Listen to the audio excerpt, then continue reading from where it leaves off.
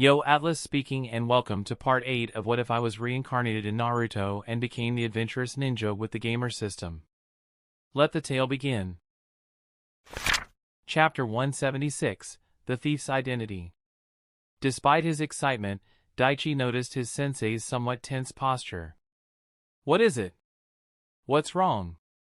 Kakashi looked at his student and let out a deep breath. What we have isn't solid proof. And our mission was to find the location of our client's heirloom.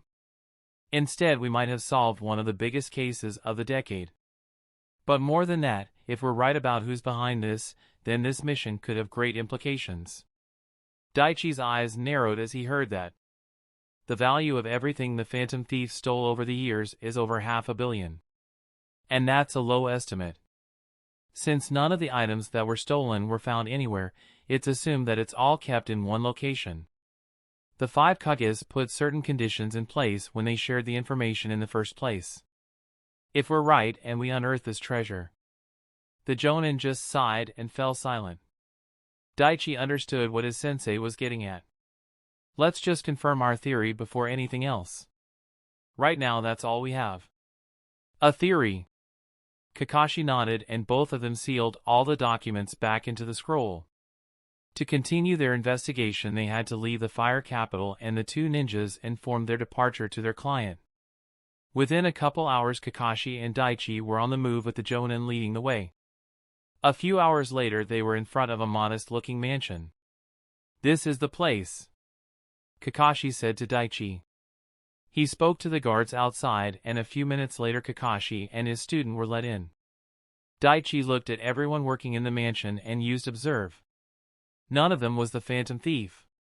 A few moments later, a man in his mid-30s approached them with a smile. Daichi looked at him and immediately knew he was the lord of this land. This guy is too young.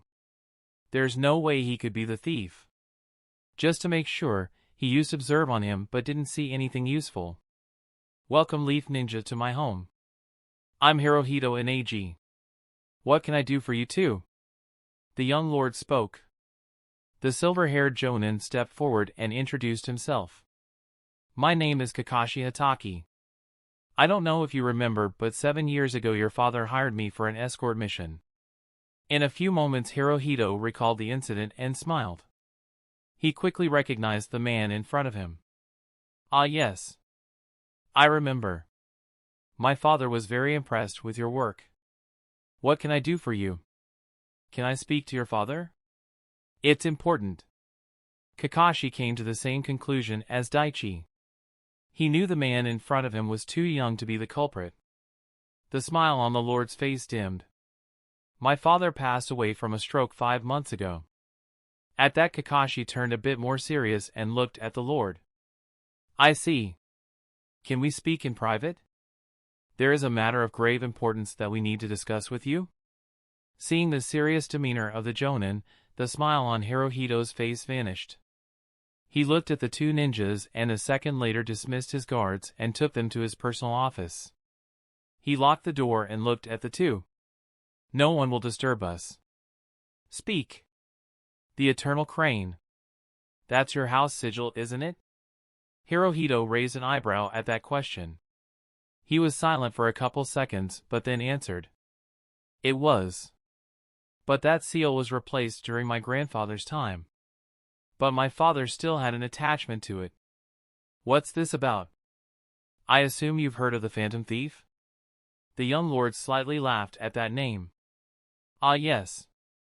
The ghost who can appear anywhere and disappear with your riches. Last anyone has heard of him was over a decade ago, I believe. What does an infamous thief have to do with my old family seal? At that, Kakashi took the world map out of scroll with the marked the locations where the Phantom Thief struck. These are all the locations the thief has struck during his time. The Jonin then took Daichi's drawing and showed it to the man. If we connect all the dots on the map, the kanji Eternal appears. But it has a unique design. The same design as the kanji on your previous house emblem. And the fact that the thief leaves a red crane as his calling card. Can you explain that? Hirohito was stunned as he heard the accusations. He looked at the map and then to the drawing. Daichi was paying close attention to the man's body language and chakra. Heartbeat elevated. Body temperature has risen and increased breathing. He's not faking it. This guy is definitely shocked. Either we have the wrong person and this is all just a coincidence, or even he didn't know about his father's double life. After a few moments of silence, the man's face turned from shock to anger. He looked at the two ninjas furious, and spoke. I can't explain it because this is some random coincidence. You don't have any proof that my father is this phantom, do you? I won't have you slander my father's name. Please leave my house. Reputation decreased with Hirohito and Eiji. Kakashi knew that since the man was a somewhat wealthy lord and with connections to the capital, it could be troublesome if he employed his more aggressive interrogation tactics. But neither the Leaf Jonin nor his student was going to leave without answers. Mr. Hirohito, I'm asking you to cooperate with us. If you don't, things will become much more problematic for you, Kakashi said with a dangerous edge in his tone. The lord narrowed his eyes and looked at the ninja in front of him. Is that a threat? Kakashi shook his head. No. I'm just stating facts. We came across this information when we were looking into the thief. I haven't reported this to the Hokage yet, but the moment I do, he will inform the Fire Daimyo. And the Fire Daimyo will definitely look into you, and he'll be obligated to inform the other feudal lords. Daichi was impressed with his sensei. Wow. Blackmail and a thinly veiled threat. His dark umbu side is showing. The young lord's eyes widened as he now began to understand the repercussions. But he was still defiant. It's still not going to be enough. What you have is just a wild conjecture. No actual evidence. You can make any kind of symbol with locations marked. If you put baseless accusations forward, there will be consequences. Kakashi continued to put pressure on the man. True, there might be. But this kanji is still a unique design. And the thief chose the locations and robbed them in the exact order you would write the kanji eternal. You have to admit, that's one hell of a coincidence. Now, whether the information we came across is a coincidence or not, your life won't be the same. The phantom thief stole from very powerful and dangerous people. No, when they find out about this new piece of information, they will no doubt come for you. And I'm sure you know just how cruel some people can be. Stop! Please! Hirohito was breathing hard. He closed his eyes and the image of his father appeared in his mind. He still couldn't believe what he was hearing, but the man slowly started to recall several suspicious and secret outings his father had. It can't be. There's no way. But if it is true, even if this information is false or just a coincidence, if this gets out, my family will be destroyed. A few moments later, the man composed himself and looked at Kakashi. The Jonin understood what Hirohito was going through. We need your cooperation on this matter. If you help us, then we might be able to keep your family's name out of this. The Lord just sighed and resigned himself. What do you need? I know your father kept a journal regarding his travels. I need to take a look at the journal. And I want you to tell us if your father had any properties that he used for any personal business. Right now we need to confirm that your father was indeed the phantom thief. Hirohito was puzzled. But won't that bring more trouble for me and my family? Not necessarily. It's believed that the phantom kept all his loot in one location. If we can recover the loot and return it and confirm that the phantom is dead, then there wouldn't be much reason for people to come after you. The silver-haired Jonin reasoned. And the only way to find the location of the stolen items is if you confirm the identity of the thief. Kakashi nodded in agreement. If I help you, will you give me your word that me and my family won't face any wrath from the daimyo? Kakashi sighed and closed his eyes for a moment. He then looked at the man and gave the honest answer. I can't promise you that. I'm sure that you had no idea of the truth about your father. So what I can promise you is this. I will tell Lord Hokage and plead for leniency. If your father is indeed the thief, and since the culprit is dead, I doubt he would come after you. And I will make sure he will make the case to the daimyo as well. Hirohito just sighed hearing that. I suppose given the situation that's the best I'm going to get. He went to his desk and after looking over a few items, took a brown leather-bound book and handed it to the jonin. This contains all the trips my father made in and out of Fire Country. Kakashi and Daichi looked through the dates and about a dozen coincided with the time the thief was present in the area. It was looking more and more like Hirohito's father was the thief. But that could also be a coincidence. There were some important functions taking place at these locations during the time of the theft. At that moment Hirohito took a small key and showed it to them. I would sometimes catch my father coming in at odd hours after being gone for a few days. He always had a believable excuse, now I'm not so sure. This key. It's to one of his private properties a few miles from here. I only found it after he passed away. Have you visited the place? Daichi asked. Just once. But I haven't seen anything valuable there. We'll need to take a look at that property. The young lord nodded and soon the trio made their way to the location. It was a small home located in a private compound. The young lord opened the gates and soon unlocked the front door. Kakashi, Daichi and Hirohito stepped inside the dusty home. It was evident that none had been living here for a long time. What exactly do you expect to find? Hirohito asked. Something that will help us with our search, Kakashi said as he looked around the place. He then looked at his student. Daichi, you remember all the items that were stolen, correct? Yeah. Good. Search the place and see if you find anything. Daichi and Kakashi looked around and moved to the living room. As Daichi looked around, something on top of a nearby table caught his eyes. Sensei, you might want to see this. Kakashi turned to look at his student who was pointing at a music box. A very familiar-looking music box. His visible eyes slightly widened at the implication. But he needed to be sure. Kakashi stepped near the table and took the music box. He opened the lid and a lady figurine in a gorgeous kimono rose on a silver circular platform, dancing to a soothing melody. What is it? Hirohito asked. During one of the heists a music box was stolen from a merchant's home. One that looks a lot like this. Kakashi replied. How can you be sure that this is the same one? At the Lord's question Kakashi recalled the memory of the man showing his old team the secret of the box. The music box that was stolen was specifically designed as a gift for his daughter. The merchant showed my team what was special about it. With those words Kakashi closed the box and looked underneath it.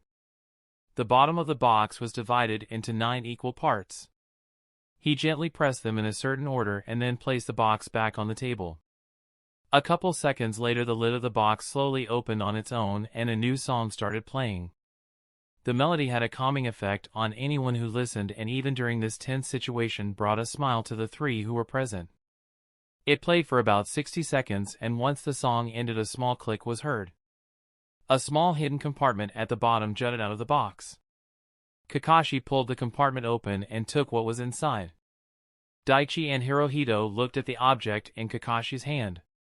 It was a photo of a happy family. A father, mother and daughter smiling as they looked at the camera. On its back were the words, "To my dear Moonlight, happy birthday. Love Papa." Kakashi saw the photo and remembered the joy on the man's face as he showed them the special gift. He also remembered the devastated expression the man had when he learned of its theft. To him the music box was more valuable than the painting that was stolen. For Daichi the moment he finished reading the words, notifications popped up. It's him. We did it. We solved one of the biggest unsolved cases in the world. Quest identify the legendary thief completed. Rewards: 3000 EXP. 450 EXP. +2 level for stealth skill. +2 wisdom stat. +1 intelligence. Reputation increases with the client. Reputation massively increases with Kakashi Hatake and Hiruzen Sarutobi, Shigeru and some people in Fire Capital and around the world. Just as the boy finished reading the words on the blue boxes a new one popped up. Third quest. Daichi's next quest has come. Chapter 177, Treasure, Part 1. Daichi looked at the third quest that appeared. Quest created, find the secret of the heirloom. Kenichi's family heirloom contains a vital secret. Find the teapot and figure out its secret. Conditions. Retrieve the heirloom and identify its secrets without damaging it. Rewards. 3000 EXP. Plus 2 intelligence. Reputation increases with Kakashi, Sarutobi Hiruzen, and several other people. Reputation increases or decreases with the client, depending on the action of the player. Failure. Cannot open the fourth quest. Reputation decreases with the client. If heirloom is damaged. So that teapot does have some secrets. And the quest says it's a vital secret. And my reputation might decrease? So if I take a certain action, my reputation may increase or decrease with him. That's strange. And it's not given in the failure part of the quest, but the reward. The young gamer thought about the clue hidden in the wording and quickly came to a conclusion. This quest. It's about finding the secret of the heirloom. After I find out the secret, depending on what I do after, the client will be pleased or displeased with me. It must be it. If I want to take the right course of action, then I need to find out what the secret is. Daichi looked around the place. He was beginning to have an idea as to what this was all about. There is no way this is a coincidence. This whole thing must be connected with the thief. Daichi! Kakashi suddenly called out to him. We have our evidence. I need you to search the whole house. We need to find the other items. The Jonin said to the boy. What will you be doing, sensei? I need to send an urgent report to the Hokage. He then turned to Hirohito. The man was shocked at what he had just learned and was quietly sitting on the couch with a downtrodden face. Hey! I need you to please stay here for the moment. Don't leave the premises for any reason. Even though Kakashi had worded it as a request, the man knew it was an unconditional demand. The young lord only nodded to the order. After everything that just happened, he didn't have the energy to argue. Kakashi took out a scroll from his pouch and started writing. Several minutes later, after his report was completed, he went outside the house and made the 5 hand seals. Summoning Jutsu. In a puff of smoke, a single dog appeared. It had tan fur, white snout, and long brown ears.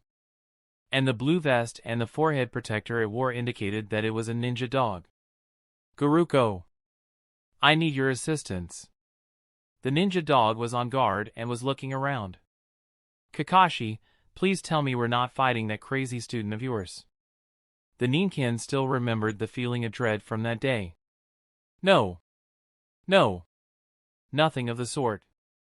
The ninja dog Guruko let out a breath of relief. What do you need? I need you to deliver this scroll to the Hokage as soon as possible. Go directly to the Hokage. The information on this scroll is very crucial. And wait for his orders. Guruko nodded and took the scroll from the Jonin. The next second he disappeared from his summoner's view. Kakashi sighed and slowly went back into the house. Daichi looked all around the house but couldn't find anything else that was stolen. There has to be something else here. What am I missing? Didn't find anything? Daichi shook his head to Kakashi's question.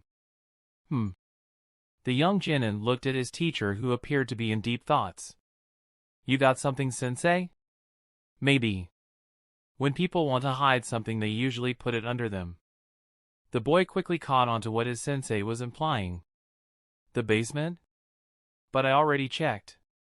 It was empty save for a few desks and chairs. Daichi said. Let's go check again. It's possible you might have missed something. Daichi didn't argue since he had nothing else to go on. As both of them headed down to the basement, Hirohito joined them. He wanted to see if his father had hidden anything more in the house. They quickly reached the basement and looked around.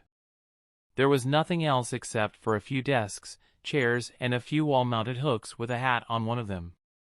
Both the ninjas started looking around the basement, but there was nothing that was out of the ordinary at first glance. As Kakashi made his way across the room, he noticed something peculiar on the floor. A few drops of some black stain was on the floor, but what was strange was that the wall was over half of the small drop. Kakashi lifted the headband over his Sharingan eye and looked at the spot. "Daichi, could you come over here for a moment?" The boy looked over to his sensei and saw that the man had his Sharingan out examining something. Daichi walked over and looked down to where his teacher was looking. He quickly noticed the anomaly and heightened his senses. Daichi bent down and took a whiff and looked closely at the stain. Seeing the two ninjas crouched at the other end of the room, Hirohito also made his way over. After a few seconds, Daichi came to a conclusion. "It's an ink stain." "Yes. But the shape is strange. It's in a semicircle. Only half of it is on the floor and the edge of this wall is clean. There isn't any stain on where the rest should be." With his Sharingan, Kakashi quickly made his analysis. Daichi looked at the wall in front of him and focused his attention on it. A few moments later, he sensed something. He placed his fingers a few millimeters above the bricks and slowly moved. "Sensei, I can feel a draft coming from this area. It's faint, but it's there," Daichi said. Kakashi nodded and knocked on the section of the wall. "Yes. You're right. I'm pretty sure there's a passage behind this wall." "Wait, hold on. Are you saying there's a secret passage behind this?" The young lord was surprised. He looked around when he first came here and didn't find anything out of the ordinary. Today is just full of surprises. And not the good kind. "Yeah. It seems so. Stand back." Daichi told the man and was reading his hand to punch right through when Kakashi stopped him. "If we force our way inside, who knows what will happen? We can't just break through. We need to open it," Kakashi said. "You think there might be traps?" "It's a possibility. Let's look around. There might be something here." With that, the duo renewed their search and focused their attention on every inch of the room. As they searched, Daichi noticed something. "Sensei, I think I found it." Kakashi walked over and looked at what Daichi was pointing at. These 4 wall-mounted hooks. One of them doesn't have as much dust or cobwebs as the others. "I think this must be the key." Daichi deduced this by the state of the hook. He also used observe just to make sure, and he was right.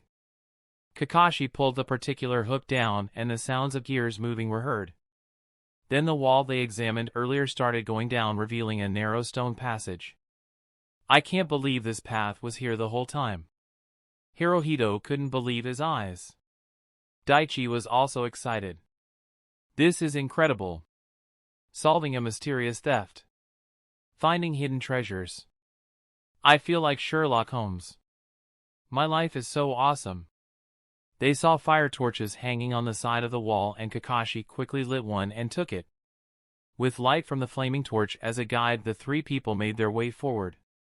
They walked for several meters and soon came to the entrance of a large octagonal-shaped room. Kakashi lit fire to the torches hanging in the room, and soon light illuminated every inch of the place. "Wow!" Daichi and Hirohito couldn't help but exclaim. "I can't believe there was something like this under the house all along," Hirohito muttered. There were over a dozen paintings hanging on the walls. Daichi turned his head and saw jewelry boxes neatly placed on a table. There were a few rare statues among the collection as well. "Looks like we found the loot of the century." "Ha ha ha," Daichi said in a glee. Kakashi looked around and he wasn't as joyful as his student. "This isn't it," he said with a sigh. Hearing Kakashi's serious tone, Daichi sobered up. "What's wrong?" "Look around, Daichi. Yes, these are many of the stolen items, but many more are missing. The phantom thief stole 2 items during his robbery. One that's priceless and another that's not worth as much. Granted, it's still valuable, but what we have in front of us are items that have secondary value," Kakashi explained. "What? You mean there's more?" The young lord was stupefied. "I can't believe my father got away with so much treasure and hid them till now." Daichi carefully looked at the items in his view and realized that his sensei was right. So this is only half the stuff, huh? He must have hidden the ones with greater value at another location. Or maybe there might be another hidden room here somewhere. We have to search this house. Maybe there's another hidden room. Kakashi nodded with that theory. It's possible. But right now we need to move forward with our mission. We have to find our client's heirloom. Daichi agreed, and the two of them started going through the stolen items. The client had shown them a picture of the item that was stolen, so they knew what they were after. Several minutes later they found what they were looking for. Kakashi found the item stashed away inside a small box. Along with it were the jewelry and scrolls that were stolen from their client's home. The teapot was black with a gold design and several precious stones embedded in various patterns. Finally, we found it. You were right, Daichi. The phantom was the one who stole from Kenichi's house. Daichi nodded and looked at the item. Observe. Inochi no Okuramono. Inochi no Okuramono, also known as Gift of Life, is a teapot created by a master craftsman and given to a Kagura Goroya by the fire daimyo as a gift for saving his life. The daimyo gave the name to the teapot due to the life-saving incident. Several rare and expensive stones were used in the creation of this item.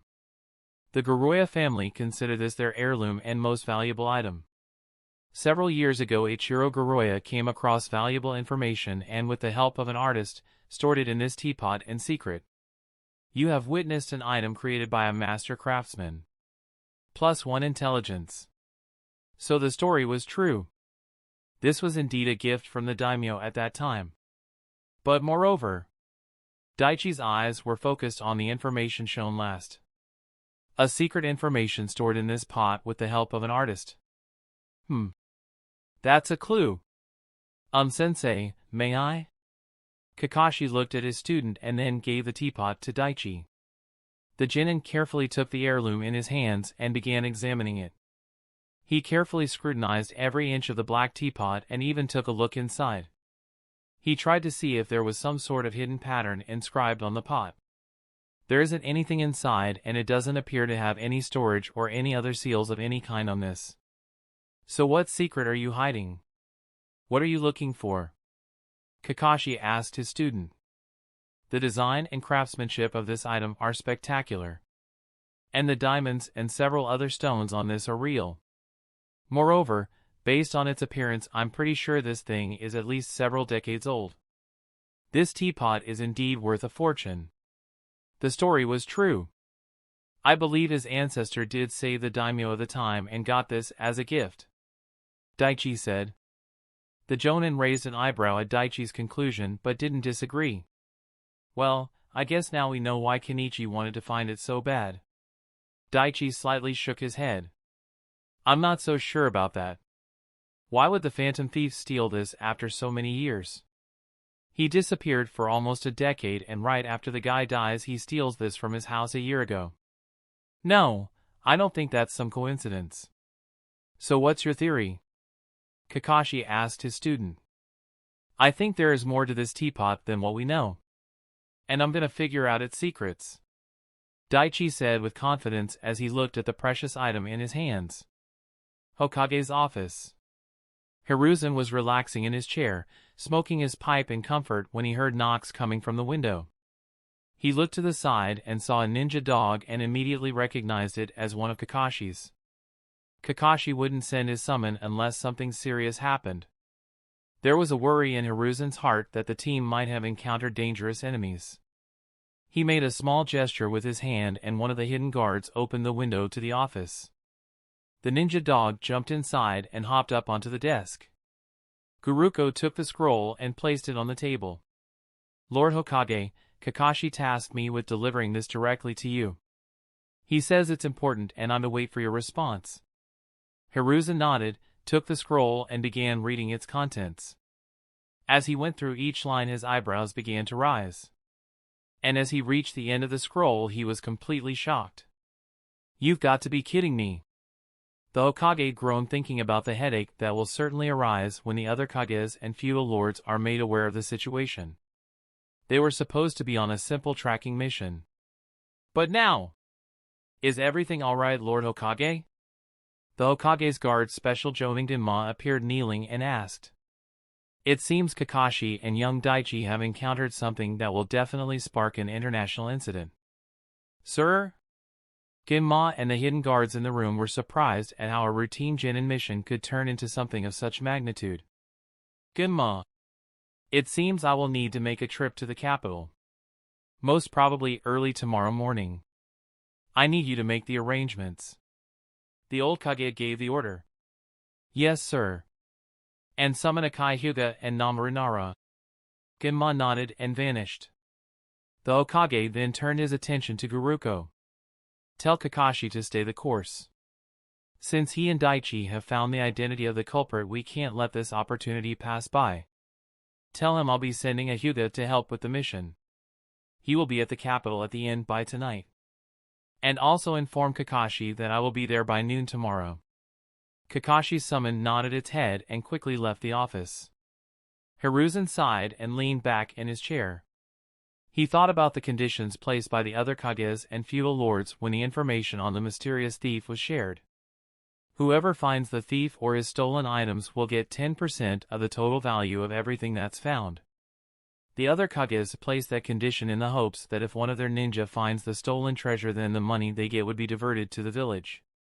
That's a lot of money. Enough to finance several dangerous missions. And that's just one of the conditions placed. This needs to be handled diplomatically. He let out a breath and stood from his chair. He paced in his office, thinking the best move forward. He slowly came near the window and stopped.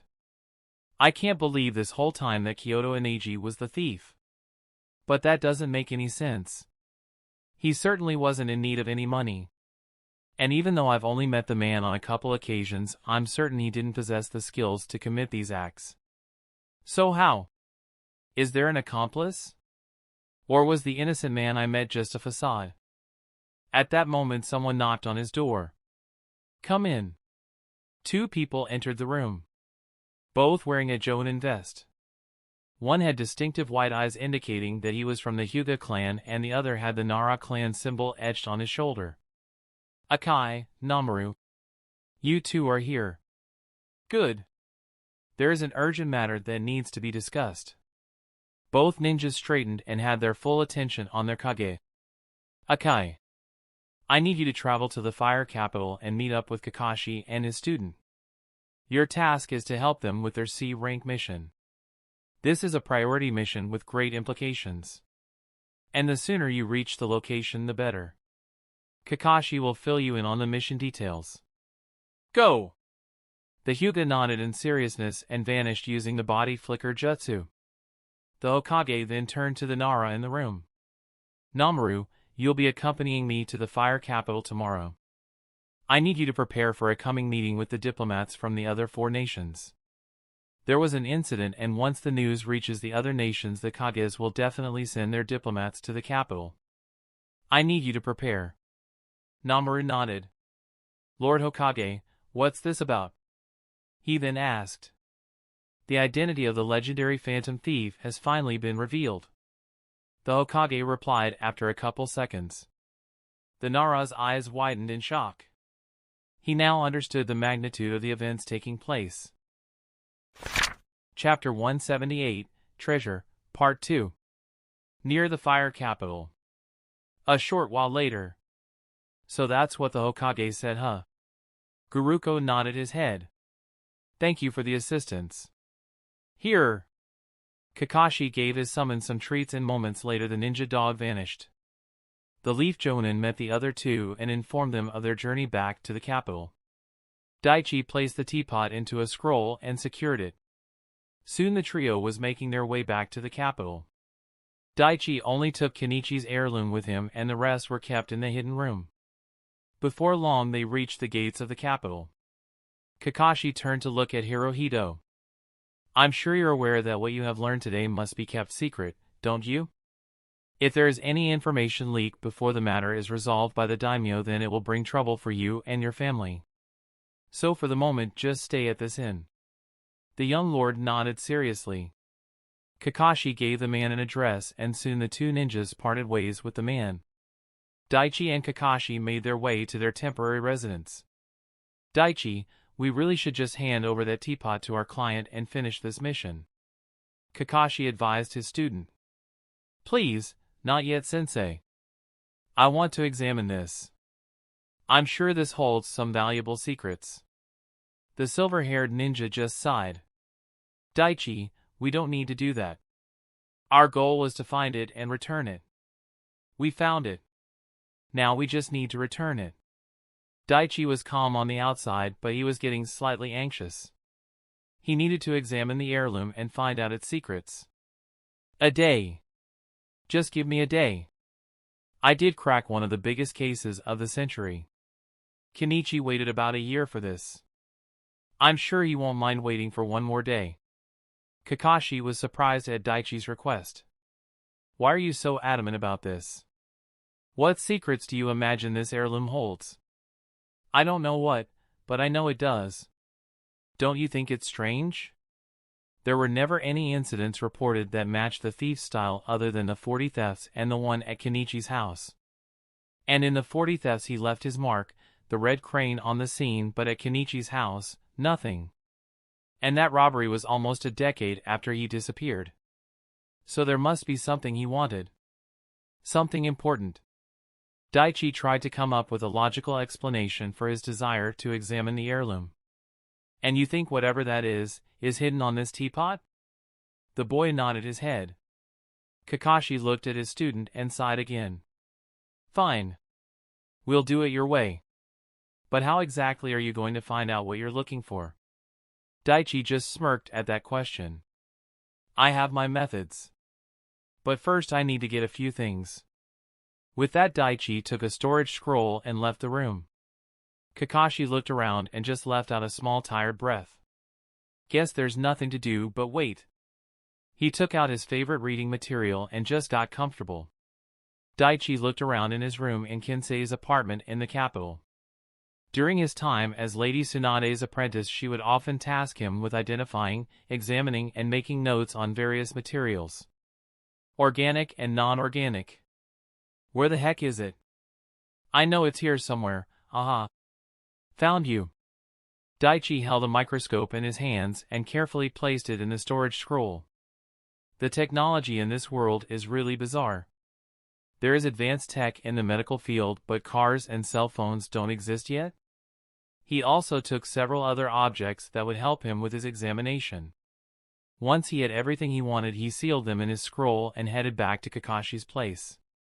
Once Daichi returned, he saw his sensei with his nose buried in his trashy book. The young genin didn't mind and in fact welcomed the quiet atmosphere. Daichi set up his equipment and was finally ready to solve the mystery. Time to begin my experiments. The information on Observe said that the guy went to an artist to help him hide his secret. So it must have something to do with paint. Or maybe ink. I need to focus on foreign material added to this in the last decade. Daichi placed both hands above the teapot and they started glowing green. A scanning jutsu created with a standard technique from Lady Tsunade and combining the gamer powers. Perfect for all occasions. But still, I never thought I'd use this to examine a teapot of all things. As he made notes on the minerals in the teapot, a few stood out. Gold, silver, and several precious elements present. But the one that was added later was phosphorus. And it's mixed with some other chemicals. Daichi took a blacklight from the storage scroll and shined it on the teapot. He sighed as he looked at the result. Nothing. I should have known it wouldn't be that easy. I thought for sure it was invisible ink. Alright, time to get some physical samples. But I have to make sure not to damage it. Daichi took a needle and scraped a minute sample from several sides. He took several samples and soon had them ready to be examined under a microscope. Time slowly went by as Daichi examined different slides and noted the materials present on the teapot. He made sure to take samples from even the inside and the bottom of the teapot. Kakashi glanced at his student from time to time but didn't say anything. It's quite something watching him work. I wonder what he'll dig up now. Hours went by and Daichi was finally done. He had made a list of all foreign chemicals and minerals that was later added to the object. Daichi looked at the chemicals used and frowned. This combination of chemicals. It's definitely used in the creation of invisible ink. But when I used a blacklight earlier, it didn't show anything? Daichi sat back down and thought it through. It's some kind of special invisible ink. I'm sure of that. So he wrote the information and hid it in plain view. But what kind of information? And how do I see it? I need to get some air. Daichi stood and went to the balcony outside the room. What am I missing? He looked ahead at the disappearing sun and suddenly had an idea. He quickly returned to his room and opened the blacklight to look at its insides. Just as I thought. Daichi made a few modifications to the device. He took out a pair of large black sunglasses and put them over the ones he already had on. He let out a breath and then shined the light over the black teapot. The result took Daichi's breath away. At that moment Kakashi spoke up from his spot. Daichi, you've been silent for a long time, and not that I don't mind the quietness, but should I be concerned? Daichi quietly took off the large sunglasses and started chuckling. He he he. Ha ha ha ha. Daichi's soft chuckle turned into full-blown laughter. Sensei. Prepare to prostrate, be humbled and weep at the magnificence of my intellect. Ha ha ha. Kakashi just looked on as his student laughed like a loon. Nope. I was wrong. It was better before. At that moment both of them were taken out of their thoughts by the knock on the door. Daichi sensed a strong chakra presence behind the door and became serious. That must be the Hyuga Lord Hokage sent. Kakashi opened the door and he was right. Come in. Akai Hyuga stepped forward and looked at the two occupants of the room. He noticed the delicate equipment set up in the place. Were they doing some kind of experiment? Hello. I'm Akai Hyuga. Special Jonin. I'm here to assist you with your mission. The man introduced himself.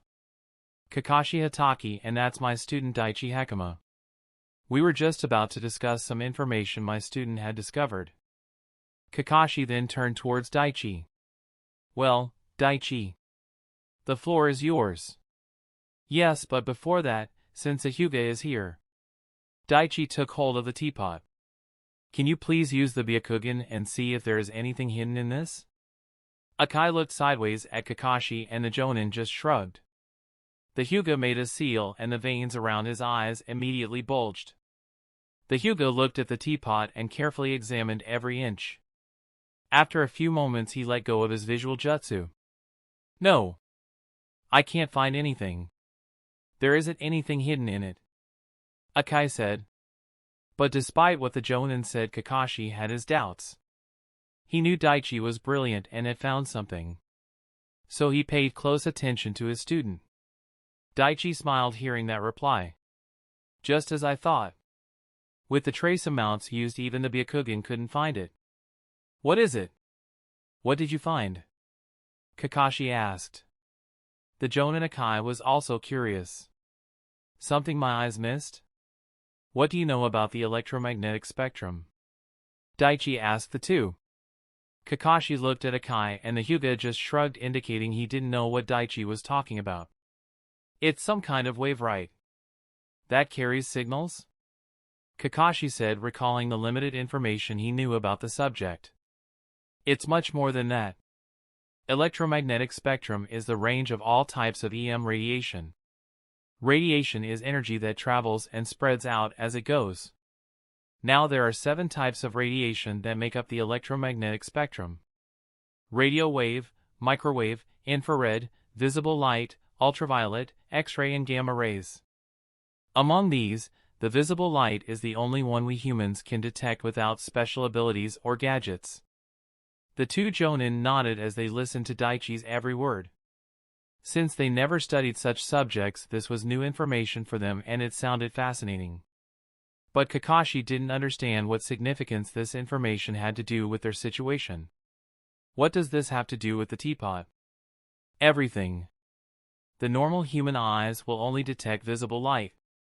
The light that's reflected off an object's surface. Now we as humans are a crafty bunch. We came up with means to send messages that escape unwanted eyes. Daichi said with a smirk. You're talking about invisible ink, aren't you? Kakashi asked. Daichi nodded. But Daichi, you used a black light earlier. I noticed. Nothing showed up.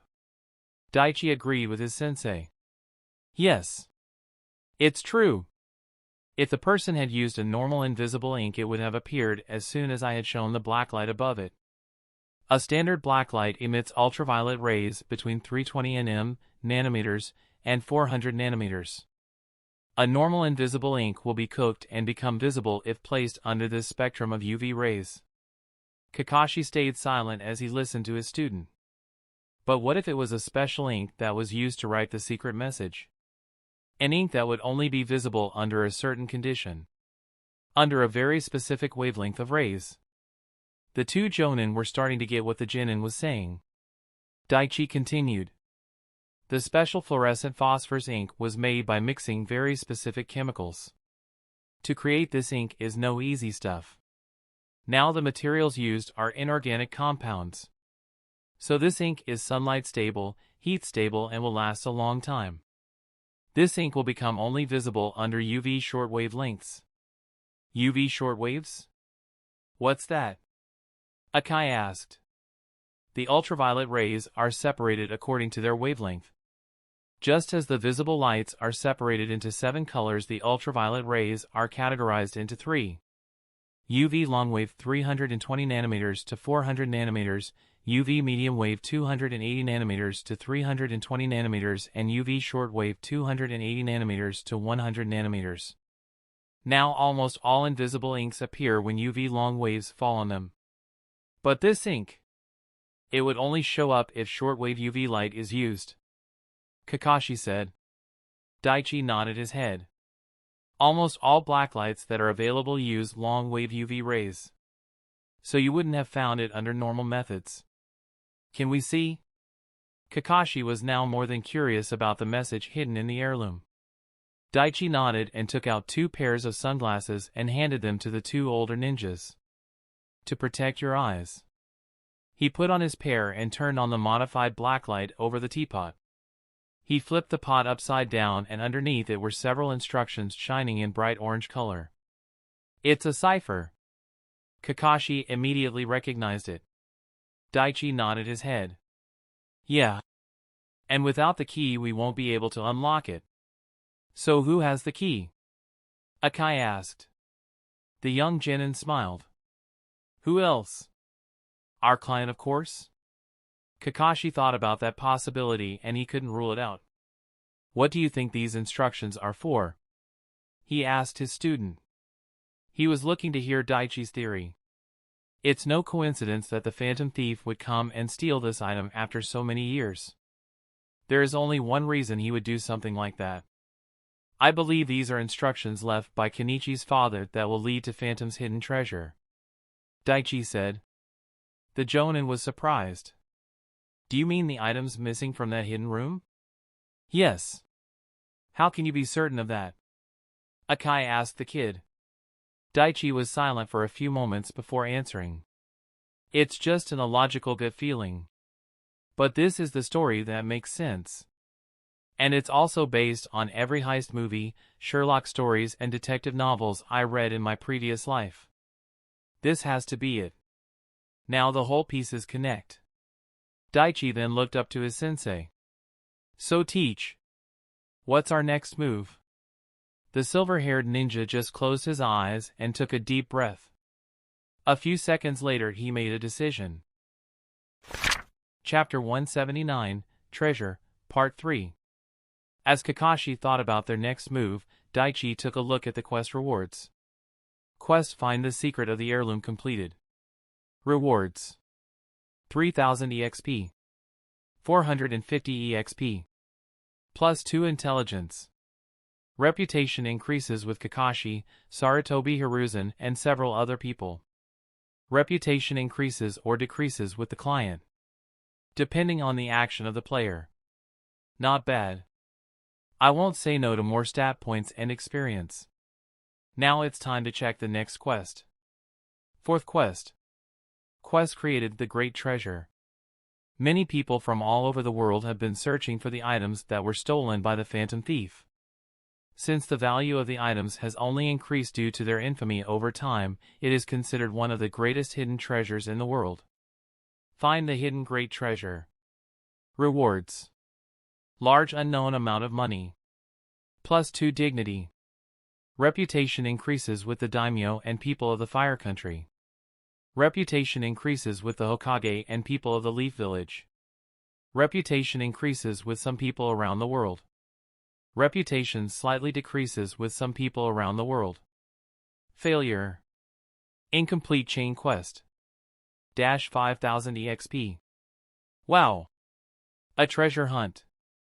How exciting! My guess was right. Daichi went through the quest and quickly accepted it. A large unknown amount of money? Will the system give me that reward, or is it going to be the Hokage? Regardless, this quest is far too profitable not to accept. Daichi didn't mind the reputation decrease portion of the reward. He knew that the attention he'll receive once he completes this quest would be negative and positive.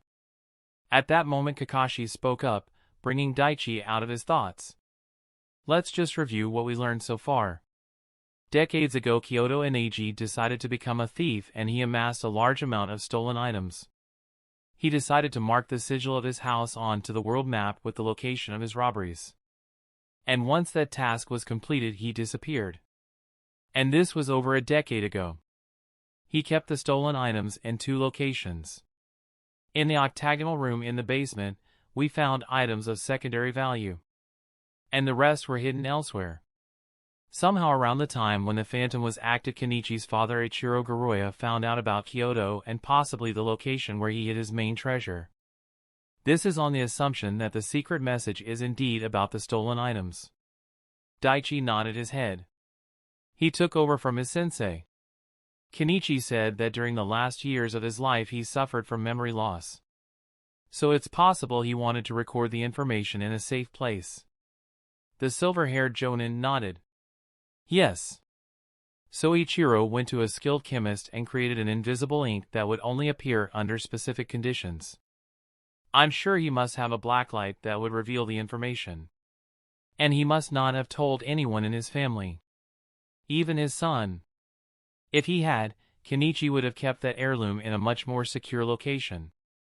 And somehow during the last couple years or so, Kyoto found out about what Ichiro did and after the man's death, went to his house to steal the heirloom and make sure his hidden treasure is never found. He probably stole random objects to confuse and mislead the people who were going to investigate. Daichi concluded his theory. Kakashi stopped and looked at the 2 ninjas in the room. But there is still a problem. We don't know if Kenichi is aware of the secret message hidden underneath the teapot. We don't know if that's his goal or if he truly regrets letting his family heirloom get stolen and is genuinely trying to get it back. Daichi tilted his head in slight confusion. Why is that a problem? If the man was genuinely trying to get the heirloom back, then it wouldn't be a problem. If we tell him everything we've learned the last few days, there is a good chance he might help us. His sensei answered. Daichi took a slight breath as he realized where his sensei was going. But if he did learn about the treasure and is after that wealth, and if we tell him, he'll just play dumb and be a lot more cautious. He won't solve the cipher and go after the treasure until he's sure we aren't watching. Precisely. And we can't exactly torture the guy for information. Kakashi nodded. But why not? And if you're worried about repercussions, then why don't you just use your Sharingan on him? Put him in a Jinjutsu and get the answers needed. Then erase his memories. Daichi asked. It's not that simple. Akai Hyuga was the one who answered. Daichi turned his attention towards the new temporary addition to the team. As far as I understand, this Kenichi is the client, yes. Daichi nodded. Akai continued. The mission that was originally given to you was to locate his stolen property. And despite the information you've come across during your search, if you put the client in a Jinjutsu or torture him for information without a very good sufficient cause, it could affect our standing with the people poorly. And not to mention that this client is wealthy and has ties to the daimyo. So even if it is an efficient logical move, it is a bad one. Yes. Kakashi agreed with his fellow Jonin. If we put him in a Jinjutsu and it turns out he didn't know anything, there will be serious backlash against us and the village. We need to proceed carefully. What about going to the Hokage? Get him to negotiate with the daimyo for us to interrogate Kenichi. Kakashi shook his head. No, it's risky. If we don't have any results, then it could put a strain on our relationship with the capital. No matter how small that might be, it's something we should avoid. Daichi shook his head upon hearing that. Look, I get what you're saying, but he knows about the treasure. And how would you know that, Daichi? Do you have any solid proof that Kenichi is aware of what his father did? Kakashi questioned his student. He looked at Daichi and he couldn't figure out why the boy was certain of this theory. Daichi was silent as he heard that question. Damn it, I can't tell them, it's because of the quest that just popped up. So what do I do? Kakashi sighed, seeing the frustration on Daichi's face. Look! I understand your frustrations. But right now all we have is speculations. Even that hidden cipher isn't enough. We need something more. And we need to be careful before taking the next step. If Kenichi has figured out that the Phantom was the one who stole the heirloom and we returned the teapot, then he'd know we figured out Phantom's identity and tracked him down. He doesn't. I'm sure of that. Daichi said in absolute confidence. What makes you say that? When we asked him if he had any idea as to who stole the teapot, he said he didn't have a clue. He wasn't lying. I'm sure of that. I believe he thinks this was just a random robbery. And if he knew it was the Phantom Thief, then he would have at least tried to send us in that direction, but he didn't. The young Genin said, confident in his deduction. After taking a few deep breaths, Daichi looked at his sensei. So what now? What do we do? Kakashi silently thought about the matter. Lord Hokage will be here by tomorrow afternoon. We'll speak with him and then we'll make a plan. Right now you should get some rest, Daichi. What will you be doing? The boy asked. Akai and I will go to Kyoto's house again. We'll check the whole place one more time just to make sure we didn't miss anything. Kakashi replied. With my Byakugan we'll be able to spot if there are any more hidden structures underneath the compound. The Hyuga added. We'll be back by morning. Try to get some sleep. Okay? At Kakashi's request, Daichi simply nodded his head. A short while later, Kakashi and Akai left the capital once again. Daichi was on the couch thinking about what to do. At that moment he thought of something and opened the scroll containing the details about the robbery at Kenichi's home a year ago. Daichi opened the scroll and looked through certain documents. There will be changes to the number and formation, but it won't matter. I'll have to make my move soon though. Just need to find the right time. And I can't draw anyone's attention. With a few plans in mind, Daichi soon went to sleep.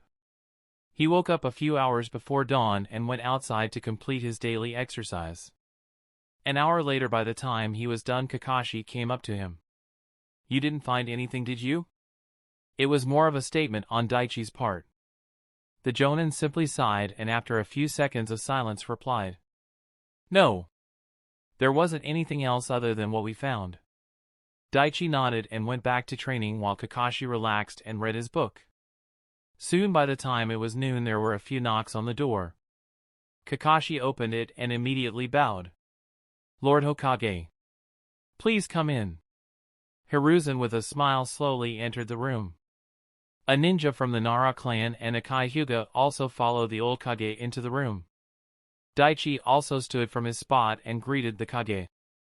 Lord Hokage. Daichi, Kakashi, you two certainly know how to make things interesting for me. Hiruzen said with a small laugh. Please tell me you're not complaining that we cracked one of the biggest unsolved cases in the last few decades.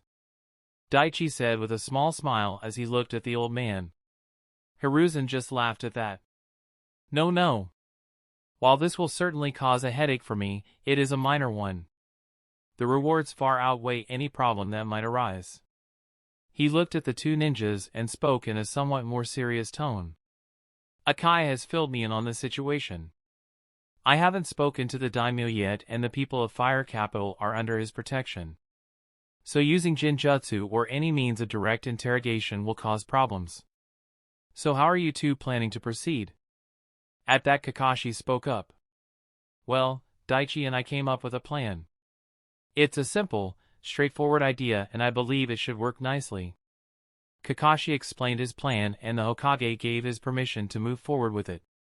The next day, Daichi and Kakashi were in Kenichi's office. Daichi held the precious teapot in his hands and showed it to their client. I believe you were looking for this, sir, Daichi said with a smile.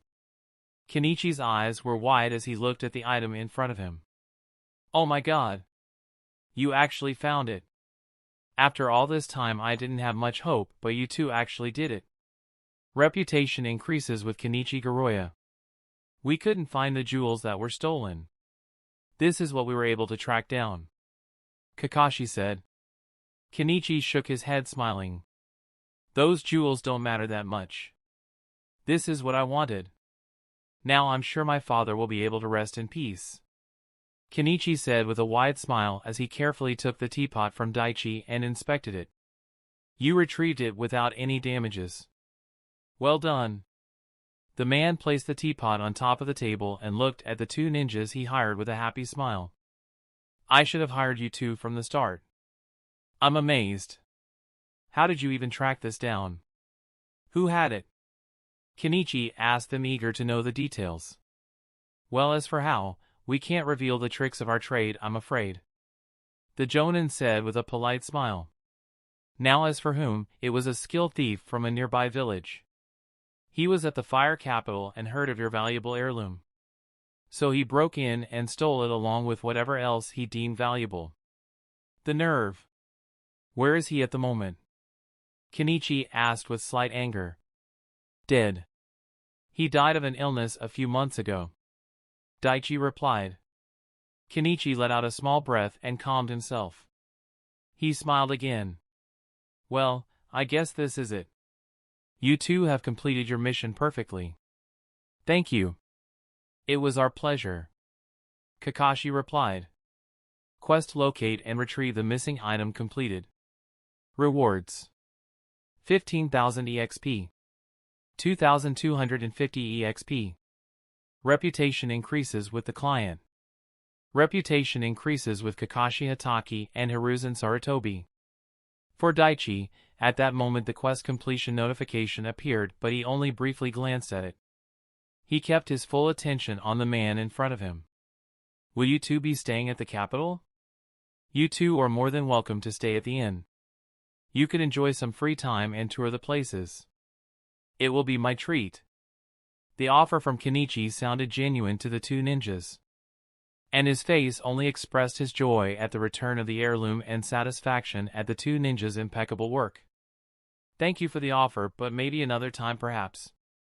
Now that our mission is complete here, we'll be returning to the village promptly, Kakashi said, smiling.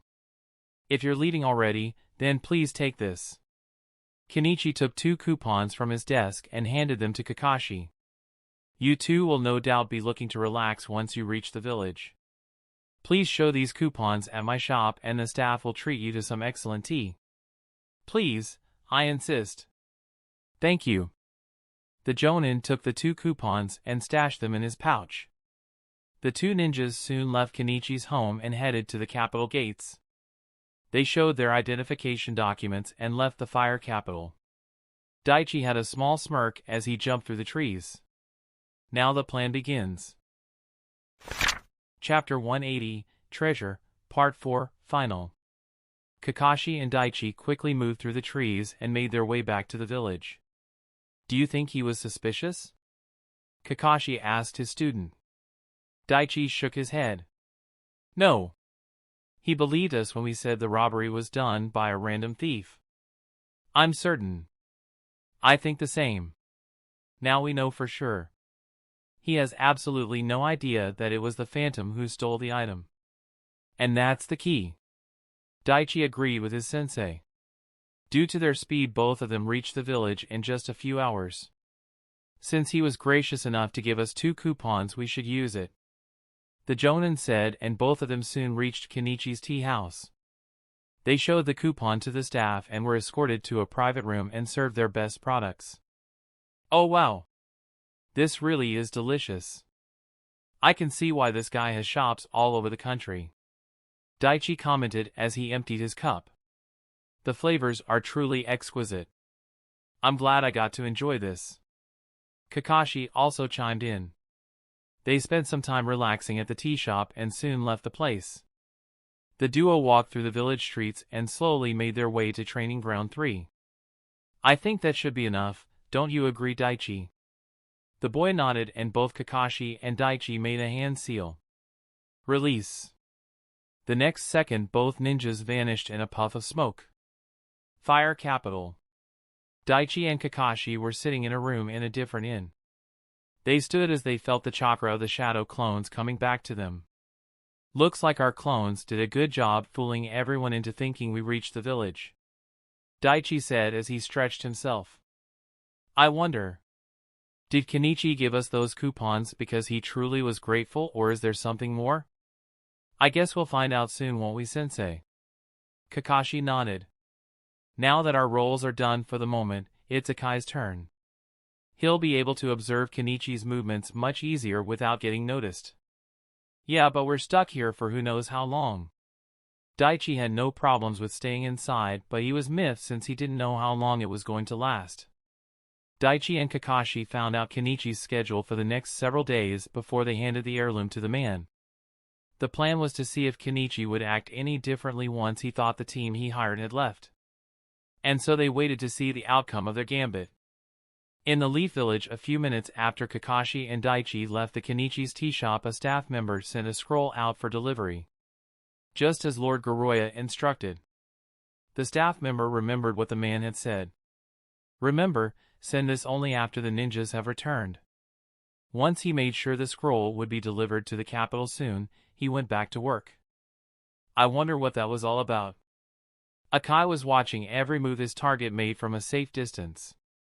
He made notes of the people the man met and where he went. The shadow clones of Kakashi and Daichi left that morning and it was already late evening. He hasn't done anything suspicious yet. Well, only a day has gone by after all. Does he really not know what that teapot contains? Akai Hyuga frowned as he paid close attention to the man. But at that moment the Hyuga saw someone deliver a scroll to Kenichi and Akai saw the glee and joy on the man's face. What's he so happy about? What's in that scroll? The spying Jonin clearly saw the change in the man's demeanor. Looks like Kakashi and Daichi's plan is working. This will be interesting. Kenichi looked at the scroll his men had delivered to him from the Leaf Village. It contained the monthly report and details of his business operations of the tea shop in the Leaf Village. A normal scroll with no real value or secret message from someone else's perspective. But that wasn't the case. I tasked him with sending me this scroll only after he confirmed the arrival of the 2 ninjas back in the village. He was to send this specific scroll should that happen. It seems the 2 ninjas really did return to the village. They weren't suspicious about my story at all. Fantastic. The man closed the parchment and went back inside. He went to his private chamber and looked at the family heirloom with an intensity that wasn't present before. The great hidden treasure of the legendary Phantom Thief. It's all mine. He took the teapot and carefully held it in his hands. When I read my father's personal journal, I never expected something like this. A secret message stored on the family heirloom. Time to see if it's true or not. Kenichi closed the door to his room and all the windows and made sure he had absolute privacy. He took a specialized lighting equipment and turned it on. The entire room was bathed in blue ultraviolet rays. He shined the light over the teapot. He frowned, seeing nothing. But then he carefully took the pot and looked underneath. The next second a wide smile was on his face. Yes. It's all true. The location of the great treasure. His journal didn't mention how he found out the identity of the thief or how he came by the secret location, but He knew his memory was failing him.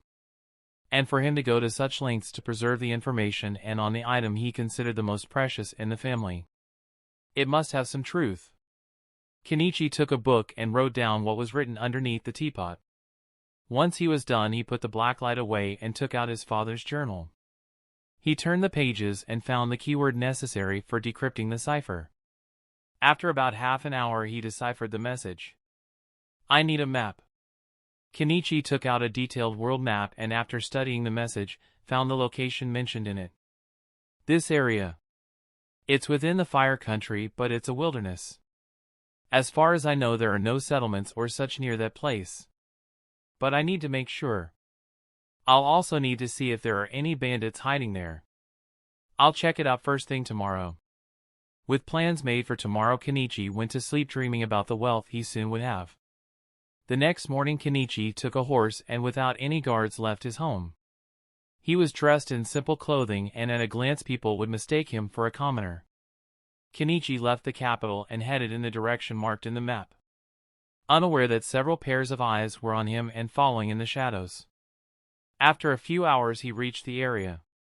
Kenichi looked around and didn't find another soul in the area. Perfect. There isn't anybody here. This place isn't near any traveling routes and there is no strategic value here. The chances of someone coming here is low. That will make this easier. He began his search in the thick wilderness. Come on. It should be here. He carefully looked around and several minutes later found it. A small well that was covered in thick vegetation appeared in his view. That's it. That's the spot. Even after all these years, it's still here. That well is an ideal location to hide important stuff. Kenichi took a look inside the well. The water was clear, but he could see a few small snakes and insects inside the water and crawling on the sides of the inner wall. I need to get rid of these pests. Can't enjoy the treasure if I'm dead due to a snake bite. Kenichi had some training in chakra and knew a few low-level techniques, so he wasn't that worried. He got to work and after an hour he was done. He looked around and still found no one. He was anxious to see what was at the bottom of the well and without wasting a second he jumped inside. He landed and stood on top of the water on shaky feet. Wow! The man held his hands out as if to steady himself. I can't believe all those times spent on learning about chakra and its uses came in handy. Time to see what's underneath my feet.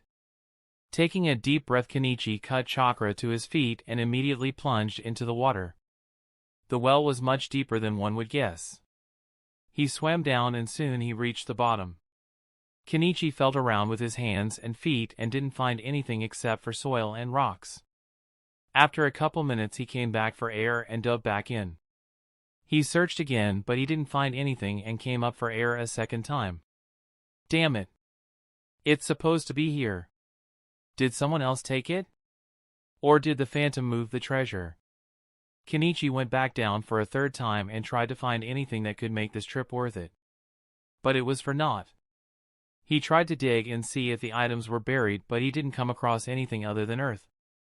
He slammed his fists into the wall of the well as took several breaths of air. Damn it! Damn it! It's not here. Either it was all a lie or someone else got here first. Kenichi was depressed that his endeavor didn't bear any fruit. He slowly climbed out of the well and when he looked up he saw the smiling faces of Daichi, Kakashi, and the stoic face of Akai Hyuga. Hi there. You seem to be having some trouble. Kenichi was so shocked at their presence that he almost slipped and fell back into the well. He held on and slowly climbed out. Ah! How, air? What are you doing here? I thought you went back to the village. We did. Daichi answered. But we decided to take a stroll. It was Kakashi who said that part. Kenichi narrowed his eyes. He didn't find any treasure and he was already in a bad mood. I mean, how did you get here? Were you following me? Well, we were at the capital a few hours ago and then decided to explore. We just happened to go in the same direction as you. The silver-haired Jonin said with a chuckle. Anyway, what are you doing here in the middle of nowhere and inside a well? Kenichi was silent as he heard the question. I was inside that well for quite a while. They couldn't have seen me if they were just passing by, so they must have been here for a while. They've been following me since I left my home. Nothing. I just dropped something and went to get it. With those words, Kenichi made his way to his horse. You deciphered the cipher, didn't you? Daichi's question stopped the man in his tracks. Despite his body being cold, he began to slightly sweat. No. Maybe I can still get out of this if I just act dumb. There isn't anything here. So without any evidence, I won't be in any trouble. I don't know what you're talking about. The man answered without even looking at the three ninjas. Your father was a clever man. To leave a message in a special fluorescent ink that only appears under the light from a special blacklight. Kenichi swallowed and took a deep breath. There is no way these guys can know the phantom is connected, can they? No. It's impossible. I'll just pretend I was here trying to find something else. He turned around to face the ninjas. It was just gibberish. There wasn't anything here. He marked this on the teapot and I just wanted to know why. That's not a crime, is it? No. But deliberately withholding information that could potentially help the village discover a vast stolen wealth is. Kakashi said, and the smile on his face slowly vanished. Kakashi-senpai. I believe it's time we use the carrot and stick. Akai said. The Jonin-sensei nodded and spoke to Kenichi. Mr. Kenichi Goroya. Let's stop playing these games. We know the code written on the teapot is the location of the treasure stolen by the infamous Phantom Thief. We know for certain because we've found his real identity and already found his safe house and part of the stolen loot. Kenichi's eyes widened as he heard that. The gears in his mind slowly turned. Wait a minute. It wasn't just some random thief that stole from my home. It was him, wasn't it? Yes. Daichi answered. But he died several months ago. Now let me explain what's going to happen. The Hokage is already in the capital. And soon the daimyo will get involved. You coming here means you knew the truth about the teapot. And since you stayed silent, you're going to be in trouble. We're going to find the remaining treasure, and so you have two options. You can cooperate, forget about the stolen wealth, and maybe the daimyo will forgive you. He might even give you a reward for leading us to the thief. Or stay silent, we find the treasure and you'll get to face the daimyo's anger. Reputation decreases with Kenichi Goroya. Kenichi gritted his teeth. Damn it. Now no matter what I say, the daimyo will eventually get involved. And I'll be in trouble. I'm backed into a corner. Wait. Kenichi then smiled as he looked at them. I wasn't trying to take the stolen treasure for myself. I swear. The reason I didn't say anything earlier is because I wanted to make sure it really was what it was, and then once I found it I was going to gift it to the fire daimyo. I had no intention of keeping the stolen items for myself. He said in a smiling, humble tone. Daichi's sweat dropped as he looked at the man's 180 degrees flip in expression. Man. This guy is unbelievable. A wolf in sheep's clothing. Akai Hyuga narrowed his eyes as he looked at the man. How shameless can you be? Trying to play that card now. Daichi and Akai frowned as they looked at the man. But Kakashi was smiling. Oh, is that right? Then we were mistaken. If that's the case, then you wouldn't mind telling us what was written underneath the teapot, would you? Since you didn't find anything in the well, maybe we'll give it a try. What do you say? Kenichi was smiling, but on the inside he lamented. Damn it. I can't lie to them. If I do, I'll be in even more trouble. I don't have a choice. Sure. The message was this location, and it said that inside the well I'll find a great treasure. That's it. I see. Well, thank you for informing us. We'll take it from here. Kakashi said, and the next second he created a shadow clone. Why don't you return to the village? My clone will escort you. Kenichi knew it wasn't a request. He nodded without saying a word, got on his horse and started to make his way back home with the Kakashi shadow clone following. So Akai, find anything?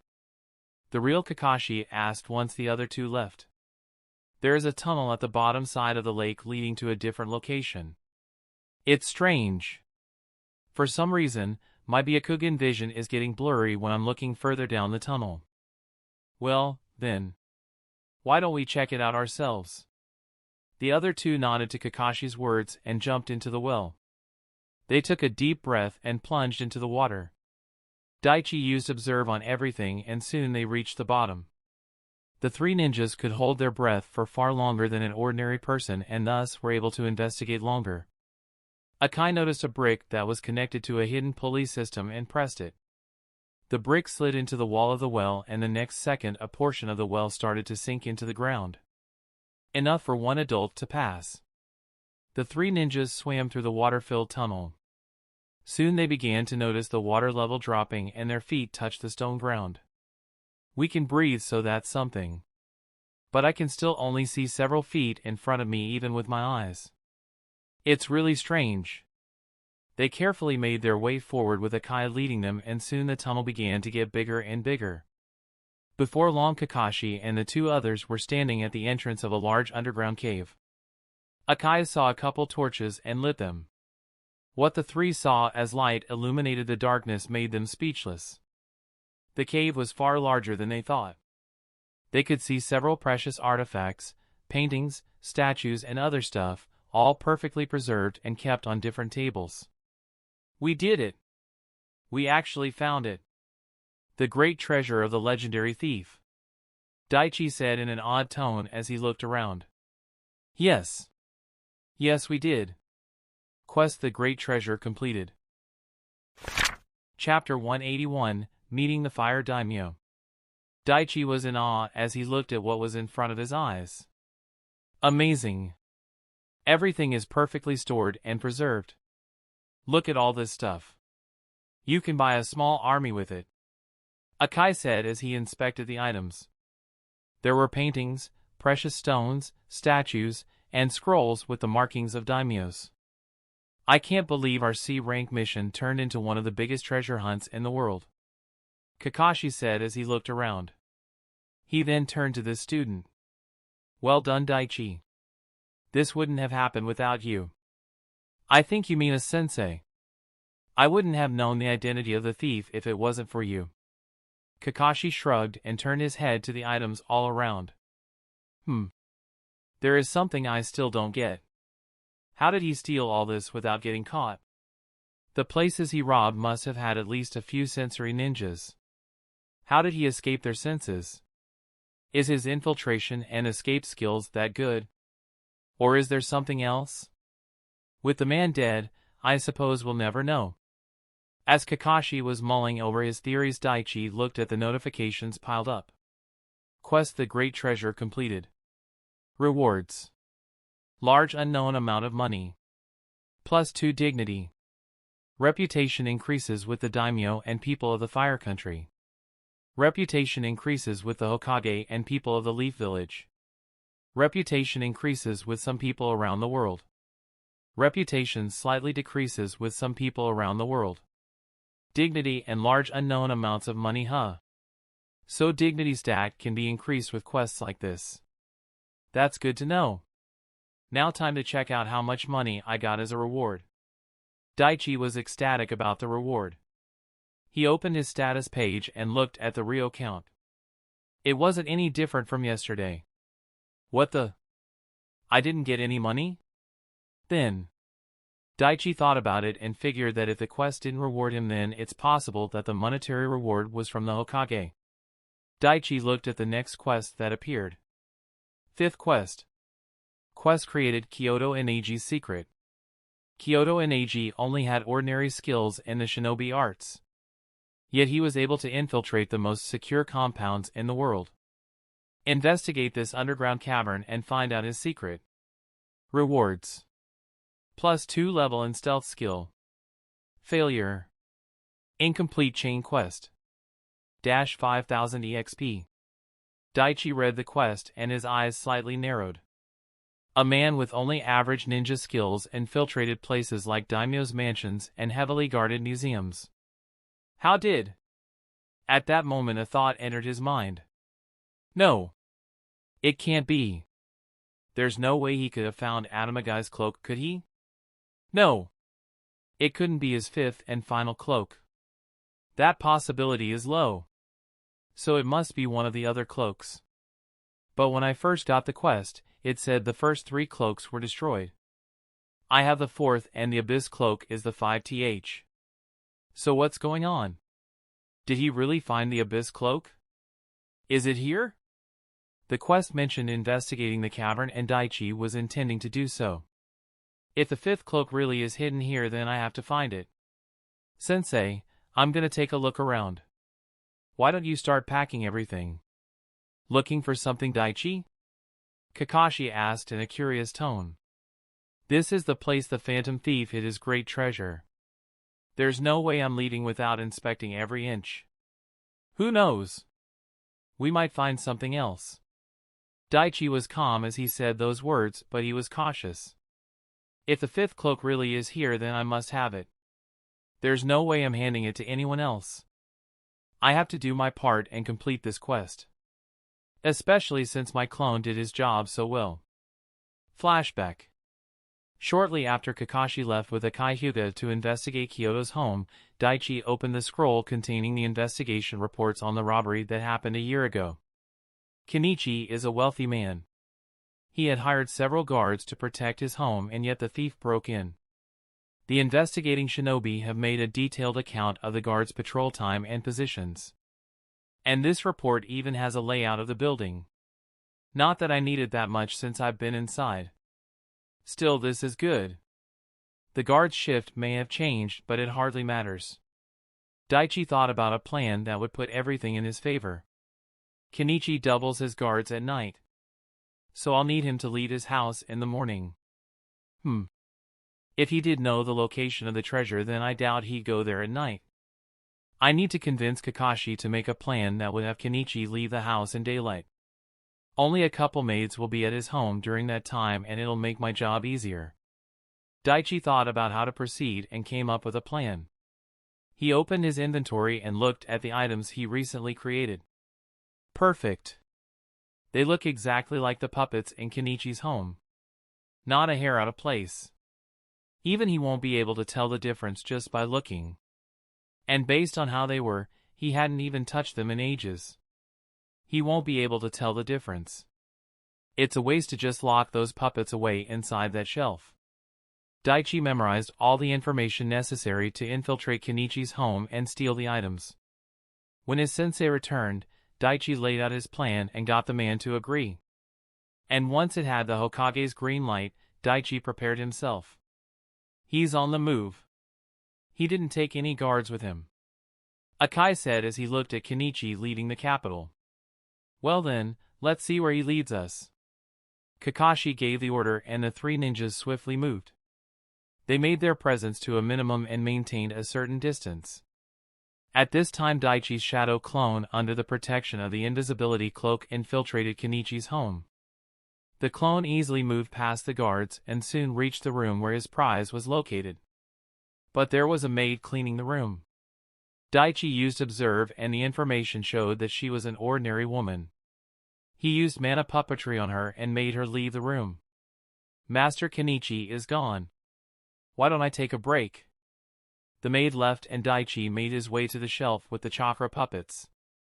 He opened the shelf without making any noise and carefully lifted the items and placed them in his inventory. Once that was done, he replaced them with identical wooden sculptures. With his mission completed, the clone slowly made his way outside. He carefully moved through the streets and reached his room. The clone took off the cloak and placed it in the inventory, and the next second vanished. Flashback end. Half an hour went by and Kakashi and Akai were sealing the items in a scroll while Daichi looked around. As he observed every inch of the place, he came across something peculiar. At the far end in a corner, a rock stood out with burn marks. Daichi would have ignored it if there was no quest, but since he was searching for clues, he decided to inspect it. There was something else on the burned rock. Daichi knelt and carefully inspected the area. Something was burned here. But what? He looked closer and he could see something. Observe. Atamagai's cloak, destroyed. A charred piece of fabric from the third cloak Atamagai Uzumaki created. Last used by Kyoto in AG. The observed skill didn't show any more information on the piece of item. The third cloak. Now it makes sense. He did have it, but after he was done with his thievery he destroyed the cloak. But why the hell would he do that? This is a great stealth item. Why would he destroy it? Quest Kyoto in AG's secret completed. Rewards. +2 level in stealth skill. First chain quest completed. 2,500 EXP. 375 EXP. Daichi didn't know the answer, but he didn't care. As long as it wasn't the fifth cloak and the quest was completed, it doesn't really matter now. Completed, huh? It seems this chain quest is officially done. Still, this is a bit underwhelming. I thought this guy had some awesome skills or stealth jutsu. Turns out he only just had a cheat cloak. Find something, Daichi? Kakashi came near and asked his student. Daichi held the small burnt fabric and spoke. This was the only thing here, it's almost fully burned. Kakashi took the item and carefully examined it. Seems like a fabric of some sort. Must have been part of his disguise. It's no use to us now. Yeah, that's what I thought too. Daichi replied. I've finished storing everything. What do you say we leave, Kakashi? The Hyuga spoke up at that moment. Daichi and Kakashi looked around one last time and nodded their heads. They started making their way back to the fire capital.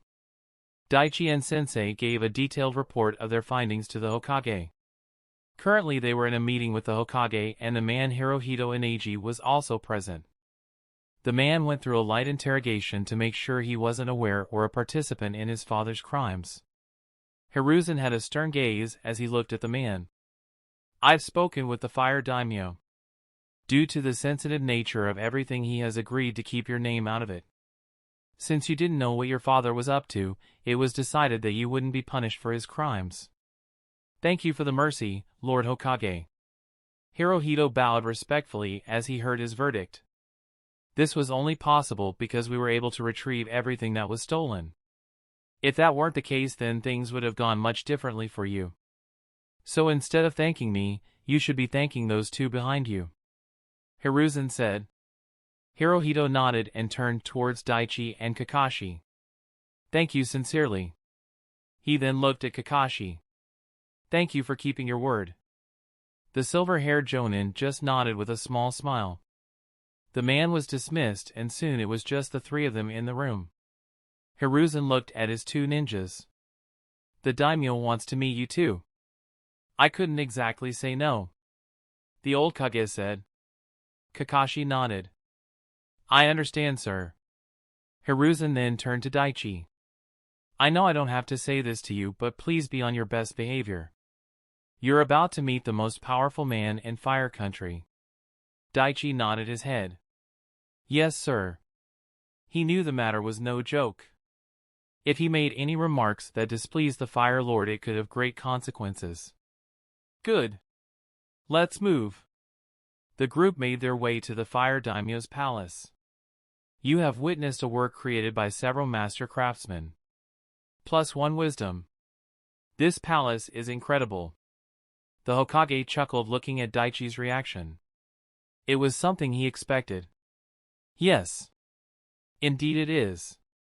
This is the Fire Lord's home after all. There were guards everywhere. Visible and hidden. Daichi could sense all of them with his mana. He knew using chakra sense was a bad idea. No. There definitely would be a sensory-type ninja hidden. If I use chakra sense and he detects me, that might cause some trouble. Better not risk it. A high-ranking court official met them and led them inside. Soon they reached a room with two giant doors in gold and red design. This is Lord Ryuga's personal chamber. Come. The doors opened and they went in.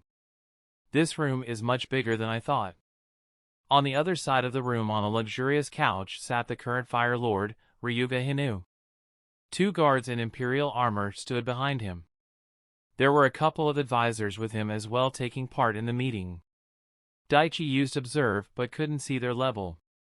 When he used Mana Scout, he sensed several other ninjas hidden throughout the room. Must be some of the 12 Guardian ninjas. The daimyo smiled as he looked at the Hokage. Ah!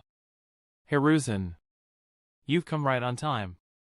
As always. I did not wish to make you wait. And it helps that I do like to be punctual. Hiruzen replied with a polite smile. Daimyo laughed merrily after hearing that. Come. Sit, sit. While Hiruzen sat on the opposite couch, Daichi and Kakashi stood near him. And like that, the meeting with some of the most powerful people in Fire Country began. Chapter 182, Ryuga Hinu. Come. Sit, sit. At the daimyo's invitation, Hiruzen took his seat and his two ninjas stood behind him.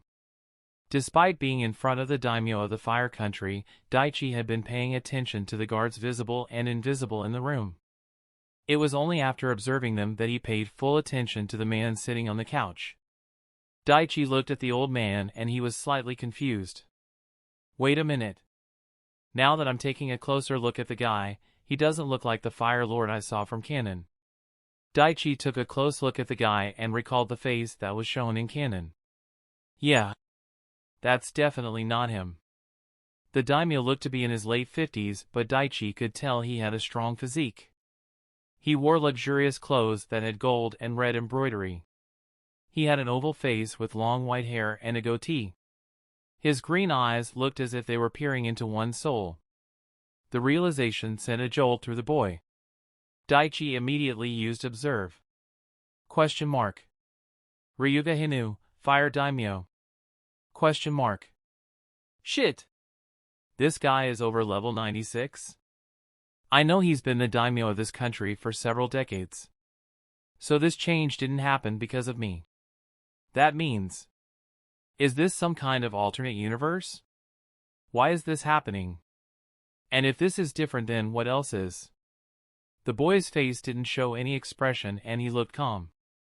But Daichi was anxious inside.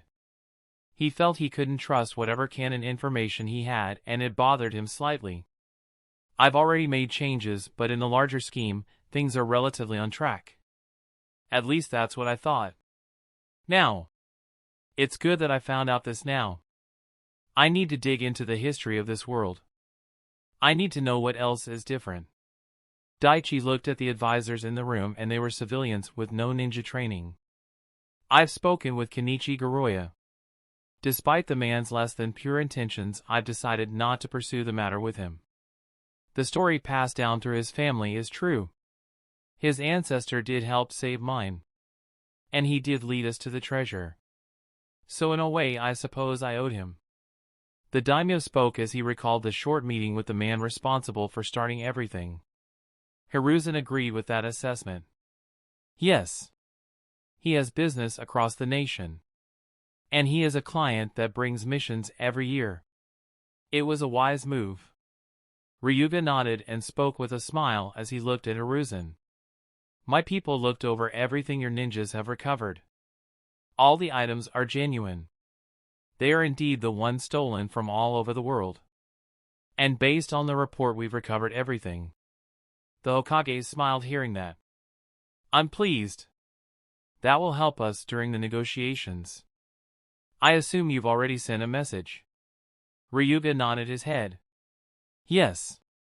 This isn't something that can be hidden. And I still clearly remember the conditions set forth by everyone. He was silent for a moment and then continued. The other kages and daimyos will be sending their diplomats. They'll be here in a few days. Things will become hectic. He sighed and leaned back in his seat. The kage nodded. He too knew the seriousness of the situation. Yes. That's why I brought Namarunaro with me. You know, Hiruzen, you could have given me a heads up about this sooner. Ryuga said with a small sigh. I know.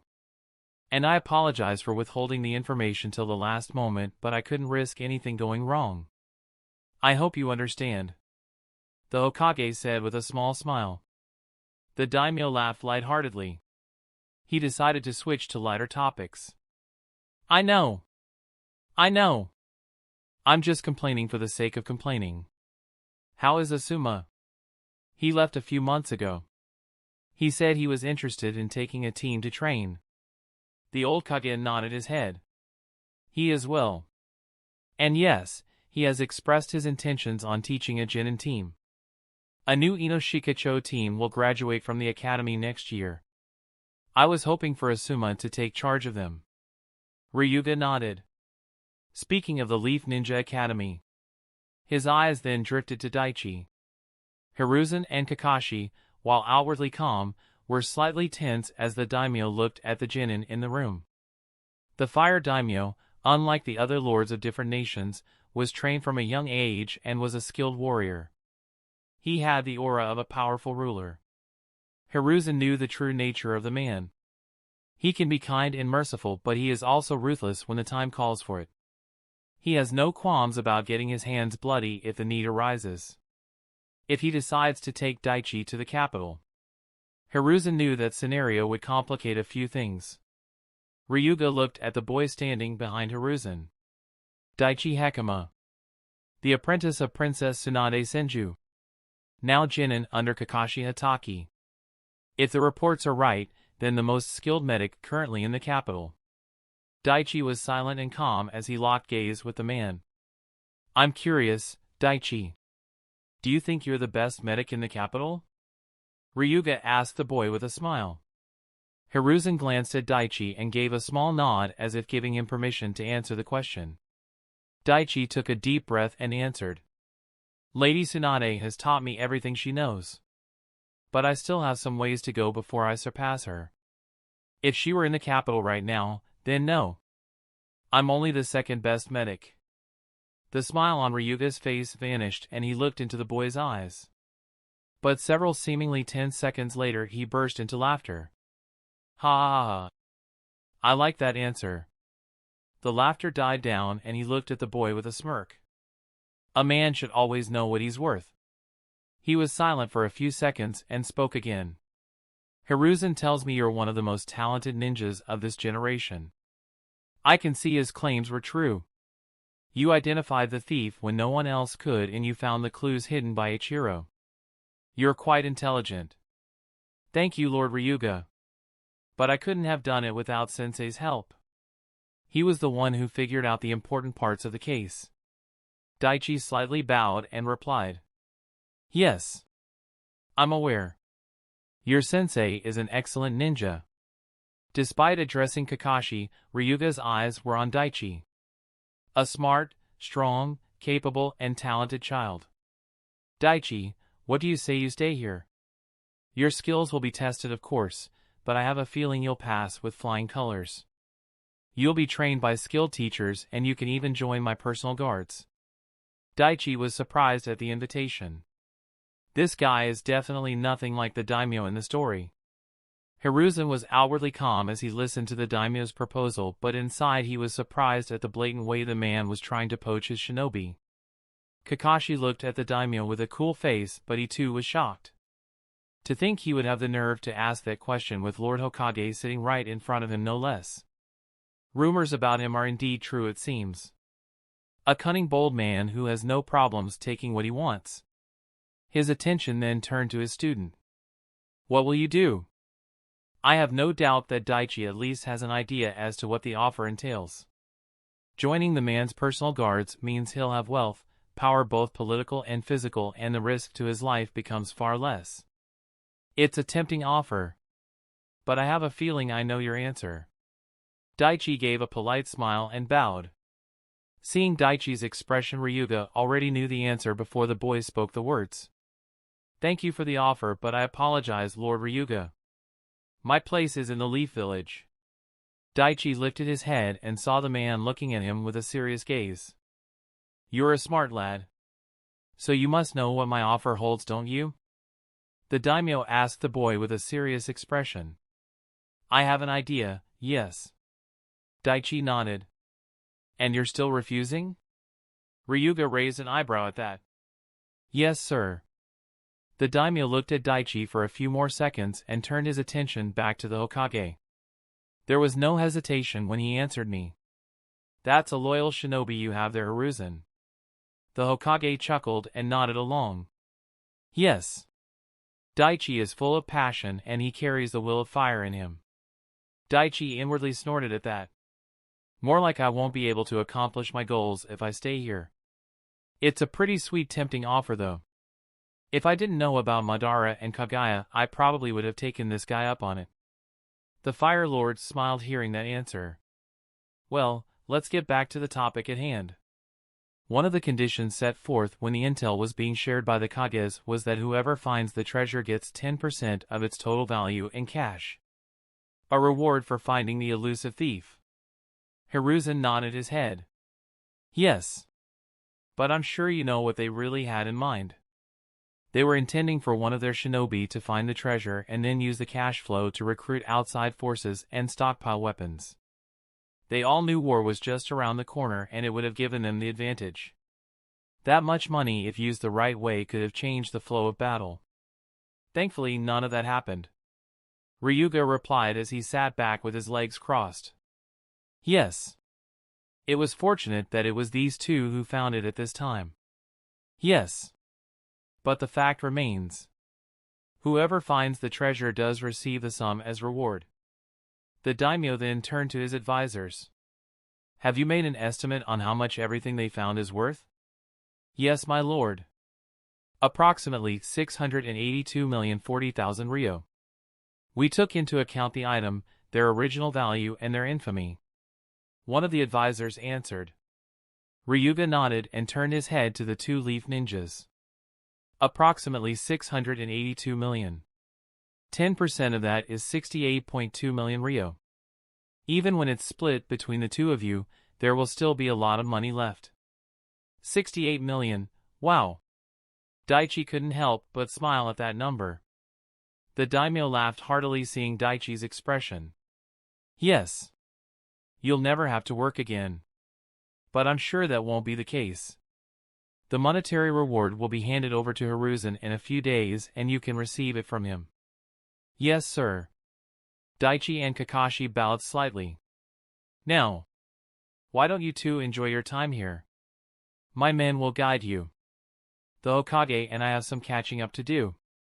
Ryuga spoke and his advisors stood and motioned Kakashi and Daichi to follow as they bowed to their lord and left the room.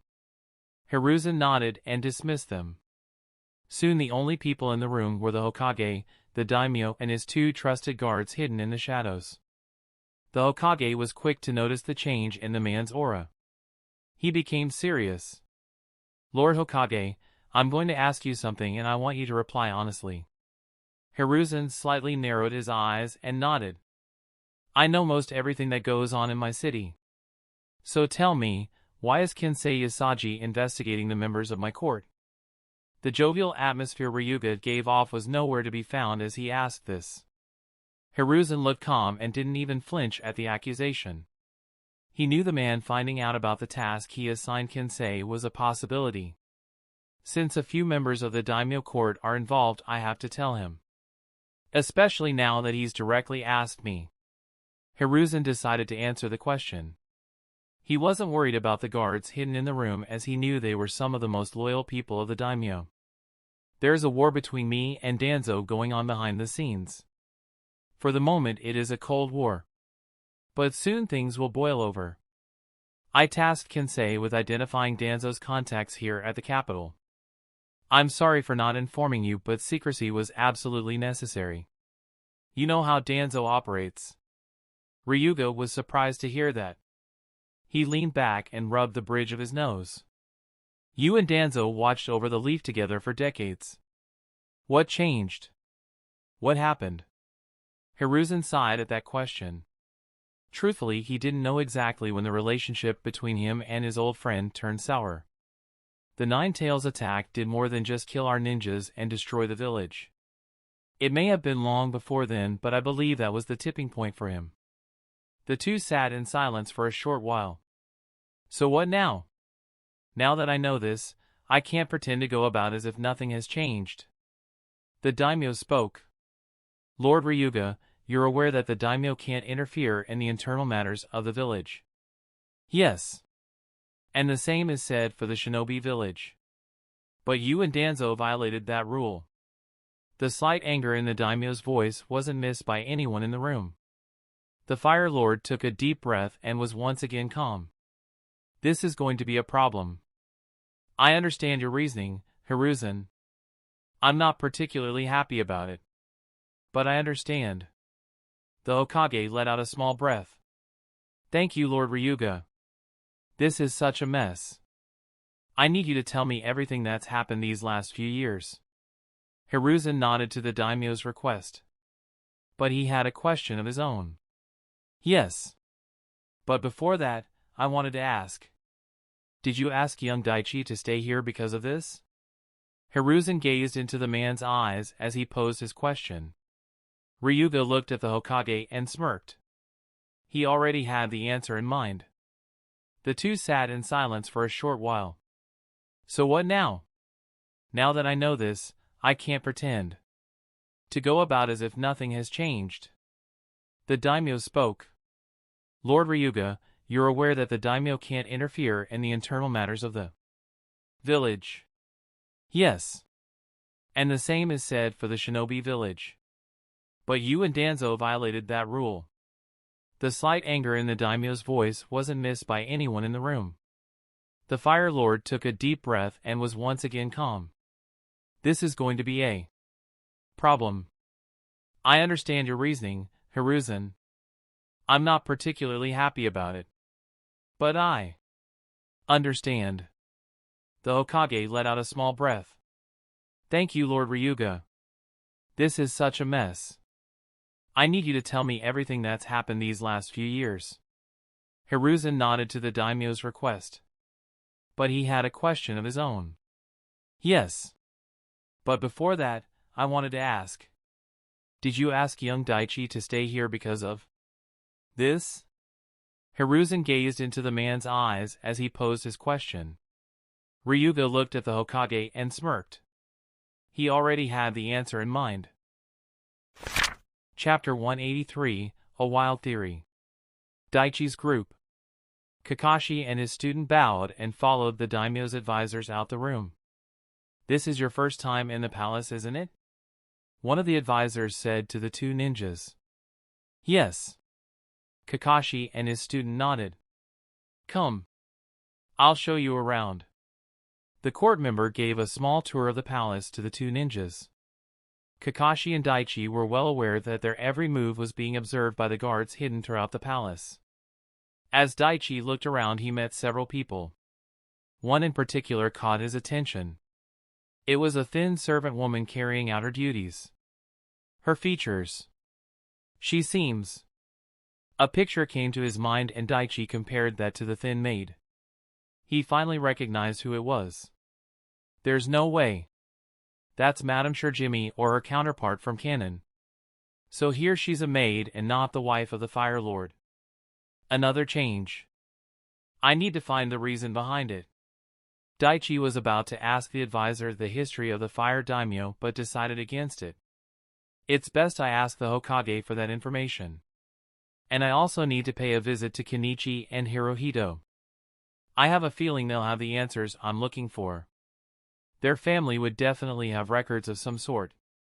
Soon their tour came to an end and at that time the Hokage came to meet them. We'll be here for a few days. The diplomats from other countries will arrive and I need you to prepare a detailed report, Kakashi.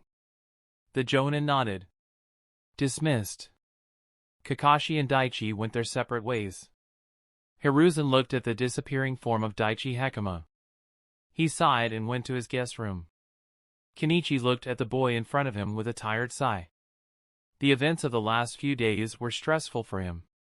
What brings you here, Daichi? I want to know more about your great-grandfather? The man was puzzled at that request.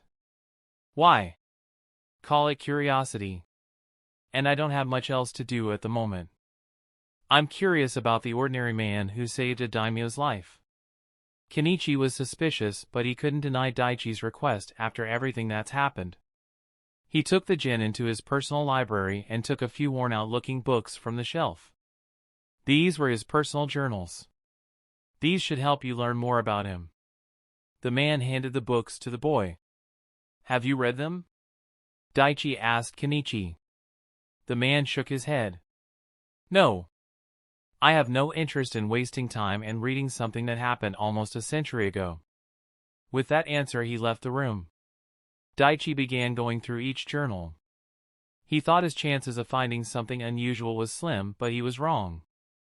After just an hour he stumbled on a critical piece of information. Daichi's eyes carefully read the lines written in the book. An hour after I opened my shop, a strange traveler came in. The only thing I could see was his eyes. Everything else was shrouded in black clothing. The Komugi clan and the Hyuga clan had a small battle not too far from here, so I was wary of the stranger. Even though I was slightly scared, I served him without hesitation.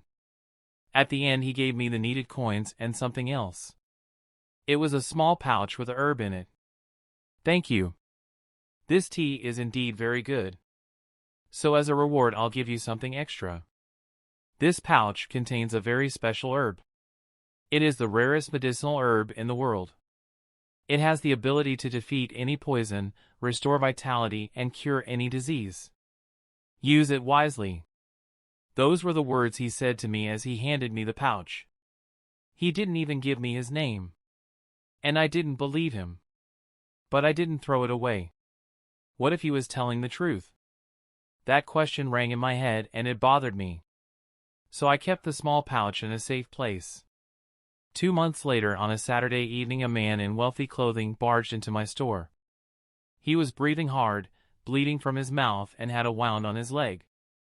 He didn't tell me who he was, but I could see that he was going to die. The next second, I was rushing to take the pouch the stranger gave me, and I gave the man the herb inside. The stranger was saved. I didn't know what prompted me to do what I did, but I'm glad it happened. It was only later that I learned that he was the daimyo of this nation. As a reward for saving his life, the daimyo gave me wealth, land, and a precious heirloom. But still, all this couldn't have been possible without that stranger.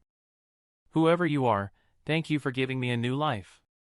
Daichi finished reading and leaned back in his chair. So that guy didn't have any secret knowledge about medicine or herbs.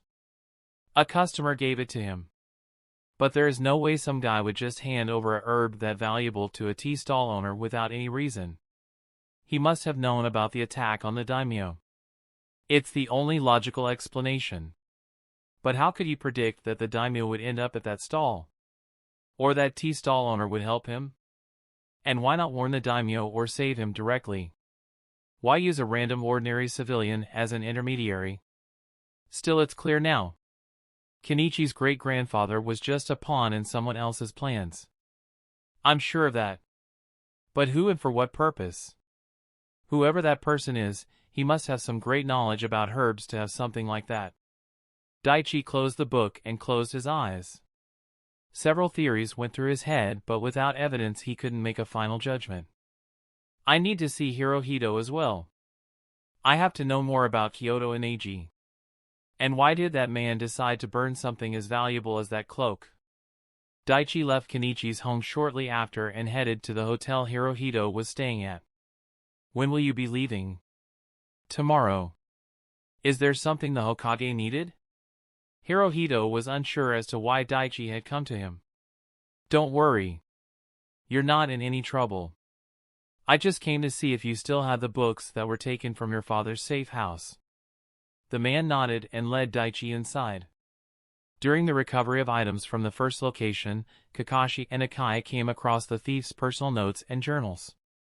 They took it and after thorough examination determined that it didn't contain any relevant information, and thus returned them to his son. Daichi went through the journals and notes and, like Kakashi, didn't find anything of significance. At first. Wait. This guy used Atamagai's cloak. That means there is a strong possibility that he could use mana powers. Is it possible? Daichi concentrated mana energy to his fingertips and placed them on top of the books. Nothing changed on the outside. But Daichi opened the book and saw new texts appear on the back of the book. I was right. He can use mana. So that's how he hid it. He wrote mundane information in normal ink from the right and invaluable secret info with mana from the left side of the book. No one would get suspicious at that. Now time to find out what secrets you're hiding. Daichi read through the information and found several pieces of interest. During his childhood he met a strange man who taught him the ability to use mana. And Kyoto was given a book with clues that lead to the third cloak. He was cunning but also a rebellious man, and he hated his father. The eternal red crane was the house sigil of his mother. And when it was changed, Kyoto didn't want it to be forgotten and looked for a way to mark it forever. He solved the clues in the book and found the cloak. He used it not only for his robberies but also to spy on his competition and enemies. Daichi closely read the last few parts of the secret text written by Kyoto. This cloak is slowly killing me. Whenever I used it I felt a small pain in my head, but now I feel like I'm dying. If I use this again, I know I surely will. Since I've accomplished my goals I have no need for it. Now that I've completed the 40th mark I can rest. That man Ichiro Goroya. He found out about my secret identity, or at least found the location of my treasure. I don't know how that's possible. I was so careful. But it doesn't matter. His memory is failing him and he let slip that he knew the location of a treasure to his friends. They thought the disease was affecting his memories and didn't take him seriously, but when I heard it I knew I couldn't take the risk. After his death I used the cloak one last time. I searched everywhere and made sure to throw off the ones who will look for me from my trail. I cannot use this cloak any further. It's time I destroyed it. Daichi then read the text below that addressed him. If you are reading this, then that means you have the ability to use this special energy. In all my life I haven't come across anyone that had this power other than the man who taught it to me. So if you are reading these words, then you have that power too, and you found out who I really am. I'm sorry I destroyed the cloak. I did it so that it wouldn't kill you. You have a unique power. Carve your mark on this world. Just like I did. Good luck. Daichi closed the book and let out a breath. So there was someone else who could use mana. And he taught it to Kyoto when he was young. But what could he possibly gain from this? What reason could he have had to teach Kyoto about mana? Maybe someone asked him to? An obligation?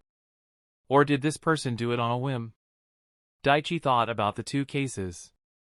The man who gave Kenichi's great-grandfather the herb, and about the unknown man who taught mana to Kyoto. In both incidents, two unknown people helped them without seemingly getting anything in return. Strange. Very strange. Both incidents happened several decades apart. So I'm sure there is no connection between Kyoto and the old tea stall owner. Daichi stood from his chair and soon left Hirohito's place. He had one more person to see. Hiruzen was enjoying a warm, comfortable tea when someone knocked on his door. Come in. He was surprised to see that it was Daichi. What do you need? The old man smiled and asked. Do you know the history of the fire capital? Hiruzen frowned upon hearing that question. What exactly are you looking for? I'm curious about the attack that happened to Lord Ryuga's ancestor. An attack on the daimyo would definitely not be the work of some random person. Why the sudden interest in an incident that happened almost 100 years ago? I have an inquisitive mind, Lord Hokage. Daichi replied with a smile.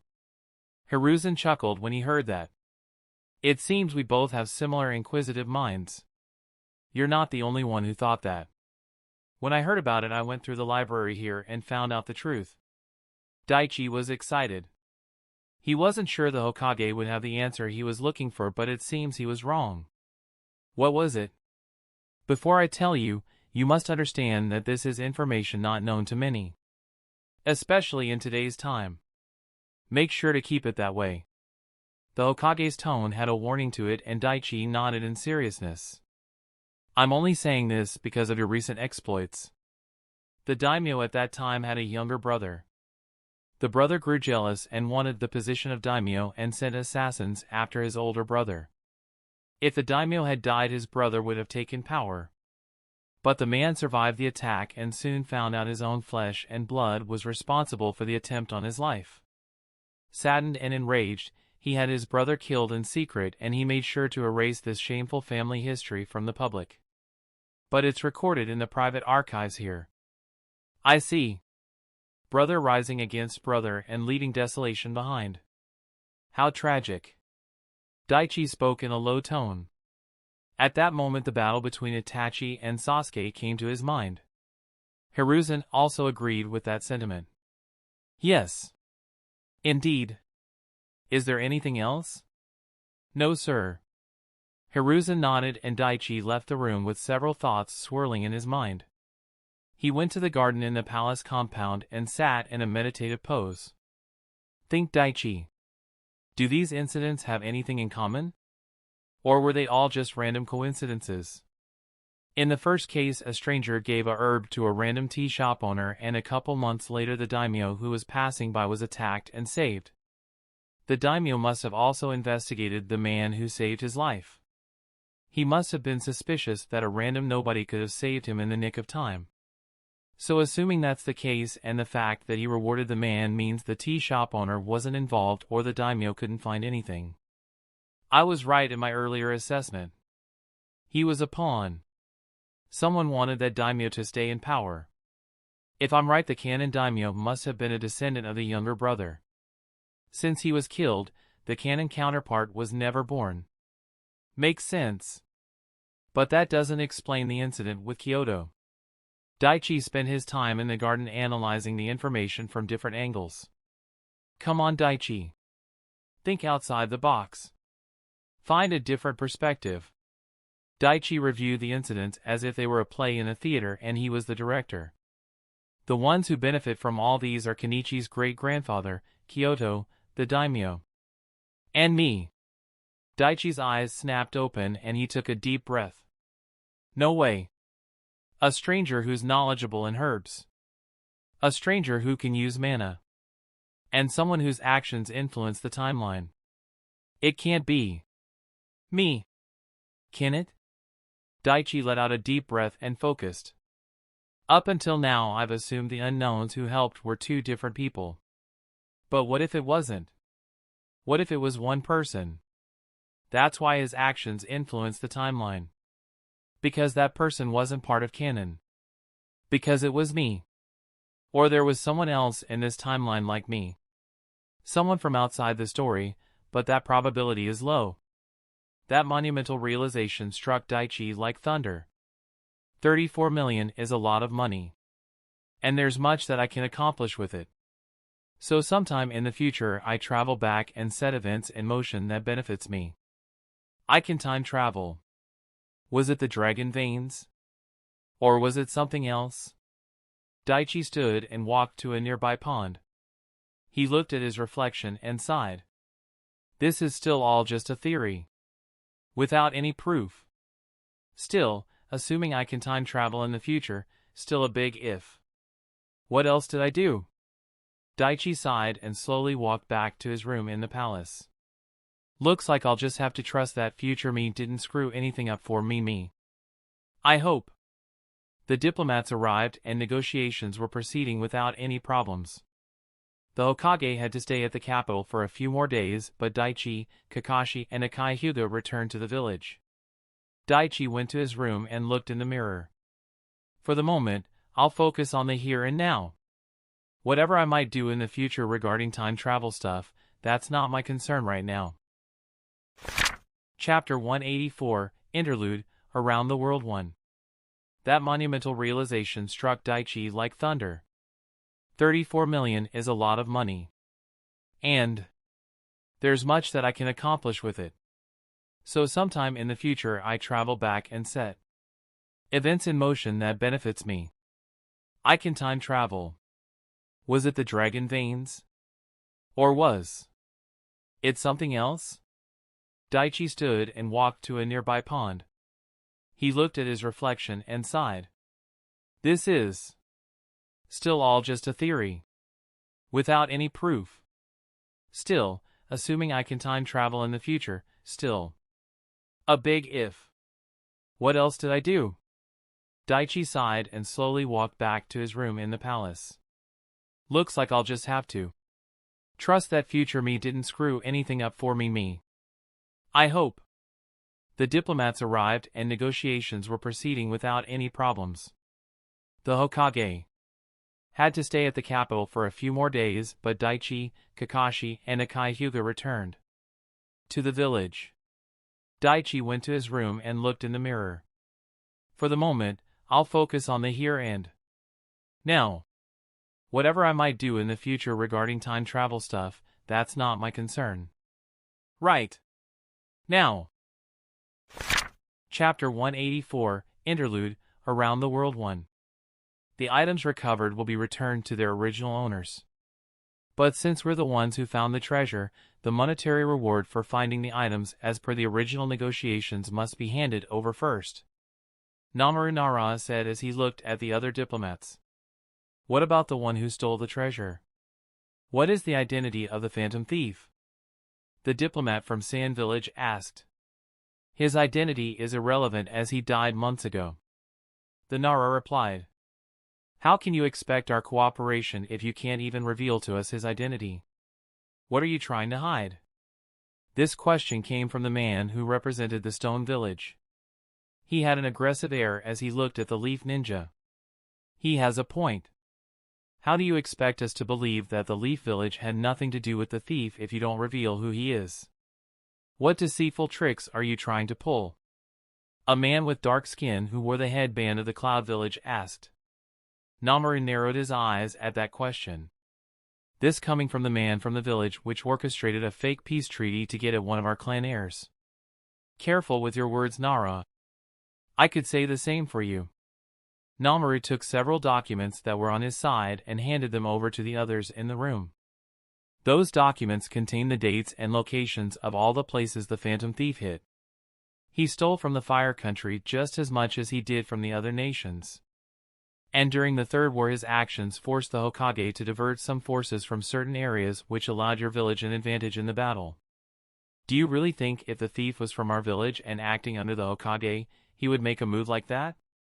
The diplomat from the Cloud Village was silent as he looked at the event in question. Maybe it was a ruse. And as I recall, that battle ended in your favor. Not without avoiding casualties. The robbery that happened here 4 years later. Do you really think the daimyo would show mercy for an insult like that? The Hokage has spoken with the Fire Lord and it was his decision that the identity of the thief not be revealed. Not because we want to hide something but because of what will happen to his family. The thief is dead and his family had no idea about the double life he led. They are innocent. Getting back to the distribution of all the items. How long do you expect that to take? The Sand Village Ninja asked. As soon as the conditions set forth by the Kages are met, we will return the properties. 682 million. That's a lot of money. The ninja muttered and looked at the documents on 2 leaf ninjas who uncovered the treasure. Kakashi Hatake and Daichi Hekima. Based on the report it was the Jin and Daichi who solved the puzzles that led to the identity of the thief. Another talented ninja growing in the leaf. The Sand diplomat sighed and moved on with the negotiations. It took a few days, but with the daimyo overseeing the meetings, it all soon came to an end. Hiruzen bid farewell to the Fire Lord and made his way back to the village. Meanwhile the Fire Lord Ryuga Hinu was having tea and relaxing in his garden. My lord, did you really want that genin to join the ranks of Imperial Guards? Ryuga's closet advisor asked him. Even though it was a spur-of-the-moment decision, I wanted to see his response. And what did you find, my lord? At this question Ryuga turned to his closet advisor and smiled. There are 3 types of people in this world. The first are the ones who only know to follow orders without question. Ones who cannot be a leader. The ones who follow behind everyone else. The sheep. The second and third are wolves, but they are of a different nature. One looks for freedom while the other looks to conquer. But regardless of what category they fall into, they want one thing. Power. Be it physical or the political power to rule. There are people who achieve one or the other, but ones who achieve both of those things. Those people are a rare breed. You mean someone like you, my lord. You have the strength to rival a Kage, and you are also the ruler of a great nation. Ryuga laughed at that. Yes. But I was lucky. I was born into one of those roles and had to work hard for the other. But I'm talking about the people who had none of these when they were born but still managed to achieve both. Someone like the Kages. Yes. The Fire Lord nodded at that. So that child, is he a wolf? He's a wolf. Of that there is no doubt. But I don't think he's the kind that's looking to rule over anyone. I could tell when I was looking in his eyes.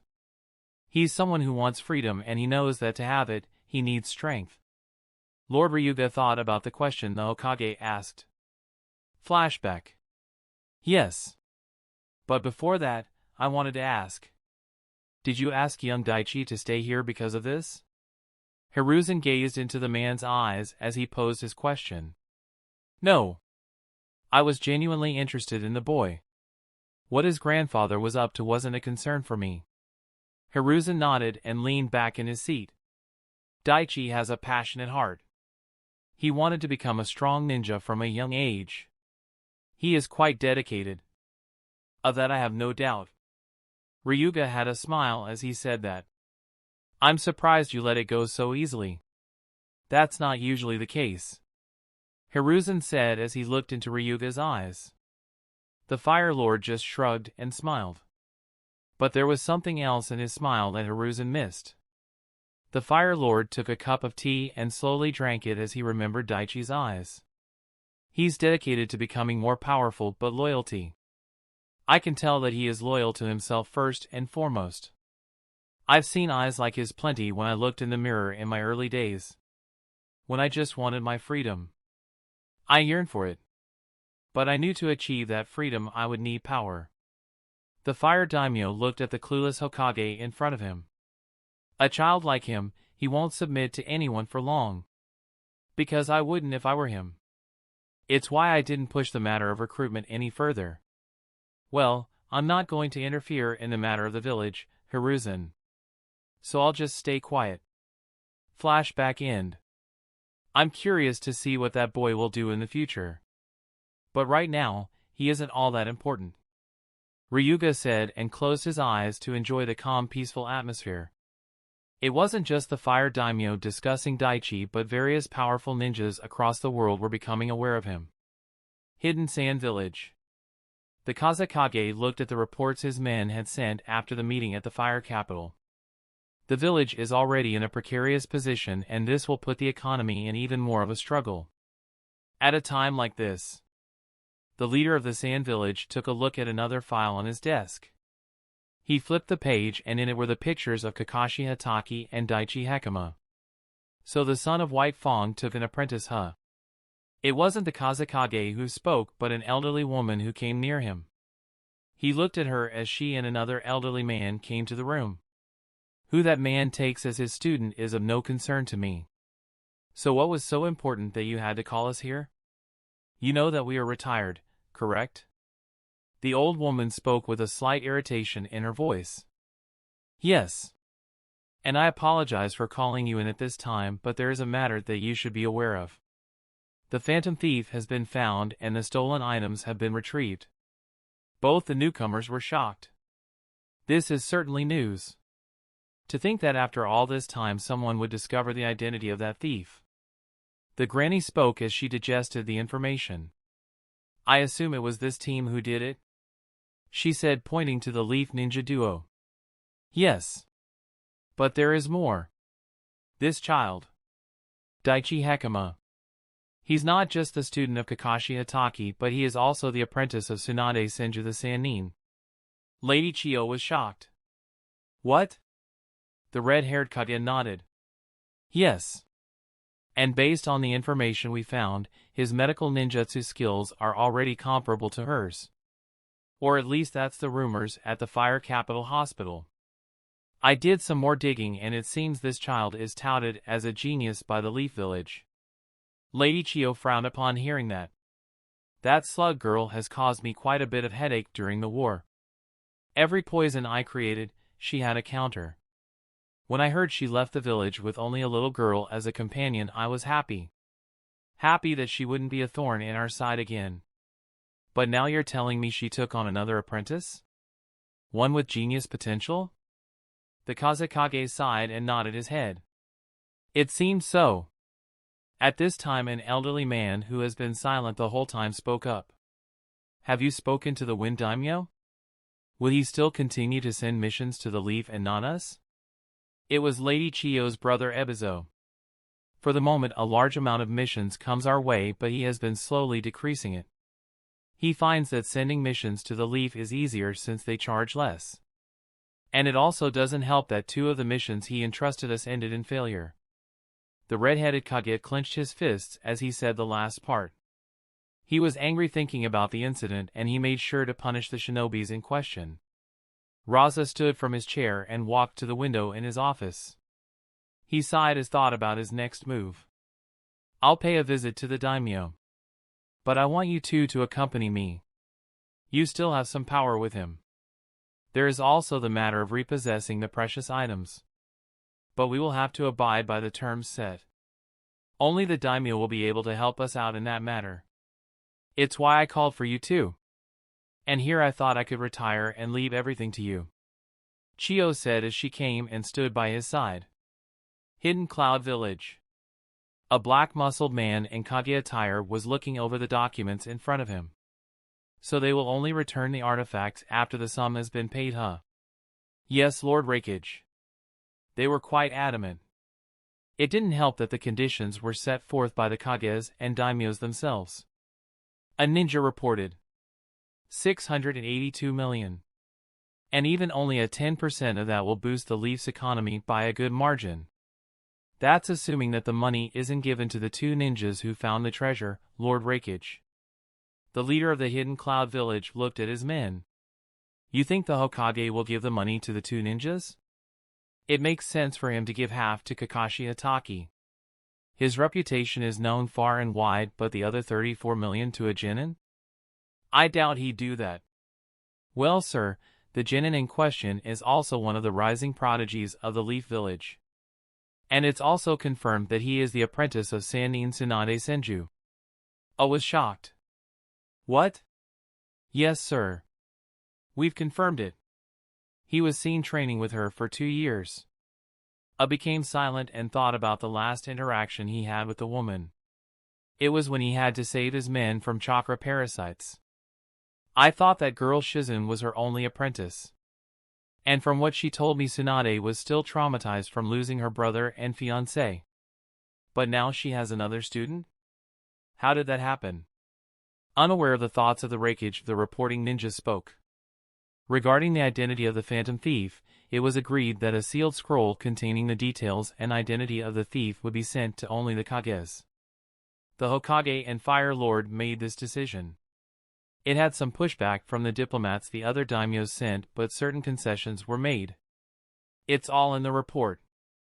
I nodded in silence. His eyes still on the picture of Jinin in front of him. I need you to give me everything you have on this child. Daichi Hakama. Yes, sir. The ninja nodded. Hidden Stone Village. A short old man looked at the file in front of him and frowned. Seriously. Is there something in the Leaf Village's water that we don't know about? The moment one genius disappears from that village, another one pops up. Orochimaru, Minato, Kakashi, Itachi, and now him. The Tsuchikage muttered in displeasure as he looked at the details his ninjas sent. He was sitting at the end of a conference table and several important figures of his village were there. The Council of the Hidden Stone Village. It was said that he along with his sensei was responsible for finding the Phantom's hidden loot. One counselor said, A 2-man genin team. That's certainly a first from that village. They usually always preach about teamwork and all that, but this is unexpected. Another one gave their opinion. Inoki looked at the picture of Daichi and had a twitch above his eye. Based on the reports, this child completed his medical training under Tsunade in just 2 years, and already the people at the Fire Capital are comparing his skills to hers. TCH. Learning medical ninjutsu to that degree in just 2 years. Absurd. This could be some kind of trick from those tree huggers. Lord Suchikage, I'm afraid there is some truth to the rumors. His skill and abilities are verified. And he is currently under Kakashi Hatake, the copycat ninja. One of his ninjas standing by his side said. The prodigy of Yellow Flash. The Kage frowned as he recalled the face of the man who decimated his ninja during the last war. Lord Suchikage, the Chunin exams will start in a week. Do you think the Hokage will send this child here to participate? A counselor asked. Inoki took a breath and was silent for a few moments. There is a chance that Hiruzen won't send the child, but if he does, we'll crush him in the exam. What about the monetary payment proposed in the agreement, sir? At that, Inoki jumped to the table and crushed the papers into small balls. He then threw them to the ground and proceeded to stomp on them. That's what I think about their payment. Crack! At that moment a bone-breaking sound was heard throughout the room. OW, my back! Hidden Mist Village. It was night time. Clouds were gathering in the sky and it looked like it was about to rain. In a dark room in a tower at the center of the Mist Village, a ninja was giving his report to his leader. Is that everything? A voice came from the shadows. Yes, Lord Mizukage. You're dismissed. The ninja bowed and left the room. A second later a short young adult with messy gray hair and pink eyes reached forward and took the report his subordinate submitted. He looked over every detail in silence. The fourth Mizukage of Hidden Mist Village. At that moment a light from outside shined through the window and a shadowy figure could be seen standing behind the Mizukage. A man with a spiral mask and one eye hole. The ominous glint of the Sharingan could be seen. Kakashi, I thought you would take a team under you. Not a single Genin. How strange. The masked man took the small picture and looked at it very closely. Daichi Hekima. I wonder what's so special about you that my old teammate would take you as his apprentice. He muttered in a small tone. Lightning struck outside and illuminated the Kage's room again, but this time, the masked man was nowhere to be found. Chapter 185, Daily Life of a Genin 2. You certainly had quite the adventure these last few days, Kinsei said as he looked at his grandson training in the backyard. Yeah. I still can't believe it. But I doubt I get a mission like that anytime soon. Daichi replied as he did another handstand push-up. There were several shadow clones meditating and directing chakra to the seal on the other side as the real one completed the physical training. True. Mission like that is a rarity. And a Genin getting such a mission. It's unheard of. How long does your break last?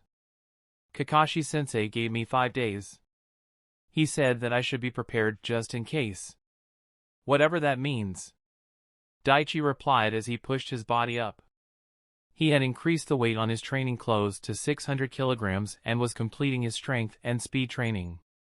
Kinsei looked at his grandson and his mind came up with a possible answer.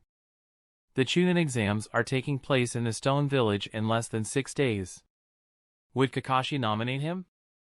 Moreover, will he have 2 teammates to go along with him? Kinsei wasn't silent and told Daichi his assumption. Daichi looked at his grandpa and digested what the old man just told him. The Chunin exams, huh? I'm strong enough to take anything coming my way, but that's if I go alone. Based on Kakashi's personality he might recommend me for it, but will the Hokage agree? The exam is in the Stone Village, so that might be a problem. I don't know how hostile they would be to ninjas from our nation. If the Hokage does decide to send me, then he will have to send me in a team. I'm not sure how I feel about that. I'll make a decision if I'm allowed to attend the exam. Right now I'm just gonna relax and enjoy myself. Daichi replied as he got closer and closer to completing his set. +1 strength. Daichi looked at the pop-up box and frowned. He did 4 more, bringing his set to 500 and stopped. He jumped and landed on his feet and went to the nearby tree to meditate. Daichi looked at the increase in stat point and frowned. Before starting my training I created shadow clones and had them store their chakra into the 100 strength seal. and I made sure to use up my remaining chakra to make my physical exercise more demanding. And it paid off. I got an additional 4 in strength, 2 in vitality, 2 in dexterity and 3 in agility. But I only got 1 point increase in the chakra stat. Daichi had a theory for a while regarding his stat increase, and the training he did for a few days were confirming it. It's taking longer and longer to get points in my chakra stat. But it's above 400. But this also means there is a possibility that soon I won't be able to increase my stats at all with training when I reach a certain threshold. After that point, I'll only be able to increase my stat with level up and save points. The boy opened his status page and looked at the save points, 591 points. I've been careful with how I spend them, hoarding them like a dragon with his gold. But now that I'm a ninja, not using the points could affect me adversely.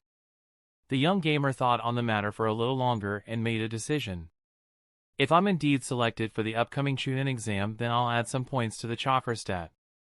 I'll need to test my theory, and I'll be able to increase my chakra points as well, allowing me to finish the first tier of the seal. As Daichi was making plans for his future, so was his sensei and the Hokage. Hokage Tower. Kakashi and his fellow Jonins with Jinin teams were having a meeting with the Hokage.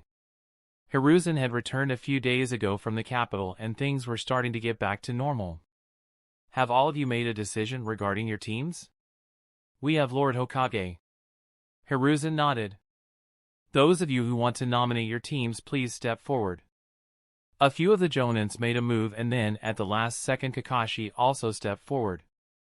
The silver-haired ninja stepping forward indicated that he was nominating Daichi for the exam. Oi, Kakashi, what are you doing? Are you really going to let Daichi participate in the exam at the Stone Village? A Jonin asked with shock. Kakashi, don't you think you're moving a bit too fast? It was Guy who asked this question.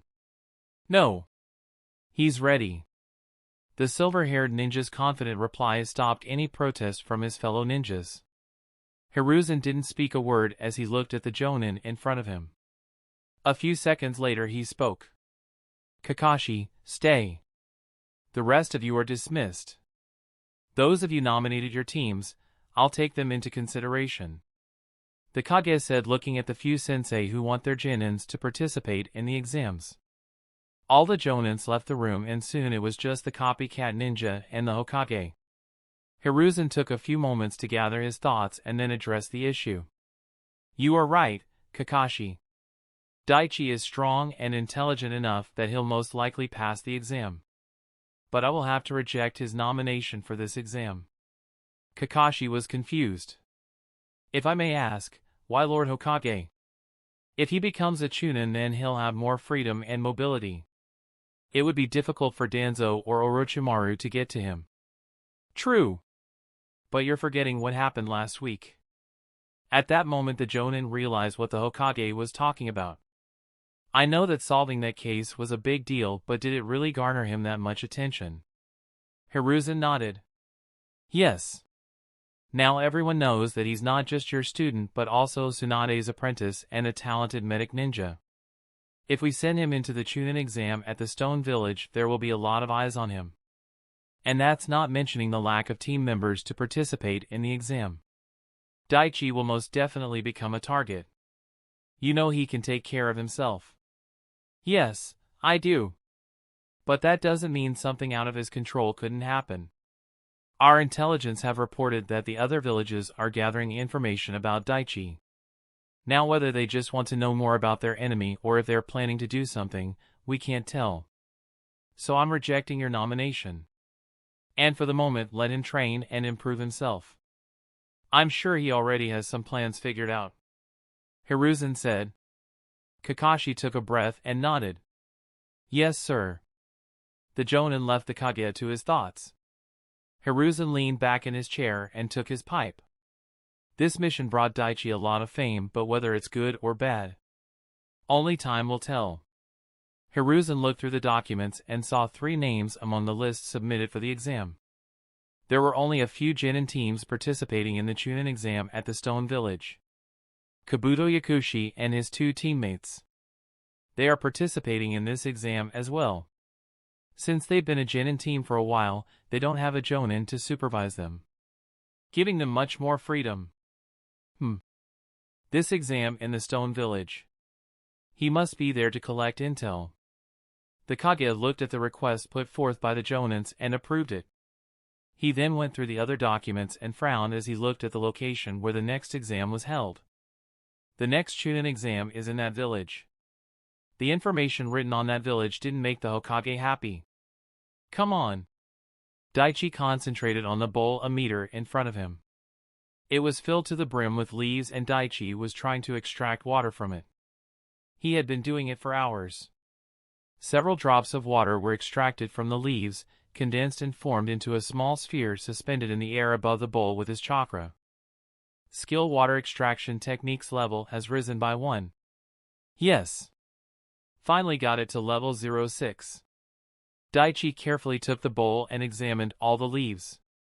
No damage. Good. Daichi got up and went near the lake in Training Ground 3. He looked at the flowing water and let out a small breath. Soon, as he stood there enjoying the calm atmosphere, his senses alerted him to his teacher's presence. You're only an hour late. That's a surprise, Daichi said with a smile as he looked at Kakashi. Well, I couldn't keep my cute Jonin waiting too long, the Jonin said with a shrug. Daichi was silent for a while and then decided to ask his question. Will I be participating in the coming Chunin exam? Kakashi looked at his student and then sighed. Of course he'd ask that. Unfortunately, no. There wasn't a team with an open spot available, and given the mission we just completed, it was decided that it would be best for you to just lay low for a while. Daichi nodded at that. Next time then. Are you disappointed? Why? I'm not exactly in a hurry.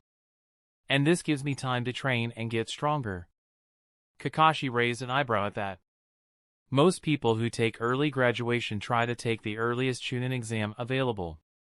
You forget, Sensei, I could have graduated a lot sooner, or I could have skipped a grade in the academy, but I didn't do it because I wanted to be ready and as strong as possible. And now that I'm Jonin, there's a lot I need to do. So missing 1 or 2 exams doesn't really bother me, because it doesn't stop me from improving myself. And I will also have more mission experience under the guidance of a capable leader like you. The Jonin sensei nodded with that sentiment. Well then, what do you say we get some missions? Sure thing, sensei. You know, when you said we had some missions, this isn't exactly what I had in mind, Daichi said with a twitch in his eye as he held several dog leashes. Daichi and his teacher were taking the pets to the Inuzuka compound. A D-rank mission, pet delivery mission. They were tasked with collecting the dogs and getting them to the compound. This is the perfect time to relax, Daichi. You need to take some rest and do simple things. Kakashi then looked at his student and asked, Did you really have to place them in a jinjutsu? Daichi looked at his sensei with some annoyance. They tried to bite me. And besides, it's just a harmless jinjutsu. And this way they behave till they reach the place and I get to improve my illusion skills. A win-win for everyone. The Jonin shrugged, and soon they reached their destination. They handed over the pets and got the mission completion slip. That's how it went for Daichi. He would train his body and improve his chakra stat. Daichi would also spend time working on improving the 3rd step of nature transformation training. And every 2 or 3 days Kakashi would take Daichi to complete a D-rank mission. Somewhere in Fire Country. It was the middle of the night. In a small and somewhere in Fire Nation, a meeting was taking place between 2 people. They looked ordinary in appearance and nothing about them stood out. One handed a small pouch to the other and collected a scroll in exchange. So this will work? The man asked his companion as he took the pouch. Yes. Definitely. This is custom made. Just as you wanted. It will work and it won't be traced, the other man replied. The first man nodded and spoke. Payment is all there. I'll take my leave then. The second man opened the scroll and verified the contents and soon left the place. He traveled through the forest and soon reached his house near the capital. As he entered his home, a voice came from the shadows. Is it done? The unnamed man nodded. Yes. The item is delivered on schedule and payment has been received. The man handed the scroll to the appendage that appeared out of the shadows. Good. I'll activate you when I need you again. The man suddenly fell unconscious and a few minutes later opened his eyes again. He slowly got up and checked himself. Oh man. I must have blacked out. I have got to stop drinking so much. He went about his business as if nothing had happened. Nearby the man's home, a blonde was waiting for his partner. He was wearing a black cloak with red clouds. He soon saw the one he was waiting for headed his way. Yo, Sasori. What took you so long, my man? I was getting bored. Calm down, Deidara. I told you I went to meet with one of my spies. And I'm not late, just as I said. The man identified as Sasori spoke. Yeah. So is it done? Deidara asked his partner. Yes.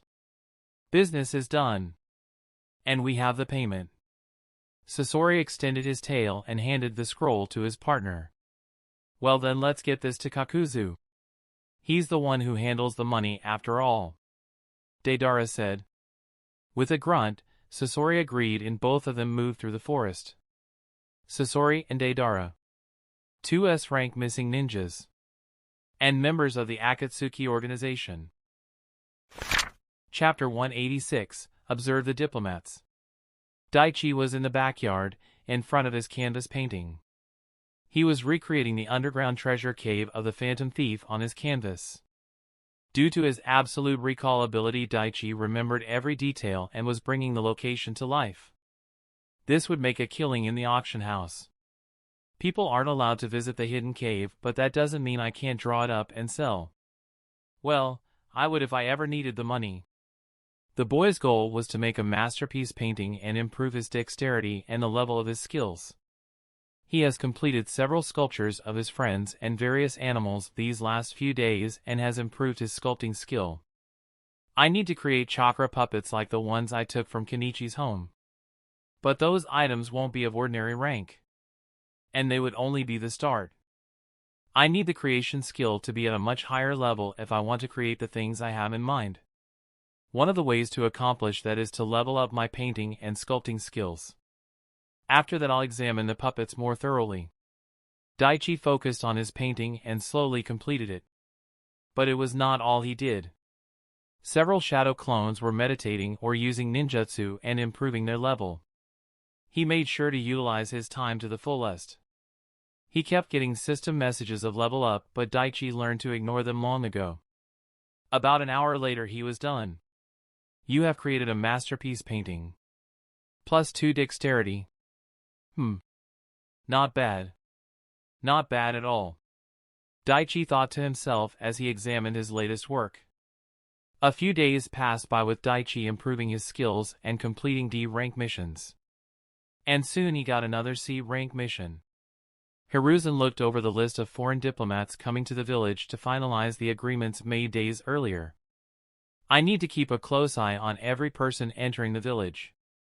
But I also can't just focus on the ones coming into the village. I'll have to make sure the forces at the border aren't weakened. Sir, Team Kakashi is here for their mission. The Hokage nodded. Send them up. Soon the ninja duo was in the Kage's office. Kakashi, I have a C-rank mission for you today. Hiruzen said without wasting any time. Does this have anything to do with the foreign dignitaries and their guards? Kakashi made an educated guess. He knew the shinobi forces would be spread thin and the village would be on high alert. Yes. Your mission is to observe the group from the Hidden Mist village. They should be arriving at the gates soon. I'll have their schedule for you in a moment. There will be 1 diplomat and 2 guards. Your task is to keep an eye on all of them. Report if there are any unusual movements and detain if absolutely necessary. Daichi knew the mission was serious despite its low rank. Quest created Observe the Diplomats. The Hokage has tasked your team with keeping an eye on the foreign ninjas and diplomats. Do not let the targets out of your sight and take necessary action that will not put the village security at risk to complete this C rank mission. Rewards: 10,000 EXP. Reputation increases with the people of the village. Reputation increases with Kakashi Hatake and Hiruzen Sarutobi. Failure: reputation decreases with the Hokage, Kakashi Hatake. No C rank missions for a while.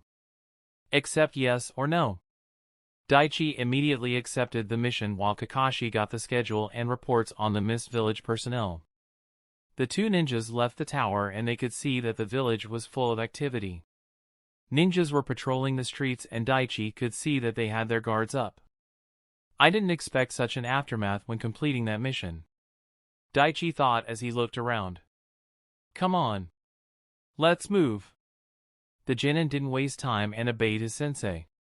They quickly made their way to the gates and at that moment saw two ninjas with the mist headband. They were alert the moment they saw the copycat ninja. Kakashi and Daichi walked up to the group and the jonin was about to introduce himself. Welcome to the Leaf Village. I'm Dash. Kakashi Hatake. We know who you are. A mist ninja said, interrupting the silver-haired jonin. His eyes then briefly turned to Daichi. Kakashi then turned to the diplomat representing the village. Please follow me. Your accommodations have been arranged. The man nodded without saying a word and the three foreigners followed Kakashi and his student. Daichi was on full alert in the presence of these people. They're from the Mist Village. If I'm right then Yagura must still be in charge and the rebellion must only be in its infancy right now. I need to be careful. One wrong move and I'll be on Obito's radar. If I'm not on it already. Daichi looked at the two ninjas and immediately used observe on them the moment he came near them. The diplomat is only a little bit stronger than a civilian. But the other two? Level 70 Shiroya and 78 Abaru. Based on their stats, I'm stronger than them and they are proficient in water and lightning style. I'll have to be careful. I also need to make sure no water clones or such escape my detection. None of the people spoke and the ninjas moved in silence observing each other and everything around them. The group soon reached a large building and Kakashi led the ninjas to their assigned rooms. Kakashi handed the diplomat a scroll. It contains the itinerary and details the time of the meeting. We'll come to pick you up. Please do not leave the premises without one of us. Kakashi motioned to himself and his student. The man nodded and the trio went inside. Kakashi and Daichi soon left and got outside the building. Come on. I know where we can get a good vantage point. Meanwhile with the mist ninjas they were looking around the room. There are no seals or traps of any kind. Well, nothing I can find anyway. Abaru, the leader of the two guards said. Hey Captain, you want me to look around the village? Who knows what I might find? Shiroya said with a smile. It soon formed into a grin. I didn't think we'd run into that brat the moment we set foot here. Don't cause any trouble here you two. The diplomat said. Come now Kuma. I was joking. The laugh and sadistic grin coming from Shiroya didn't convince the diplomat Kuma at all. Abaru, who was done inspecting the entire room, spoke. The location of this room was within my expectations. The Leaf Ninjas placed us here so they can keep an eye on us at all times. Obviously. It was only a few years ago that the Hyuga incident took place. They won't take any chances this time. And not with such a large group. Kuma said as he sat on the bed. What about the border patrols? Surely with so many foreign ninjas the Hokage would have pulled some back to the village. Shiroya speculated. I wonder about that. The diplomat Kuma was much smarter than the two guards. Hiruzen has decades of experience. He wouldn't make a stupid mistake like that. I doubt the defenses at the Leaf border have been weakened because of this. Shiroya thought about the team assigned to keep tabs on them and slightly frowned. It's strange that the Hokage would task a genin with spying on us. Either that was a critical mistake or that genin is indeed capable of spying on experienced jonin and even capture us if need be. The Hokage isn't a fool. If he had assigned that boy to keep an eye on us, then he's much more than he seems. Abaru finished. He closed his eyes and thought about how to proceed, and after a minute made a decision. The Mizukage has tasked us with investigating that child if possible. Based on the intel we have, he isn't from any clan. So I'm not certain he has some special tracking skills, but we can't be sure of that. I'll lure the Sharingan ninja away when the time comes. You try and see if you can escape the boy's sight and investigate. Abaru said. Kuma sighed as he recalled what the Mizukage said. Don't forget. That is still a secondary task. Right now your mission is to protect me for the duration of this journey. Gathering intel on that child and the village is a secondary mission. And a non-priority. Don't cause any commotion. The two ninjas nodded and waited. The building has one main exit and one emergency exit. Aside from us, there are also patrol ninjas roaming the area. And their room is in a corner, so we can keep a close watch over them. Kakashi gave his student a brief overview of the building layout and the surrounding area. Daichi nodded. He also used Mana Scout's skill to keep tabs on the guests. The meeting between the Hokage and all the foreign diplomats was tomorrow, and the team from the Mist Village was one of the early ones to arrive. Time went by and soon it was night. Kakashi and Daichi noticed a ninja they knew as Abaru leave the building through the main exit. Sensei, looks like that guy is looking to take a stroll. Kakashi's one visible eye slightly narrowed. I'll go keep him company. You can keep an eye on the others, can't you, Daichi? The boy nodded. Yeah, I'll be fine. Kakashi disappeared and Daichi paid attention to the two remaining inside the room. They must know that we're watching them. So I doubt they would do anything foolish. Still, I shouldn't let my guard down.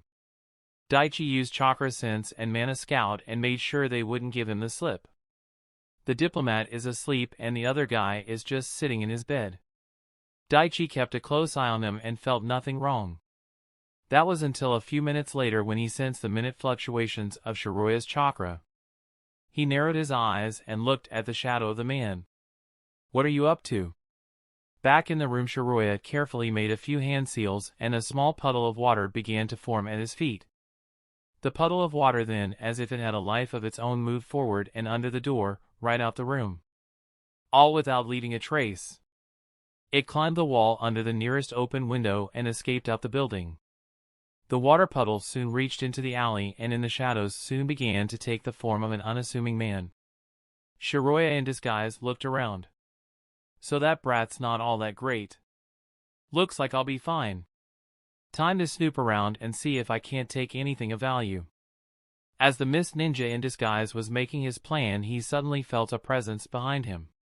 He quickly turned around and saw Daichi casually sitting on the balcony of the nearby building. Hi there. Mind telling me why you were sneaking out? Daichi asked the ninja. His face was expressionless and the look in Daichi's eyes somehow unnerved the Mist Ninja. This brat found me? But I used the bare minimum of chakra needed. He'd have to be a sensor to track me. I know the captain said no fight, but... Shiroya couldn't help but sport a bloodthirsty grin on his face. Why don't you make me? Daichi didn't look impressed and just kept staring at the man. A few moments of silence later he spoke. Do you really think a water clone is sufficient to battle me? The Mist Ninja grinned. This is a special water clone jutsu. It's much stronger than the normal one. Daichi looked at the confidence the man exuded and spoke. You know the thing about water clones? Once they're destroyed, the user will know they're destroyed, but nothing more than that. They won't know how or who. And you think you can take me down? The ninja had a mocking smile. I do. It wasn't the Daichi in front of the ninja that spoke, but one standing behind him. Before Shiroya could even react, over a dozen wind bullets tore through his body and reduced him to a puddle. The two Daichis looked at the puddle and narrowed their eyes. There is still some chakra left in the water. A small fireball jutsu from the Jinin reduced the water to vapor.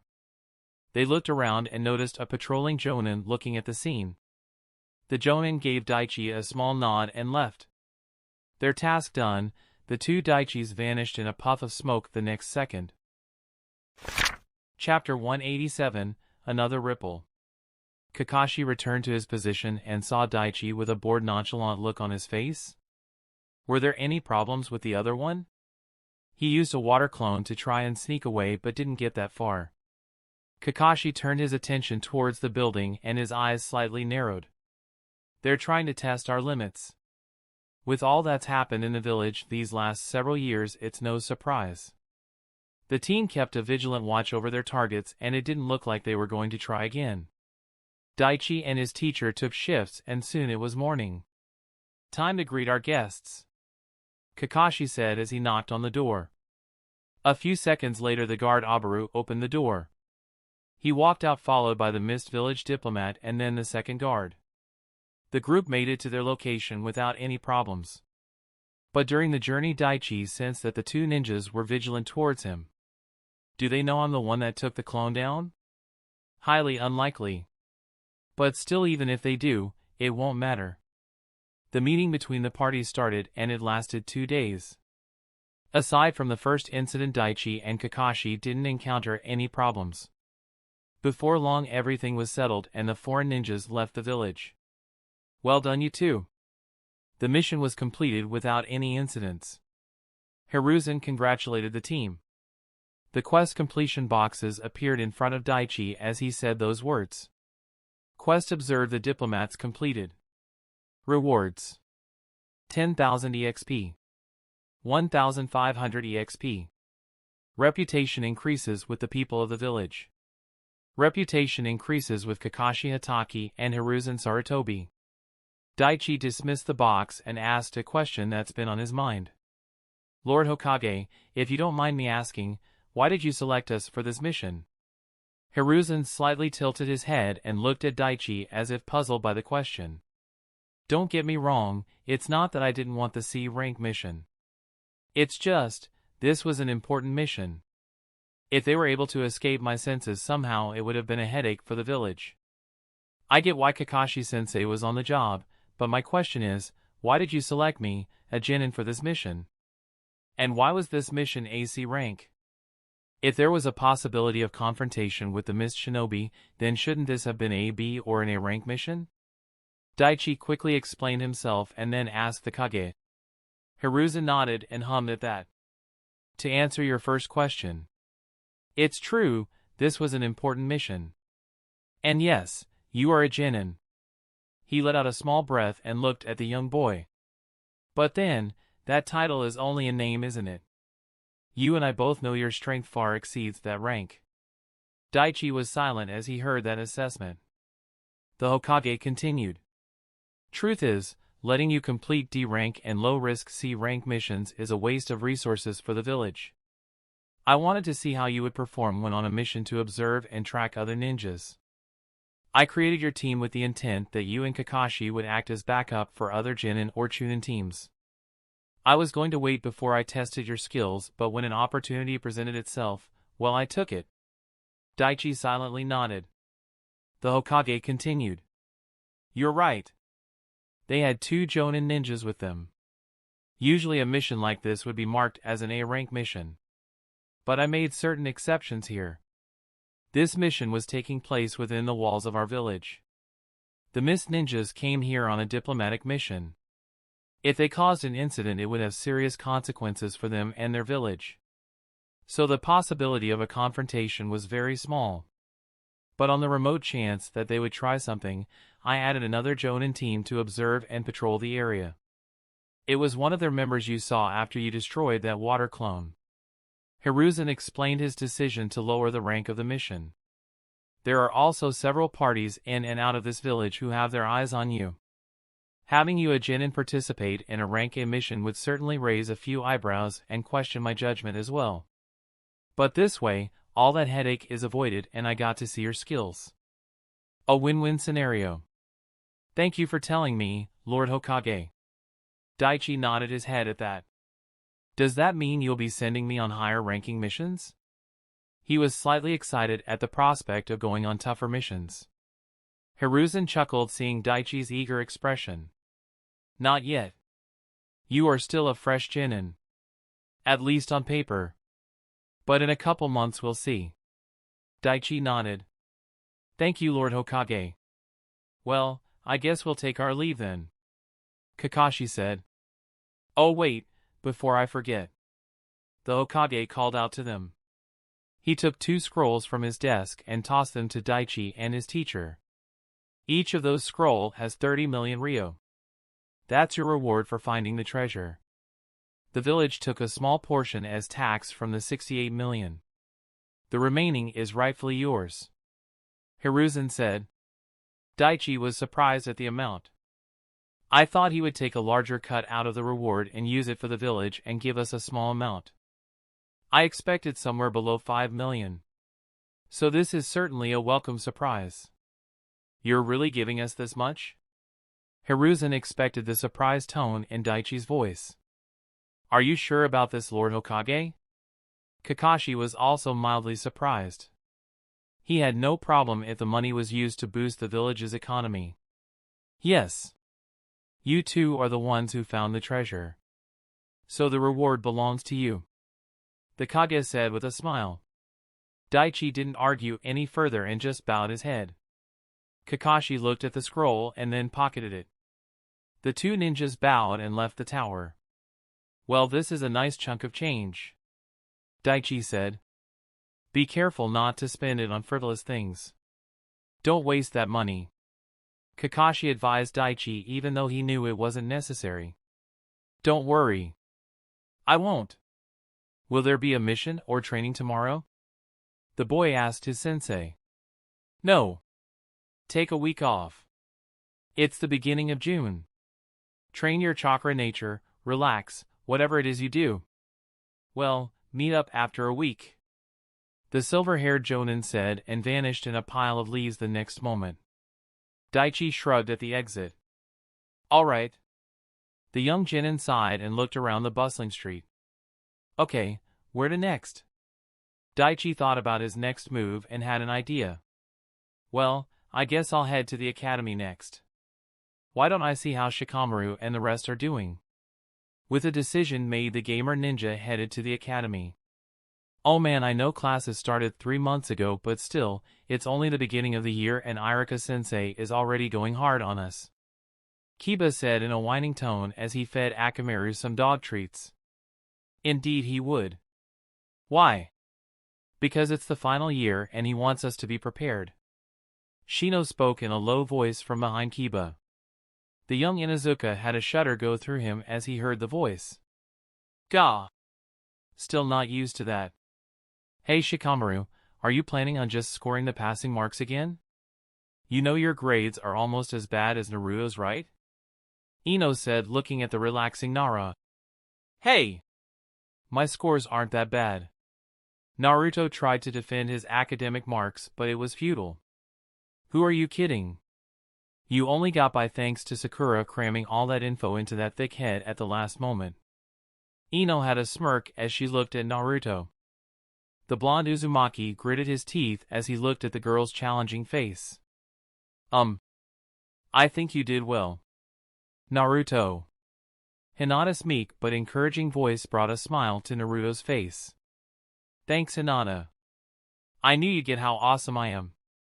The Hyuga girl got red and just dreamily sighed. Hinata's just being nice. You really need to study more if you want to pass with us, Naruto. Even though Ino said it in a smug tone, there was a hint of worry hidden underneath it. She didn't want to see Naruto or any of her friends fail the Genin exam. Yeah. Well, I did learn everything in the scroll Daichi gave me. Naruto said with a wide grin. Really? You learned the tree walking chakra control exercises? Choji asked in surprise. Yep. Took me a couple weeks. But I did it. The blonde boy said with a peace sign. And all Daichi needed to do was tell you that Sasuke could do tree walking to get you to train. Sakura said with a small laugh. Hey, I did it for me. Naruto crossed his arms as sat down, turning his head away in mock anger. Humph. Calm down, you knucklehead. I was joking. That technique isn't that difficult. I asked my sis to show me and I got it down in a week too. Kiba spoke. Arf. Naruto lay down on the ground under a nearby tree and looked at the clouds. I need to see if Daichi has any more special techniques like that. I'm gonna be an awesome ninja by the time I graduate. I do know some techniques. The voice came from up in the tree. Daichi jumped down and greeted his friends with a smile. I know how to do the tree walking technique now. Wanna see? Naruto was excited to show his friend how far he'd come. Daichi nodded with a smile and Naruto took a few steps back. The others were also paying attention to the boy. Taking a deep breath, Naruto ran straight at the tree and jumped. His foot landed on the trunk and his chakra kept him glued to the tree. Naruto kept running as high as he could and quickly reached the top. See, I told you. I'm one step closer to becoming Hokage. The blonde said with a wide smile. Not bad, Naruto, that's impressive. Looks like you got the first chakra control exercise down. Daichi's praise made the boy happy and he jumped down and landed on his feet. As Daichi was congratulating Naruto, he sensed a malicious intent. He subtly looked around and saw Mizuki spying on them. This guy is going to be a problem. The classes for the day had ended and the academy instructor Mizuki was walking down the halls. His mind was on the last time he met the Sannin Orochimaru and the words the snake Sannin told him. Mizuki thought about his future in the Leaf Village and it didn't make him happy. This village won't help me. And the fact that they won't promote me is proof of that. Even though I did what was best for the mission I will only be crippling myself if I stay here. He's the future. But I can't just go to him empty-handed. I need something that will prove my loyalty. The Forbidden Scroll. It would be of great use to him. And I'm sure he'll reward me for something as valuable as that. Mizuki frowned as he thought about how to accomplish the task of getting the precious scroll. Taking the Forbidden Scroll won't be easy. I need to make sure I have enough time to get away once I have it. And for that I'll need a diversion. At that moment he walked by a window and saw Naruto and company at their usual spot. A small grin formed on his face as he looked at the blonde Uzumaki. Yes. I'll use him. He'll do nicely as a bait. I get the scroll and get to kill the demon brat as a bonus. As Mizuki was making plans, he saw Daichi jump down from the tree and join the gang. The teacher was further surprised when he saw Naruto's demonstration of the tree walking technique and he almost couldn't contain the anger. That brat. He shouldn't have known that technique. It must have been Daichi. He must have taught Naruto that technique. Mizuki's fists clenched shut and were slightly shaking. Damn it. That brat is getting good. And his grades are also improving. The progress is slow, but it's a steady growth. If he keeps improving at this rate, he'll surely pass the final exams. The instructor looked at the kids surrounding the smiling Naruto. I thought they would get tired of him and leave and then he wouldn't have anyone to help him. But it seems I'm wrong. At that moment Mizuki noticed Daichi looking in his direction. Quickly schooling his features, he placed a gentle smile on his face and waved. Did he see anything? The man was nervous inside. He didn't know if Daichi saw his anger. But he soon sighed in relief when Daichi smiled and waved back as if he didn't notice anything wrong. That was close. I need to be more careful. Mizuki then walked away with a gentle smile, but inside he was fuming. It seems just using the demon brat won't be enough. I thought framing him would be all I need to do, but now I know that that alone is not going to work. With all those other brats in the way, I'll have to adjust my strategy a bit. While almost everyone in the group was excited about Naruto's achievement, only two people saw the interaction between Mizuki and Daichi. Shikamaru Nara and Hinata Hyuga. Chapter 188, An Ominous Warning. Daichi smiled and waved at the academy instructor as if there was nothing wrong. Man, such a faker. Makes me want to kick his teeth in. But I can't let him know that I'm onto him. When the genin saw Mizuki leave, the smile fell from his face as if it was never there to begin with. Shikamaru, who was watching the whole interaction from the corner of his eyes, slowly got up. He had a frown on his face as he recalled his teacher's face. There was no doubt about it. That was pure hatred. And the fact that he tried to cover it up. He could be up to something. The young Nara's gaze then turned towards his genin friend. Did he know about Mizuki? Is that why he distrusts him? His eyes then focused on Naruto.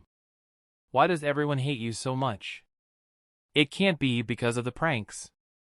So why? At that moment Daichi spoke, looking at Naruto and the others. Well, since you've learned a chakra control exercise meant for Genin, I'd say this calls for celebration. My treat. You picked the place. Nice. Thanks, Daichi. Kiba and Choji were excited to go out and eat with their friends. Awesome. Let's go to Ichiraku Ramen. The blonde boy said with a smile. Seriously, ramen? Ino and Sakura sighed, expecting that predictable response. Come on. Once you've had a taste, you'll never complain about ramen again. It's the best place. And Old Man Tucci and Big Sis Iam are really nice too. They make the best ramen in the village. Naruto had a wide smile as he tried to convince them of the deliciousness of the food served. Ha ha ha. I figured you'd say that. Daichi smiled. Alright, Ichiraku Ramen it is. And so the group of future rookies slowly made their way to the ramen stand. As they walked through the streets, the more observant ones in the group noticed how the people were looking at them with a smile and then their change in expression when they looked at Naruto. Shikamaru frowned as he thought about the situation. He looked at Daichi and saw the small frown on his face. So he noticed the looks too. And I have a feeling Daichi knows the real reason for all this animosity the villagers are showing Naruto. He turned his attention to the blonde boy and saw a wide smile on his face. But he had been around his friend long enough to know that it was just a weak facade. Shikamaru sighed and tried to distract his friend. So tell us, Daichi, are you really treating us just because Naruto learned the technique, or is there something else? The Nara asked his friend, trying to draw attention away from Naruto. Daichi looked at his friend and he realized what Shikamaru was trying to do. The young gamer chuckled and quickly replied. Well, I did get some unexpected additional reward for my mission. And it's been a while since I've seen you guys. So I figured, why not? Oh, tell us all about your mission, Daichi. What was it like? Ino was excited to hear the details, and so was everyone else. Well, the client came to us with a C-rank mission. Daichi began the story of how he and his sensei were hired to track down the heirloom and the subsequent events. They soon made their way to the ramen stand. So wait, you're telling us that you guys found the identity of the phantom thief? Kiba was shocked. He had heard stories of the great thief. Yeah. It was tough, but the clues were there. Naruto, good to see you. And I see you brought your friends along too. Tucci greeted everyone with a smile. Yeah. It's Daichi's treat. Hit us up with your best, old man. Naruto said as he excitedly got on his seat. That sounds like a challenge. The ramen chef took everyone's order and quickly got to work. All of them got settled and focused their attention back on Daichi and listened to his adventure. Daichi explained how he and his sensei first found the secret room. The students were amazed when Daichi told them how he found the clues hidden in the teapot and finally how the team managed to find the great treasure. And when we looked around, everything that was stolen was kept perfectly preserved. We found the phantom's hidden treasure. Daichi concluded his story with a grin. Oh man! That's awesome! Naruto and Kiba had stars in their eyes at the end. Oh wow! I want to become a genin and go on exciting missions too. It sounds totally awesome. Believe it! Naruto said, pumping his fists in the air. I assume the reward you mentioned is for finding the treasure. Sakura asked Daichi. The boy nodded his head. Yup. The Hokage figured we deserve it for solving that case. Just you wait, Daichi. When I become a genin, I'm gonna go on even more awesome adventures than you. The genin chuckled hearing that. It's not a competition, Naruto. And you have to be a genin first. Which will only happen if you study and train some more. Do you know the chemical composition of the special invisible ink used? That's a great way to send secret messages. Sakura asked. I do. But Lord Hokage told me not to disclose that information. I see. At that moment Teuchi came with everyone's order. Here you go. Enjoy. Thank you for the meal. Everyone began digging into their food and they were all surprised. You know, Naruto, I may have misjudged your taste. This ramen is really good. Ino said as she slowly ate her food. See, I told you. This is the best food in the world. I wouldn't go that far. Ino mumbled with a sweat drop as she looked at her friend's antics. Even though this ramen is good, I say yakiniku barbecue is still the best. Choji said as he dug into his bowl. No way. Ramen is the best. Naruto wolfed down the remaining food and glared at the Akimichi. Barbecue. Choji finished his meal and looked at his friend defending his favorite meal. Ramen. Barbecue. Then as one they both turned towards Daichi, who was peacefully eating his ramen and enjoying the taste, trying to ignore everything else around him. He suddenly stopped eating and looked up to see two eyes boring holes into his head. Daichi, which is better? Ramen or barbecue? Naruto asked. Please don't bring me into this. The young gamer said with a sigh. But we have to decide. Choji spoke up. Well, I'll treat you to a barbecue next time and then we'll come to an agreement. Right now, just enjoy the food. Naruto and Choji looked at each other and then ordered more. Choji ordered more in the name of tasting different flavors while Naruto just loved Teuchi's food. About an hour later the group finished and left the ramen stand with happy smiles on their faces. They said their goodbyes to Daichi and soon left. Except for two. Shikamaru and Hinata stayed behind with Daichi. Should I be worried about Mizuki-sensei? Shikamaru asked his friend. Daichi looked at the Nara and sighed. You saw that, huh?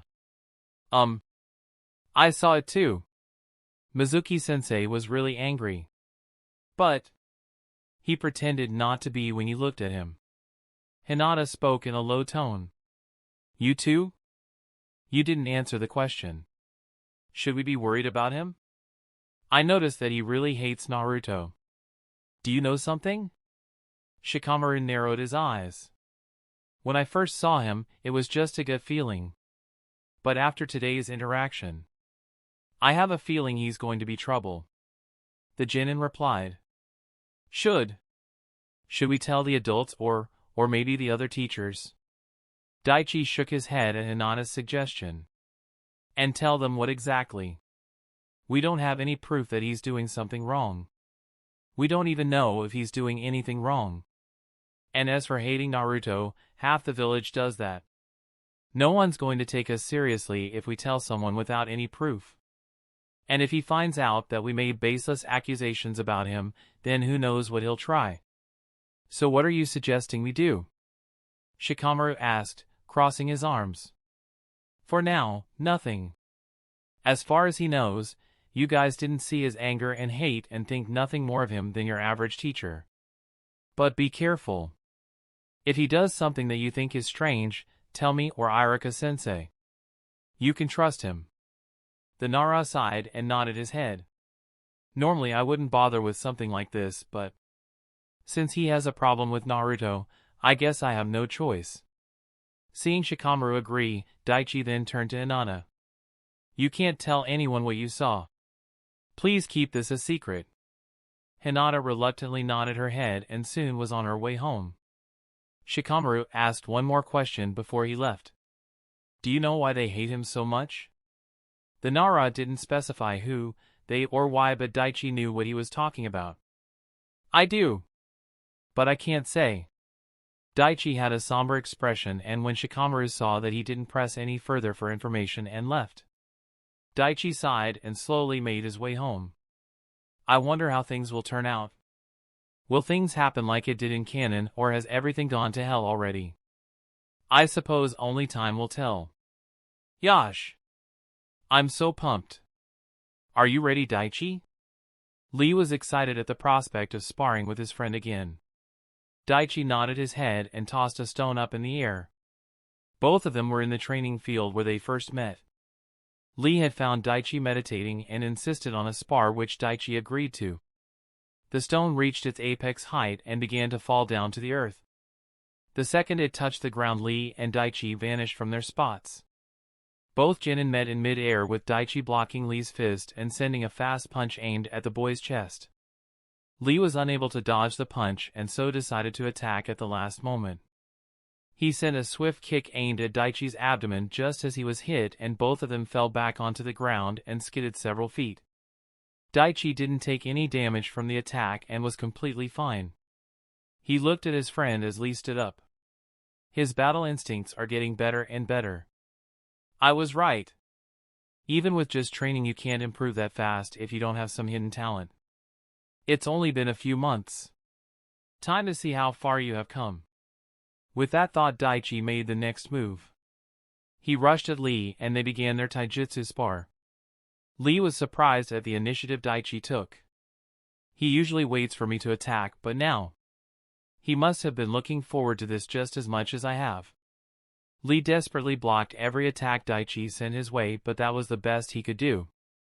He's not giving me a chance to counter. His speed is incredible, and it's taking everything I have just to parry his strikes. His taijutsu form is flawless. I can't take any advantage. Daichi wasn't going all out, but he was fighting with much more intensity than he ever did during their previous spars. I need to push him. I need to know where he's at and see if I can get him even stronger than in canon.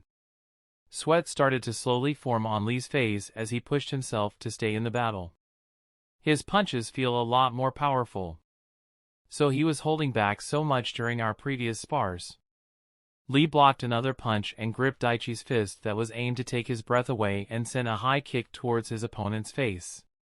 The gamer tilted his body to the side to avoid the incoming leg strike. At that moment, Daichi felt the grip on his wrist tighten and sensed the weight shift. He saw Lee letting go to attack him with a spin kick. Lee slightly jumped and sent a spinning kick at his opponent, only for Daichi to get under him and send an attack at his leg, intent on taking his mobility away temporarily. Rock Lee sensed the attack coming, and just before Daichi's strike landed, he used a leg technique his sensei guy taught him to avoid the blow and launch a counter strike. Daichi quickly raised his hands to defend himself. He felt the kick land on his forearm, and before he could throw a counter, Lee back flipped away and gained some distance. Daichi looked at his sparring partner, who was taking several deep breaths of air. There is no way this kind of battle instinct can be obtained with just training. Either he's fighting Dai every day of the week, or he was born with a warrior's battle sense. Daichi smiled as he looked at his friend. You can see that I'm not holding back much. In all our other spars you would have gotten knocked out by now. But look at you now. Even with me upping the intensity, you're still standing. You've come a long way since we first met, my friend. Rock Lee smiled, hearing the sincere compliment coming from his best friend. It only motivated him to keep going. But I still have a long way to go before I catch up to you. Daichi smirked after hearing that response. If you want to catch up to me. The smile on the gamer ninja's face fell and he became serious again. You're gonna have to train a lot harder. Both of them took their respective taijutsu stances and their next round of battle began. Chapter 189, Men Make Plans. Lee took several deep breaths of air as he was sprawled on the ground. Daichi, who was sitting near him, spoke. Looks like the training your sensei is putting you through is starting to show. You were able to survive a lot longer, and that's even with those weights you have on. Lee looked at Daichi at that. So you noticed? The young gamer smirked. Of course I did. You're not the only one training with weighted gear. Lee slowly sat up and smiled at his friend. He expected something like that. Daichi got up and went to Lee. He placed his palms on Lee's chest and began using medical ninjutsu. Lee was fascinated as he watched his friend work. Is that medical ninjutsu? Yes. I learned it during my time at the capital. That's incredible. Lee grinned as he looked at his friend. Ninjutsu, Jinjutsu, Taijutsu. Now medical jutsu too. It's as if there's no end to his talent and potential. He's amazing. Daichi moved his palms to Lee's arms and legs and gave him a quick full-body checkup.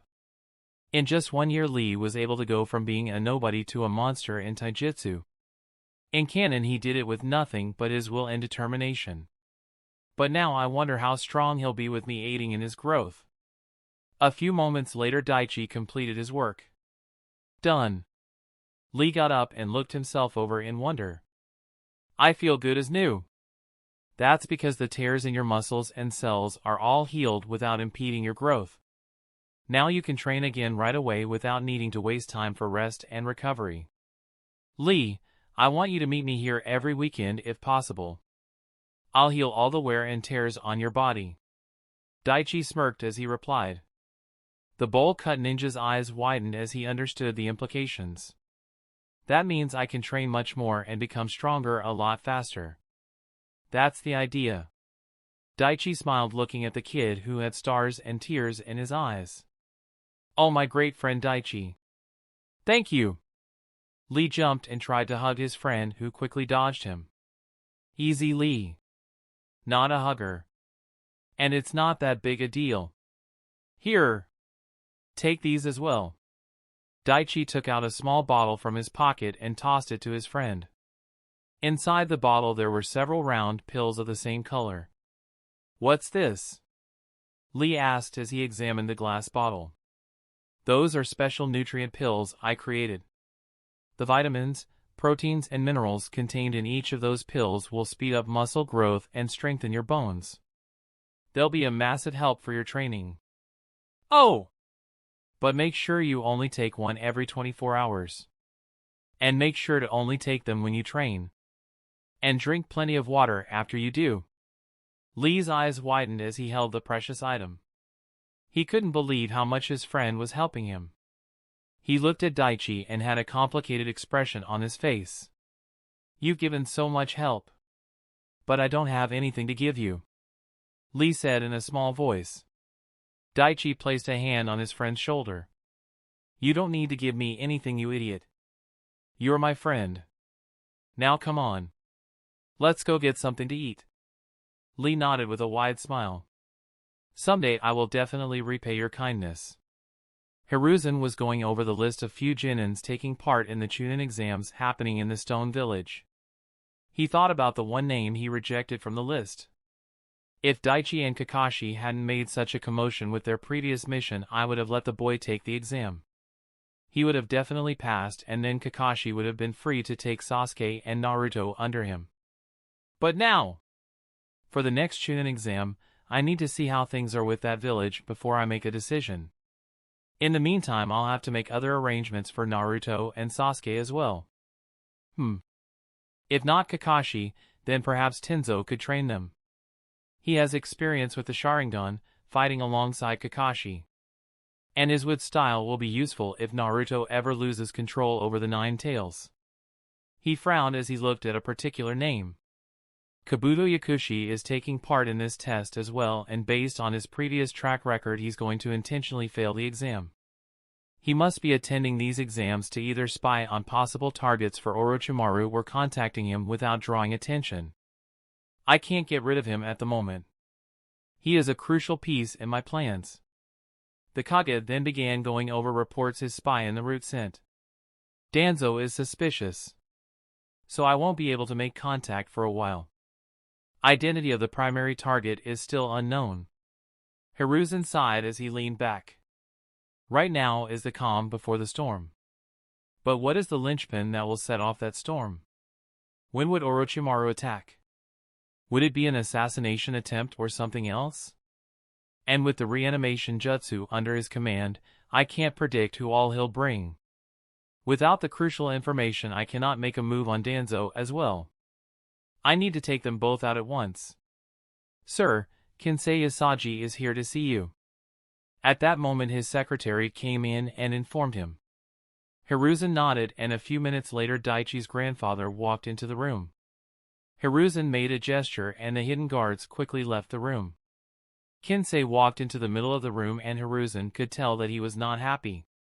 "Why didn't you tell me the daimyo was aware of our actions?" The old Kage sighed and replied. "He confronted me during my visit to the capital. And I couldn't exactly lie to him. That man is more resourceful than I thought.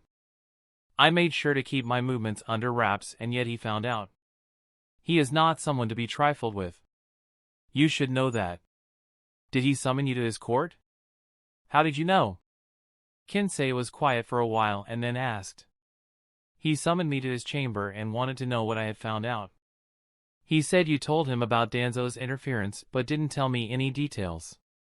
Since he asked, I couldn't lie or keep the information to myself.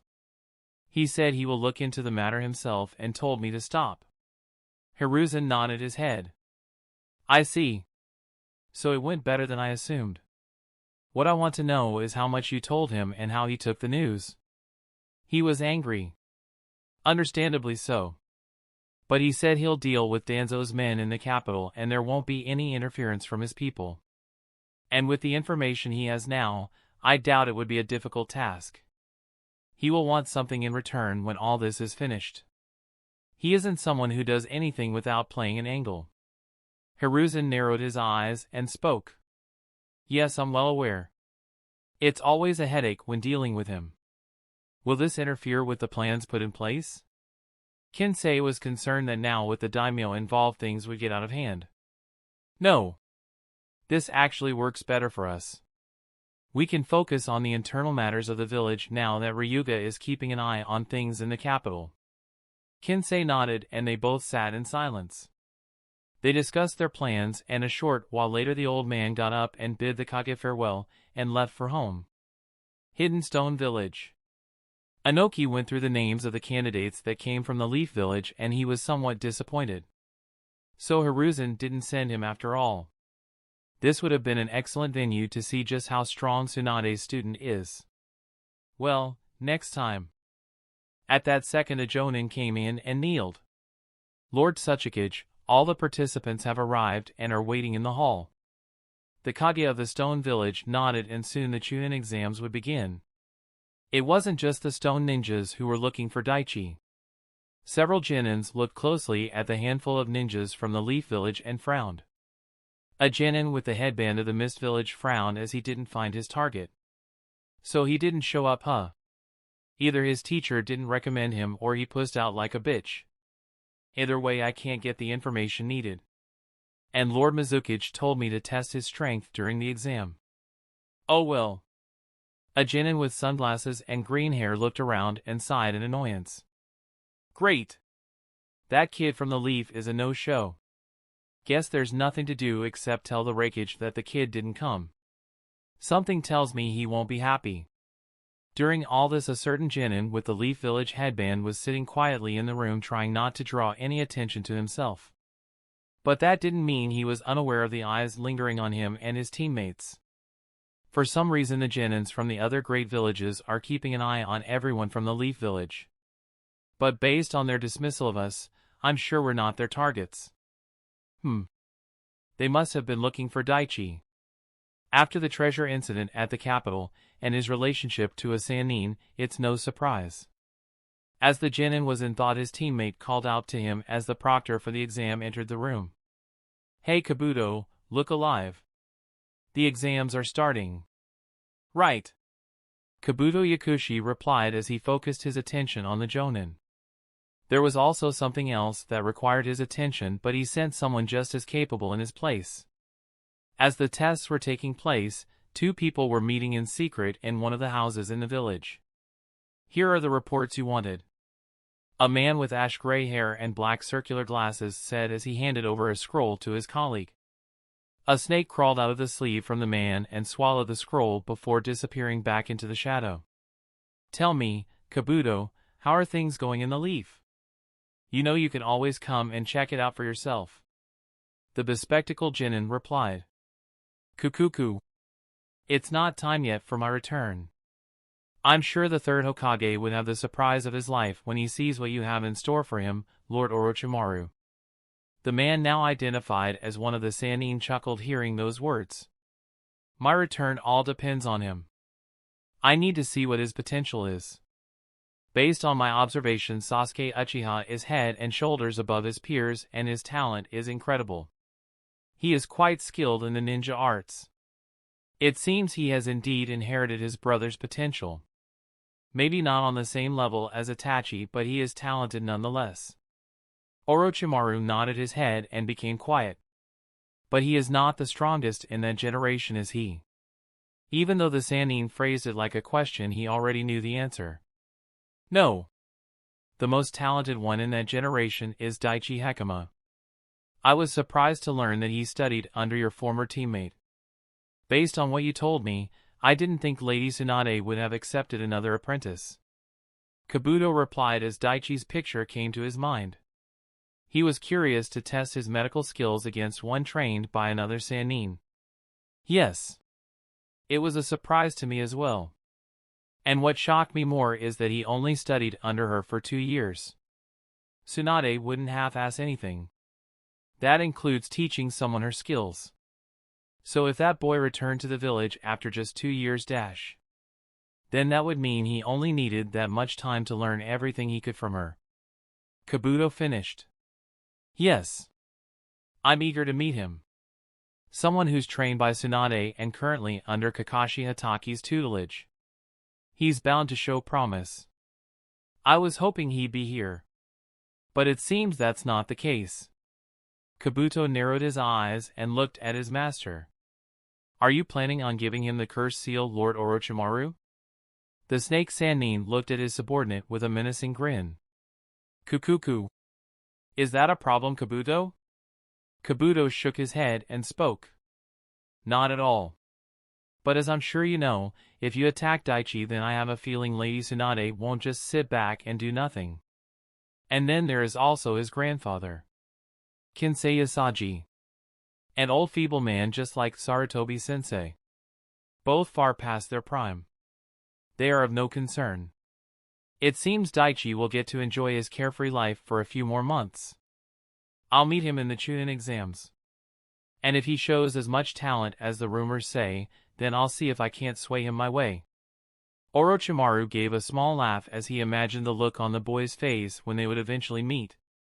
Well then, I'll keep you updated. My chakra is running low. So I'll be going now. If you find any interesting specimen, do collect some samples for me, won't you, Kabuto, Kukuku? The genin smiled and slightly bowed. Of course, my lord.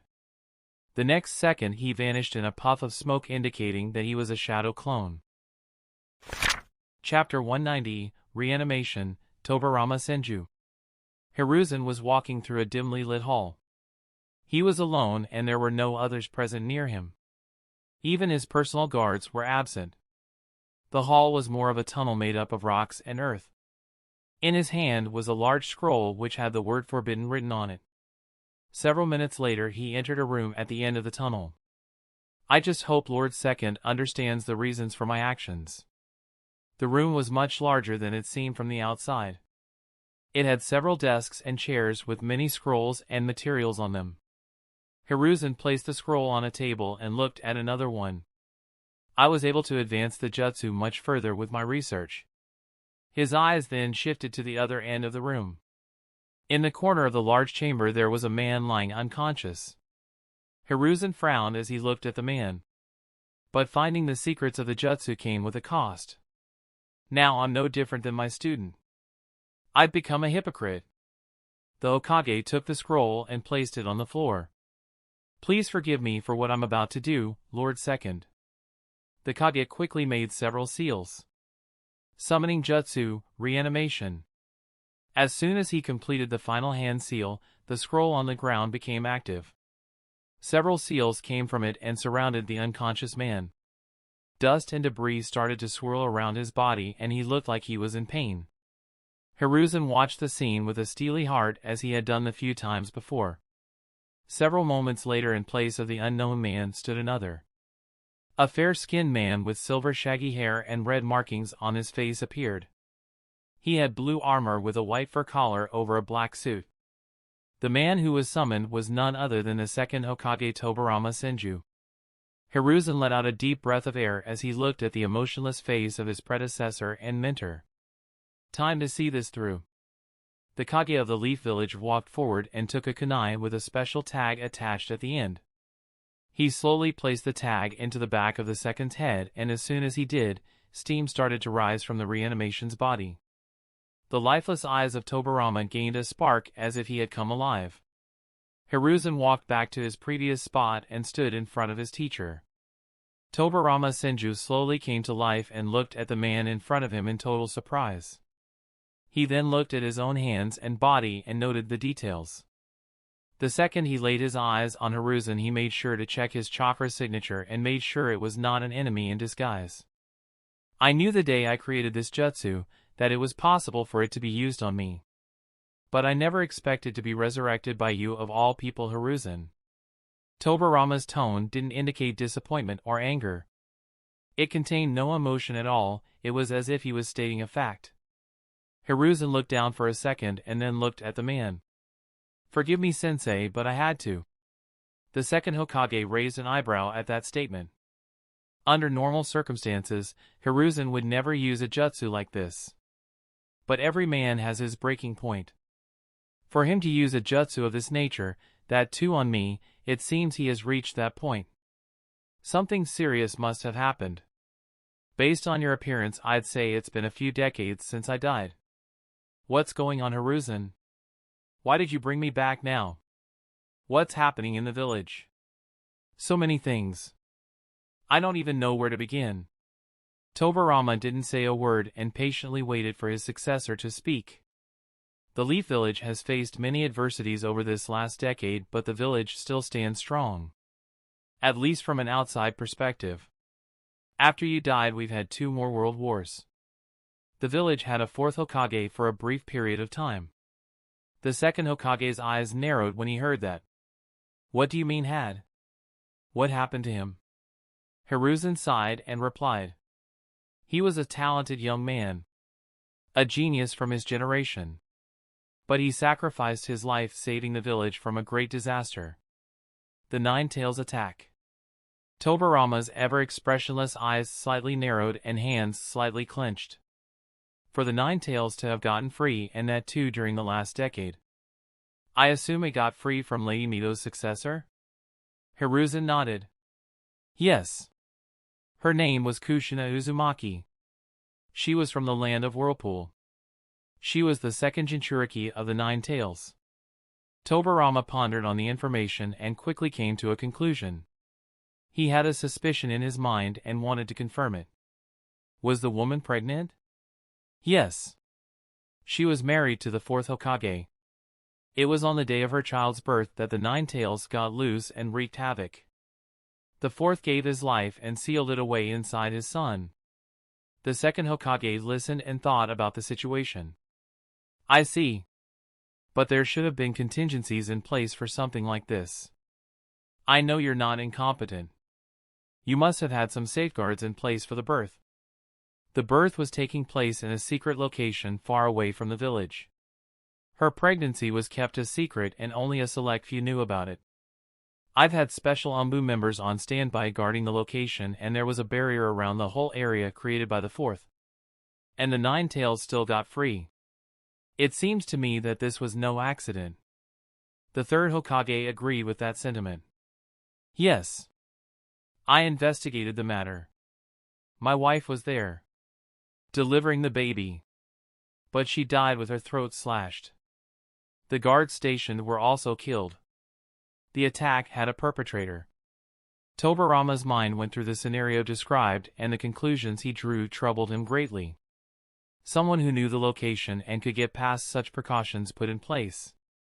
And to somehow separate a Kage and force the Nine Tails to attack here. And on top of that, they had to have known top secret information, meaning this is an inside job. Only someone with intimate knowledge of the village could pull off something like this. Do you have any suspects in mind? Tobirama asked his student. The last thing Kushina said before she died was Uchiha. Tobirama sighed in irritation. Why is it always that clan? What happened to the Uchiha who did this? Or was the whole clan involved? He looked at the old man and questioned. We don't know the identity of the one responsible, but the Uchiha clan is gone now. They were massacred. Tobirama was surprised to hear that information. Tell me everything regarding the incident. After the Nine Tails attack, we suspected the Uchiha clan and their compound was relocated to the outskirts of the village. After that, Hiruzen explained how the suspicion towards the clan grew and the beginning of the clan's revolt. Their plan for a coup and about the double agent Itachi Uchiha. The mission assigned to Itachi and finally the extermination of the clan. The second Hokage sighed as he listened to the whole thing. To think such a thing happened. I suppose this was an inevitability. The Uchiha was a cursed clan after all. Hiruzen didn't share the level of suspicion his sensei had towards the Uchiha clan. I didn't want it to happen, but part of me is grateful that a civil war is averted. Where is Danzo? Why isn't he here? At the second Hokage's question, Hiruzen looked down in sadness. Danzo is one of the reasons I had to use the forbidden jutsu on you. I'm afraid he's no longer the man you once knew. That information shocked the reanimated Hokage. Hiruzen. What are you implying? Danzo's loyalty to the village is unquestionable. That may have been the case till several years ago, but now he is putting his own interest ahead of the village. He still cares for the village. I have no doubt about that. But I fear his actions are causing more problems for the village than they solve. The second Hokage rubbed the bridge of his nose in frustration. This is unexpected. You said Danzo is one of the reasons. What's the other? My student, Orochimaru. He is another genius this village had produced. But his fascination with immortality and forbidden jutsus has caused him to go down a dark path. He is researching many forbidden jutsu, and prime among them is the reanimation technique. He has conducted immoral experiments on the least citizens and has conducted bloodline thefts. Tobirama sensed the slight shift in the third Hokage's chakra. What are you not telling me, Hiruzen? Hiruzen closed his eyes and took a deep breath. He then looked at his sensei and spoke. I believe he is experimenting with Lord Hashirama's blood. The Senju only narrowed his eyes, but Hiruzen could tell the man was furious hearing that piece of info. Hiruzen looked down and continued. I condemn my student's actions, deeming him a danger to the village. Yet here I am doing the same thing. The hypocrisy of the whole situation doesn't elude me. The man who you used as a sacrifice to bring me back. Who was he? Tobirama asked suddenly. He was a prisoner of the village. He committed rape and murder and was sentenced to life in prison.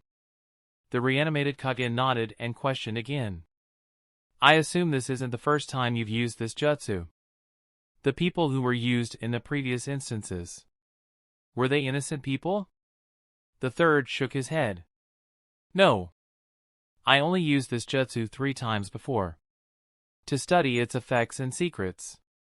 And the ones I've used as sacrifice weren't innocent. 2 were captured enemy ninjas with a large body count, and another was a prisoner sentenced to execution. And there's the difference. You used the jutsu on those who committed heinous acts, while your student used whomever he could. There is a difference, Hiruzen. Besides, how do you think I created this jutsu? Hiruzen looked at his sensei and saw an expression he hadn't seen in a long time. Sadness. My brother never condoned the use of this jutsu. He was against its creation. I used several enemies to research and create this forbidden technique. Well, I had some help from Mito. That news startled Hiruzen. Wait, Lady Mito helped you create this jutsu? Tobirama Senju nodded. Yes. This technique dealt with the souls and the afterlife. The Uzumaki clan had a small group of people who created methods to interact with the Reaper and thus gain knowledge on souls. They considered it sort of a religion. The Uzumaki Masked Temple. The reigning Kage deduced. Yes. They are the ones who build it.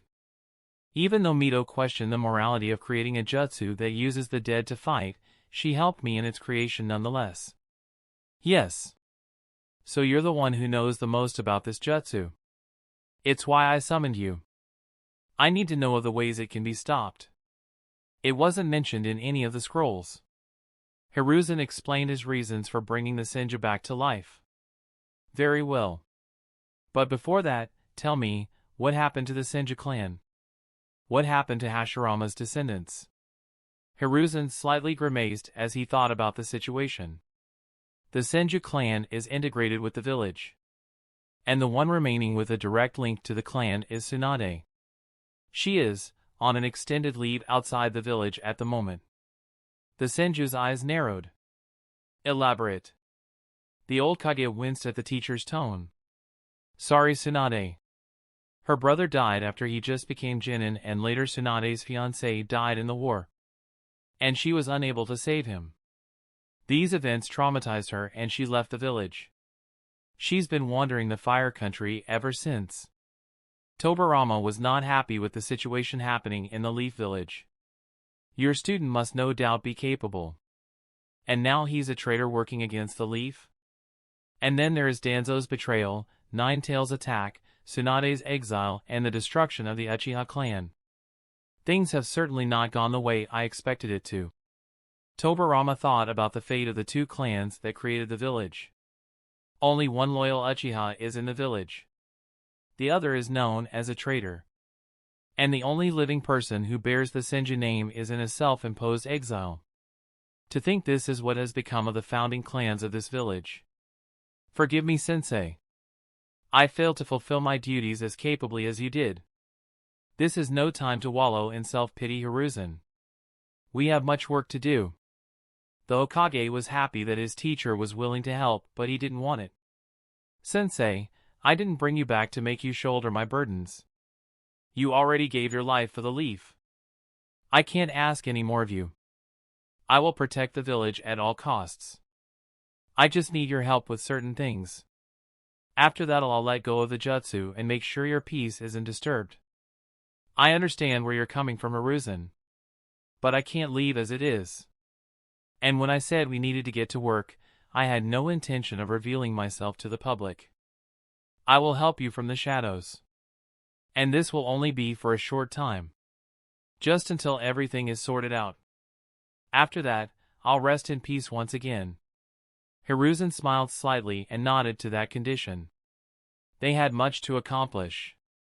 Even though he died, now that he was brought back, Tobarama couldn't leave the village in such a pitiful state. Brother, I will make sure the village you sacrificed your life for stands tall even through the darkest of times. Chapter 191, C Rank, Search and Destroy. A book? It was early morning in the Leaf Village. The special two-man Genin team was making their way to the Hokage Tower. Kakashi had deemed his student ready for another C-rank mission. Before long they were in front of the Hokage. Hiruzen smiled as he looked at the two ninjas. At that moment Daichi noticed something strange. Is it just me, or does he seem like he's in a good mood? It's his smile. It's definitely different from the ones before. Something must have gone his way. Daichi didn't remark on what he noticed and kept a straight face. So are you two ready for your next C-rank mission? Yes, sir. The young Genin replied with a small smile. The Hokage handed the mission scroll and explained the situation to the team. Quest created, search and destroy. Daichi read the details of the quest and quickly accepted it. It looked like an ordinary quest with no hidden agenda. You will meet the client in the location marked on the scroll. Your task is to retrieve some valuables that were stolen from his house. Daichi was surprised at the mission. Finding lost items? Feels like déjà vu. But there is one condition. The Hokage continued. Among the stolen valuables is a book containing information sensitive to the client. He wants the book destroyed. Your client Denjima will explain the details. Both Kakashi and Daichi nodded and soon left the office. Hiruzen sat back in his chair and thought about what the other Kage of the Hidden Leaf was up to right now. He recalled the conversation he had with Lord Second. Flashback. There are several things that needs to be done. I will modify the barrier seal formula and strengthen it. We need to make sure something like the Ninetales attack never happens again. Tobirama said as he looked at a scroll. There is something else I've been meaning to ask. It's about your teleportation jutsu. Tobirama looked up from his scroll and motioned Hiruzen to continue. There has only been one person who could learn that jutsu and use it like you could. And it was Minato. Is there no one else who could use it? There are his personal guards. But all three have to be present to use it. And that teleportation jutsu is far too valuable to be ignored. But the problem is, even with your notes, the jutsu is far too complicated to use. Hiruzen didn't say anything more as he knew his predecessor understood what he wanted. You want me to rework the jutsu formula and make it so that someone capable can learn it? The old Kage nodded. You're the only one familiar with space-time ninjutsu. Even my knowledge on the subject is spotty at best. Tobirama pondered on it and agreed. He has a point. That jutsu is indeed too valuable to be left alone. But I also need to make sure it's useless in enemy hands. I can certainly modify the jutsu. But I'll have to create some contingencies just in case. And simplifying the jutsu means its power will also be reduced. There will be more restrictions. I understand. Hiruzen nodded as he already has a list of Jonin candidates in mind who he believes can learn the jutsu. Tobirama crossed his arms and spoke about the things he needed to do. Studying the curse seal from that girl Anko will take time and creating a suitable removal method even more. I will put it at the bottom of the list. First and foremost, we need to strengthen the village. Creating countermeasures for the reanimation jutsu is the priority. The second Hokage thought about the ordeal. If his student attacks the village, he will no doubt have several reanimations under him. And based on what Hiruzen said, Orochimaru will definitely improve the jutsu. He must be testing its limits even now. So the power and control aspect of the technique will certainly be greater than it is now. This is my first priority. And then there is the counter to the Jinjutsu Koto Amatsukumi. That jutsu is quite powerful. But if Danzo only has one eye, then we have a chance. Hiruzen continued. He knew there were quite a lot of things needed to be done and not a lot of time. The second Hokage nodded. I will begin working on the reanimation. I need you to get me a few things. Yes, sensei. Flashback end. Hiruzen sighed and got back to work while his teacher was busy unraveling the secrets of one of the most dangerous forbidden jutsu in the world. Daichi and his teacher got ready for the mission and headed for the gates. Once they notified the guards of their departure, they quickly moved through the forest. So where are we headed, sensei? At Daichi's question, Kakashi recalled the information given in the scroll. Well, there's an inn about 3 kilometers from here. Our client said he would wait for us there. The young genin nodded and the two ninjas quickly made their way to the location. The inn was a modest one that the commoners use. Daichi and Kakashi stepped inside and went to the front desk. Excuse me. We're looking for Denjima. The woman at the desk looked at the ninja in front of her and nodded. He's expecting you. Room 205. The Jonin smiled and thanked the lady. The duo made their way to the room and saw a guard standing in front of the door. We're here to meet your client. Kakashi spoke and showed the mission scroll with the leaf emblem. The guard nodded and knocked on the door. Come in. The door was opened and the two ninjas entered the room. A man in his late 60s greeted the ninjas with a smile. He had a thin, long, neatly kept beard and mustache. He was wearing a black attire and coupled with his look made Daichi think he was a butler. Please take a seat. My name is Kakashi Hataki and this is my student Daichi Hakama. We're assigned to your C-rank mission. The Jonin introduced himself and his student. The man nodded and once everyone was settled he began going over the details of the mission. My name is Denjima. I represent Master Ayama Jaido. The Jonin in the room didn't show any outward change in expression, but he was surprised. Where have I heard that name before? A few days ago there was a robbery at Master Ayama's residence. The safe in which he kept his valuables was broken into. Your task is to retrieve the valuables. But that is secondary. There was a book containing secret information about Master Ayama's personal business. You are to bring me the book so that I can destroy it. If retrieval of the book is not possible for any reason, make sure it's destroyed. Do they know the value of the book or what's inside it? Kakashi asked. No. They don't. And you have to retrieve it before they figure it out. Do you know who broke into the house? Daichi asked, and Denjima nodded. Master Ayama is a small but successful businessman.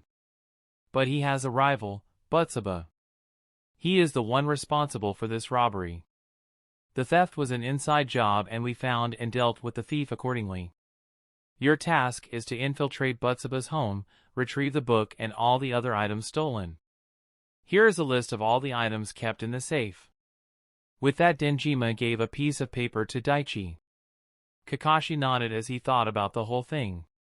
So you caught the one who actually stole from you. I'll need to see him or her. Denjima slightly frowned.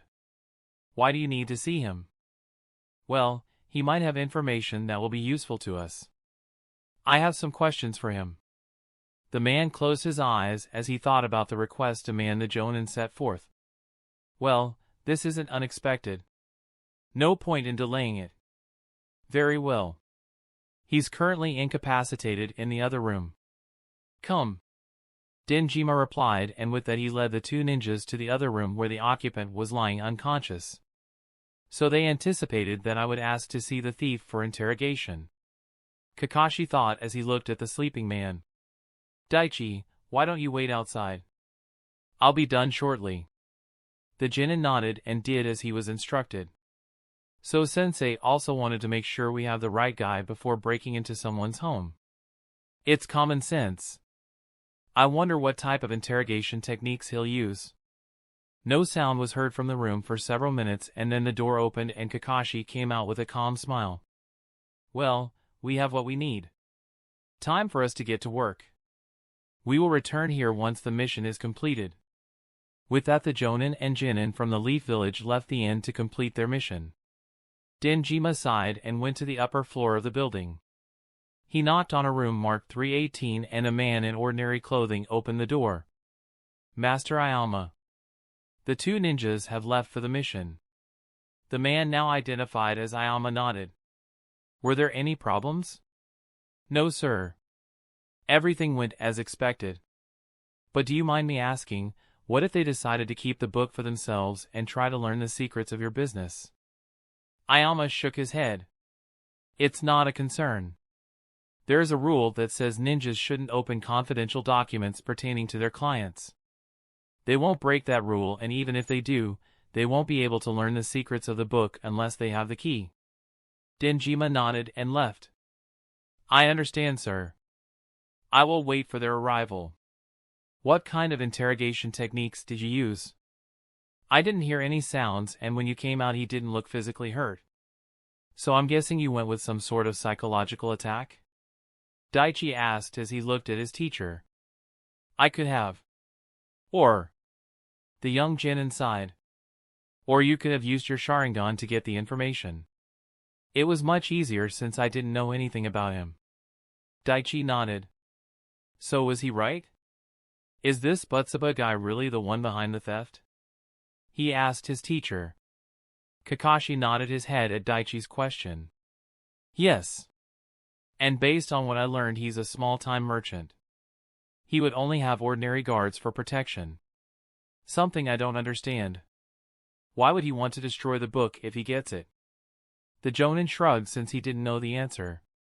Perhaps he wants to make sure his business secrets and tactics don't reach into rival hands again. But whatever the case, our mission is to retrieve it, and if not, destroy it. So how do we proceed, Sensei? I have the location of his home. But we won't go break down the front door. We'll do this with stealth. We'll have to scout the location and see how many guards are present. Once we have all the information, we'll strike a little after midnight." The young gamer nodded to the plan and they made their way to their target's home. Soon the two ninjas reached a compound surrounded by walls and guards on all sides. Inside the compound stood a small mansion 3 stories tall. Daichi used chakra sense and didn't find anyone with significant strength. All are normal guards. So that's why that Denjima guy applied for AC rank. I thought there would be some ninjas considering the guy's wealth, but it looks like that's not the case. Kakashi and Daichi were hidden in the trees surrounding the small mansion. Kakashi made a few hand signals and gave Daichi instructions. Hold position. Observe guards. Moving to observe viable entry points. Daichi nodded and Kakashi vanished without making a single leaf move. The young gamer used observe skill on every guard he saw to make sure there weren't any hidden surprises. Daichi mentally noted down their number, patrol paths, their behavior, and more. Time went by and the sun slowly set. So this is what Kakashi meant when he said we needed to have patience and D rank was the best way to learn it. This is so goddamn boring. Kakashi joined Daichi and the duo waited for the perfect time to strike. They saw the guards change shifts and Daichi could see that almost all of them were undisciplined or sleepy. Soon the time came. Kakashi gave a single hand signal. "Let's move." And the two ninjas quietly vanished from their spot. Chapter 192, Sins of the Father.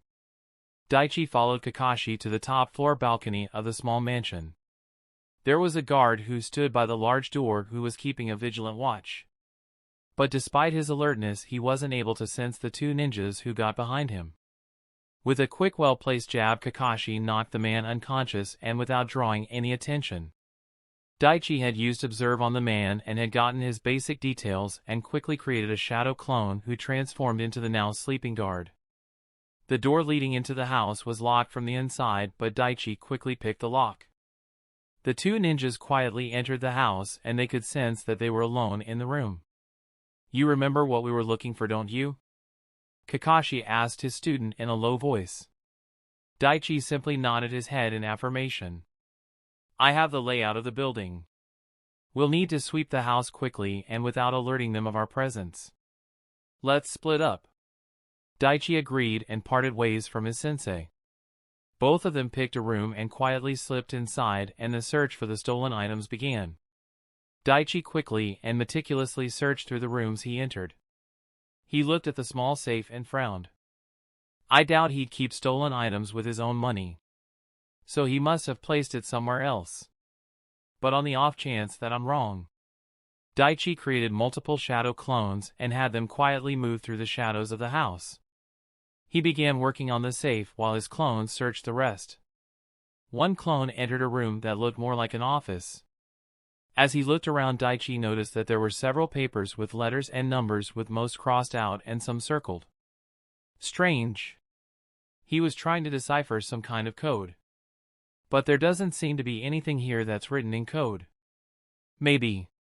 He looked around and finding nothing else among the many papers, Daichi opened the locked drawer under the desk. His stealth skill was leveling up. Jackpot. Inside the desk was the book the client wanted retrieved and destroyed. Daichi took the book and inspected it. It was a simple leather-bound book with a brown cover. He was tempted to open it but decided against it. So this book must have been encoded. He was trying to figure out the code. What's in it? Some business tactics or something else? Daichi looked at the papers and then shook his head. Figuring out the secret of the book was not part of the mission. The young genin created a shadow clone and quickly dispelled it, relaying the news to the real Daichi and everyone else. I need to find a jutsu that can relay messages without creating and dispelling a shadow clone. Daichi secured the book and left the room. As he looked around, he suddenly heard some commotion coming from outside. Looks like they found out about that clone. There were sounds of people fighting and yelling for a few seconds before everything went quiet.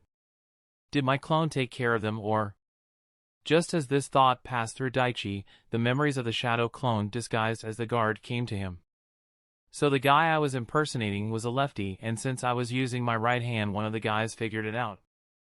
And even though I quickly knocked him down, a few others saw me and made the commotion. Oh well. At that moment Kakashi appeared in front of his student. I found the client's jewels. Did you get the book? Daichi nodded. Well then, our work here is done. Let's vanish.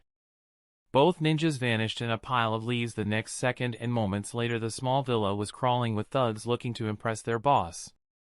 Butsuba woke up from his sleep due to all the screaming of his men and quickly switched the lights on in the house. Damn it. Did someone get in here? He quickly went to his safe and found all his valuables there, but when he looked for the stolen items he hid in his secret stash, he found them missing. Damn. Aoyama sent someone here.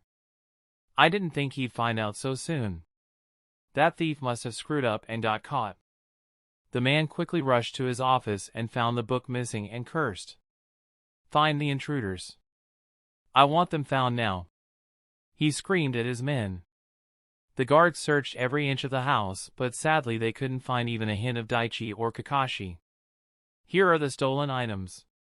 The jewels and the book. Kakashi gave the items to Denjima, and the first thing he inspected was the book. He carefully examined it, and a minute later he was satisfied and convinced that it was indeed the real book and not some copy. He then slightly narrowed his eyes and looked at the two. You didn't look inside this, did you? Daichi had a small frown hearing that question, but Kakashi was nonchalant. Not at all. We're professionals and we know how to handle sensitive documents. The Jonin replied in a smooth tone. Denjima looked at the two for a few moments and nodded his head as if he was satisfied. Your work is done and you did it splendidly. Thank you. I knew I could count on you Leaf Ninjas. Denjima gave a polite smile to the two Leaf Shinobi and gave them the mission completion slip. Daichi and Kakashi quickly left the inn and made their way back to the Leaf Village. As the gamer ninja jumped through the trees, he had a question in the back of his mind. Why didn't the system issue me an option of opening the book and finding its secrets when it gave me the mission? When I heard what they wanted, I thought for sure the system would issue something like open the book and find its secrets or not. I probably would have refused unless the rewards were great, but still. The fact that it didn't even show up. It must have been some mundane secret info. Well, mundane from my perspective.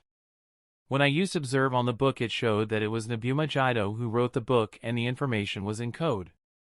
It said the information could destroy his family if it came to light, but nothing more. Must be some sex scandal or business corruption or something. Well, not my concern. Daichi didn't give it any more thought, and the two ninjas silently made their way back to the village. Back at the inn, the smile on Denjima's face vanished as soon as the two shinobi were out of his sight. He quickly made his way to the upper floor where his master resided. The door quickly opened after just a couple of knocks. Aoyama Jaido was nervous about the whole ordeal, but when he saw his faithful servant bring him his book, he let out a breath of relief. The book has been recovered. But my lord, what is so important inside it that you're going to destroy it? Denjima politely asked his master. Aoyama gave a tired smile at that. Some secrets are best left buried, my friend. Denjima bowed his head and didn't ask any more. He gave the book to his master and left the room. Aoyama took a lighter and set the edge of the book alight. He walked to the nearby trash can and threw the burning book inside. As he saw the flames eat away the pages of the book, he recalled a certain memory. It was a conversation he had with his late father. Flashback. Nobuma Jaido, father of Aoyama Jaido, was lying in his bed sick. He was at the end of his life and he knew it.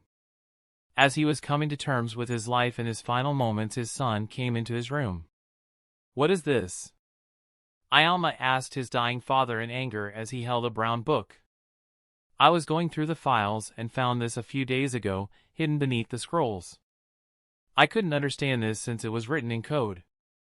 At first I thought this was some business deals you wanted to keep secret dash. Then why did you look through them? Aoyama's father asked in a tired sigh. I had to know. I know the code used in this book. You taught it to me when I was little after all. So it wasn't that hard to decipher the book. I was expecting some information about our mining operations, but this. Tell me it isn't true. The man's voice slightly cracked at the end. Nobuma looked down, unable to form words or even look at his son. His silence made Ayama drop the book in disbelief. I can't believe you. You're a monster. It was wartime. Cough cough. I did, cough, what I had to do to survive. Nobuma took several wheezing breaths and replied. And if they ever find out what you did, even if you're dead, they will come for me and my family. The dying man shook his head. They won't find out. That book is the only proof that exists. He looked at shocked Ayama and spoke in a low voice. I'm sorry. I wasn't the man you, cough, thought I was.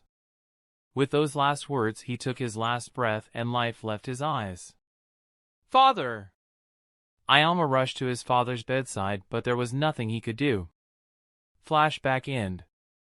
Ayama looked at the last few burning embers of the book. I should have destroyed this thing that night. If the Leaf Village or the Hokage had ever found out that my father helped other villages facilitate the kidnapping of Leaf Ninjas during the war, my family and I would have been killed. It was a risk giving this mission to the Leaf Shinobi, but if I had given it to anyone else and they had become suspicious, then I could have been in big trouble. But my gamble paid off.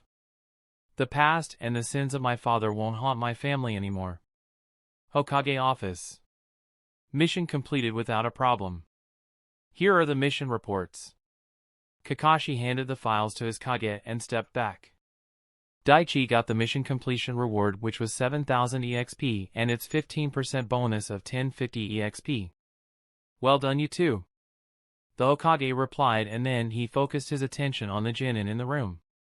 Daichi, Kakashi will be unavailable for a few weeks, so there won't be any C-rank missions for a while. But you're more than welcome to complete the D-rank missions on your own. And I would also like to see how far you've come with the third step and change in chakra nature of water at the end of this month. The young genin was confused. If I may ask, Lord Hokage, is there any particular reason you wish to see my progress? The scroll I gave you was written by the second Hokage. The information it contains is quite valuable, and I wish to know if you have grasped the concepts in it or if it's simply beyond your reach. That is all. Mastering the third step is a very difficult agenda. The genin nodded his head. I understand, Lord Hokage. I'll work on the change in chakra nature and complete a few D-rank missions in between till Sensei is free again. Good. You're dismissed. Daichi left and Kakashi stood behind. Once the door to his office closed, Hiruzen became serious. What's going on, sir? The Kage took a scroll and tossed it to the Jonin, who swiftly caught it. Kakashi, that scroll has all of Minato's notes on his teleportation jutsu. I need you to study it. But sir, I've already tried it years ago. Sensei's teleportation jutsu. The complexity of it. I understood most of its aspects, but I just can't use it. That variation might be impossible for you to learn, but I'm developing a simplified version of the teleportation jutsu. I will give you the modified technique in a few days. I need you to study this scroll and prepare when the time comes. The silver-haired Jonin was surprised to hear that. I didn't realize that you had knowledge of space-time ninjutsu arts. No offense, sir. None taken. And it's not me who's modifying the jutsu, but someone else. He is much more versed in the sealing arts. The Kage replied with a chuckle. Someone who's good with sealing arts. Is it Lord Jiraiya? The Jonin asked. No. I'm afraid I can't divulge his identity. I understand, sir. I'll prepare. The old Kage nodded and soon dismissed the Jonin. He leaned back in his chair and thought about the next move. I need a few trusted and capable Jonin to learn this jutsu. And Kakashi is a good start. If he gets the hang of it, I'll give it to the rest of the candidates. Chapter 193, Nature Training, Water. A lone genin sat in the middle of the lake flowing through Training Ground 3 and was meditating. There were several birds sitting on his shoulders and legs and letting out small chirps. But their noises didn't distract the child. He had now been sitting there for over 5 days. The genin neither ate nor slept as he formed a deep and vast connection with the water element. Several meters away, the boy's teacher stood and looked at the child. The silver-haired jonin had a stoic face as he looked at his student. It's almost 6 days now. He hasn't moved an inch from that spot. His concentration and will is certainly amazing. At that moment Kakashi sensed another presence joining him. Kinsei walked up to Kakashi and stood near the tree lines. He watched his adopted grandson train the change and chakra nature of water. He remembered what Daichi said to him before coming to the training ground. "Hey Gramps, I'll be spending the next few weeks improving my water nature chakra skills. I've hit a block and I have an idea as to how to get past it, but I'll need time. So I'm gonna take a couple weeks off. I've already informed Sensei," Daichi said to his grandpa before leaving the house. "What are you going to do?" At Kinsei's question the boy smiled. "I think meditation is the key to solving my problem." The old veteran ninja merely nodded. Good luck. He was proud of the man Daichi was becoming. If he succeeds, he'll have achieved what only a handful of people in the world have accomplished. The old man said in a small voice. His growth is unprecedented. To learn the third step in just a few months. It's insane. I don't think even Minato-sensei could have accomplished something like that. The jonin commented without taking his eyes off the boy. Kinsei smirked and spoke. He will only learn it right now, but he won't be able to master it in such a short time. That level of proficiency still requires months of dedicated training. But his progress is still impressive nonetheless. The two men didn't say anything else and just watched the boy. As they stood for several minutes, they suddenly noticed a change happening in the water flow around the boy. He's coming out of his meditation. Did he succeed? That was the question on both of their minds. A few seconds later they both felt a massive rise in the boy's chakra. What's going on? Daichi was in a deep meditative state. He completed the first phase of the third step but felt as if he was stuck and couldn't move further. He could quickly extract water from plants and the ground, but it was not quick enough and he needed to concentrate quite a bit to achieve the feat. And thus, after reading several books and notes, Daichi decided to meditate. He found that the calm river flowing through the middle of his training ground would be ideal. Even though 6 days is a short time, for Daichi it may as well have been weeks. While he meditated, he began examining the water flowing under him. He contemplated the temperature, movements, and weight of the water. He imagined it as a part of his body. What it felt like to be the water. He spent every second pondering the existence of this life-giving element and tried to understand it. Days passed with Daichi making slow progress, but on the dawn of the 6th day Daichi finally had a great understanding of water nature. Due to having a brief enlightenment, you have obtained +1 WIS. A powerful connection was formed with the water element. Skill water affinities level has risen by 1. Skill chakra flows level has risen by 1, x2. Skill water extraction techniques level has risen by 1, x6. The notifications alerted Daichi and he opened his eyes. He looked at the messages and had a small smile on his face.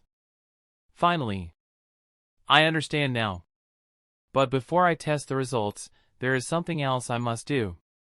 Sensing movements from the boy, the birds all quickly flew away. Daichi smiled as he looked at the scene. Then without wasting a second the young genin opened his status page. He looked at the chakra stat under the primary stats. Chakra 416. I have 591 stat points. Just holding on to them will only hinder me from this point forward. And this will also give me the opportunity to test my theory. Time to increase this stat and take it to the next level. Daichi added 84 points to the stat and watched it get up to 500. The moment the stat reached that number, several notifications appeared. But Daichi was far too immersed in the feeling of his chakra being increased to notice the blue boxes right away. Amazing. Daichi couldn't help but exclaim out loud. This feeling. It's incredible. It feels as if I'm overflowing with energy. As if I can accomplish anything. Gamer's mind activated. Just before Daichi could let out a manic laugh from the high of overflowing chakra, his mental skill calmed him down.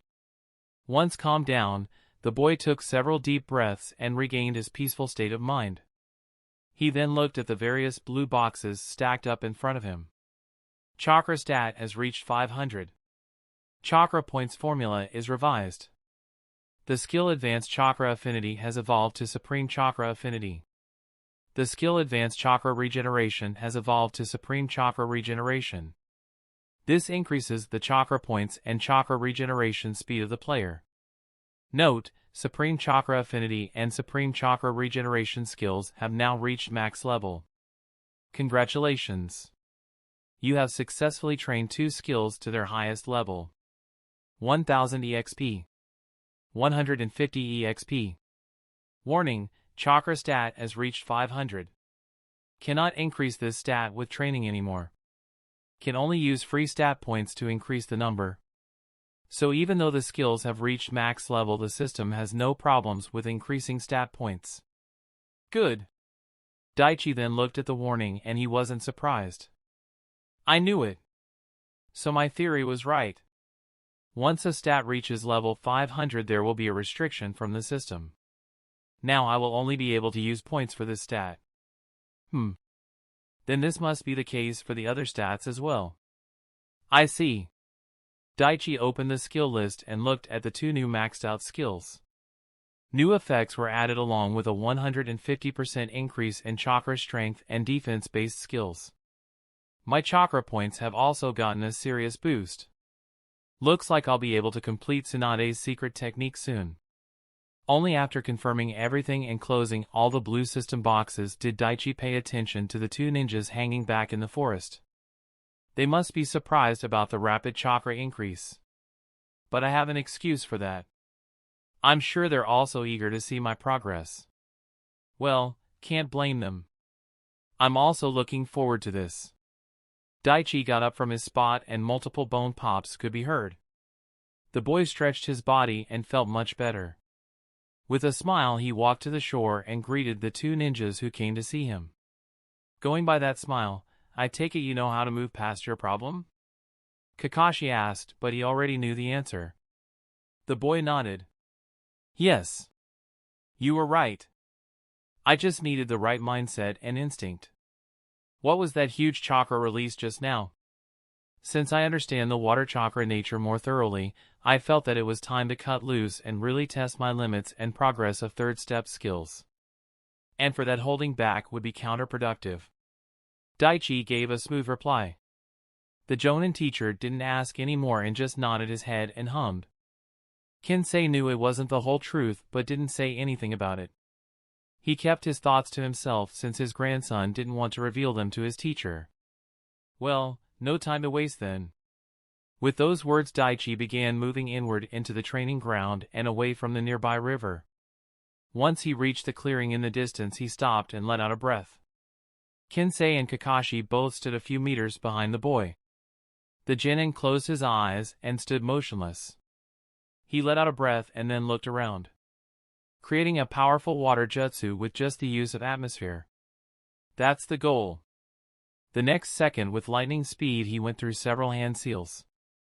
His concentration peaked as he began executing the jutsu. Water-style water wall jutsu. Daichi's goal was to create a powerful water wall from the atmosphere. Up until now he had been gathering chakra, changing its nature to water and spitting out the needed volume for the jutsu or using external sources if available. But now he could feel the difference. As he went through the hand seals and prepared, his chakra spread outward from his body in fast but small precise quantities. With great clarity, Daichi could sense the presence of water particles in the air. Come on.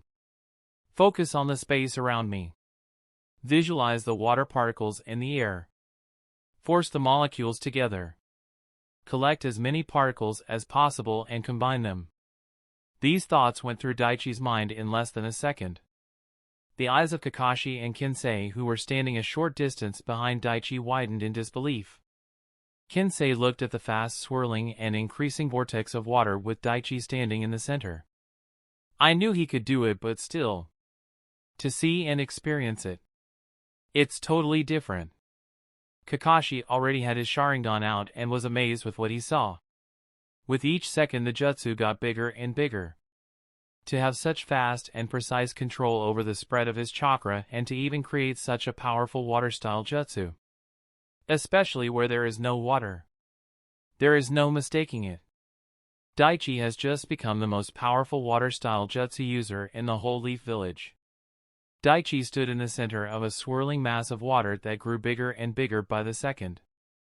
He could sense his chakras seeping into the ground, trees, and even saturate the air and extract and combine the water particulates. The young gamer wasn't satisfied with the amount of water gathered after about a dozen seconds.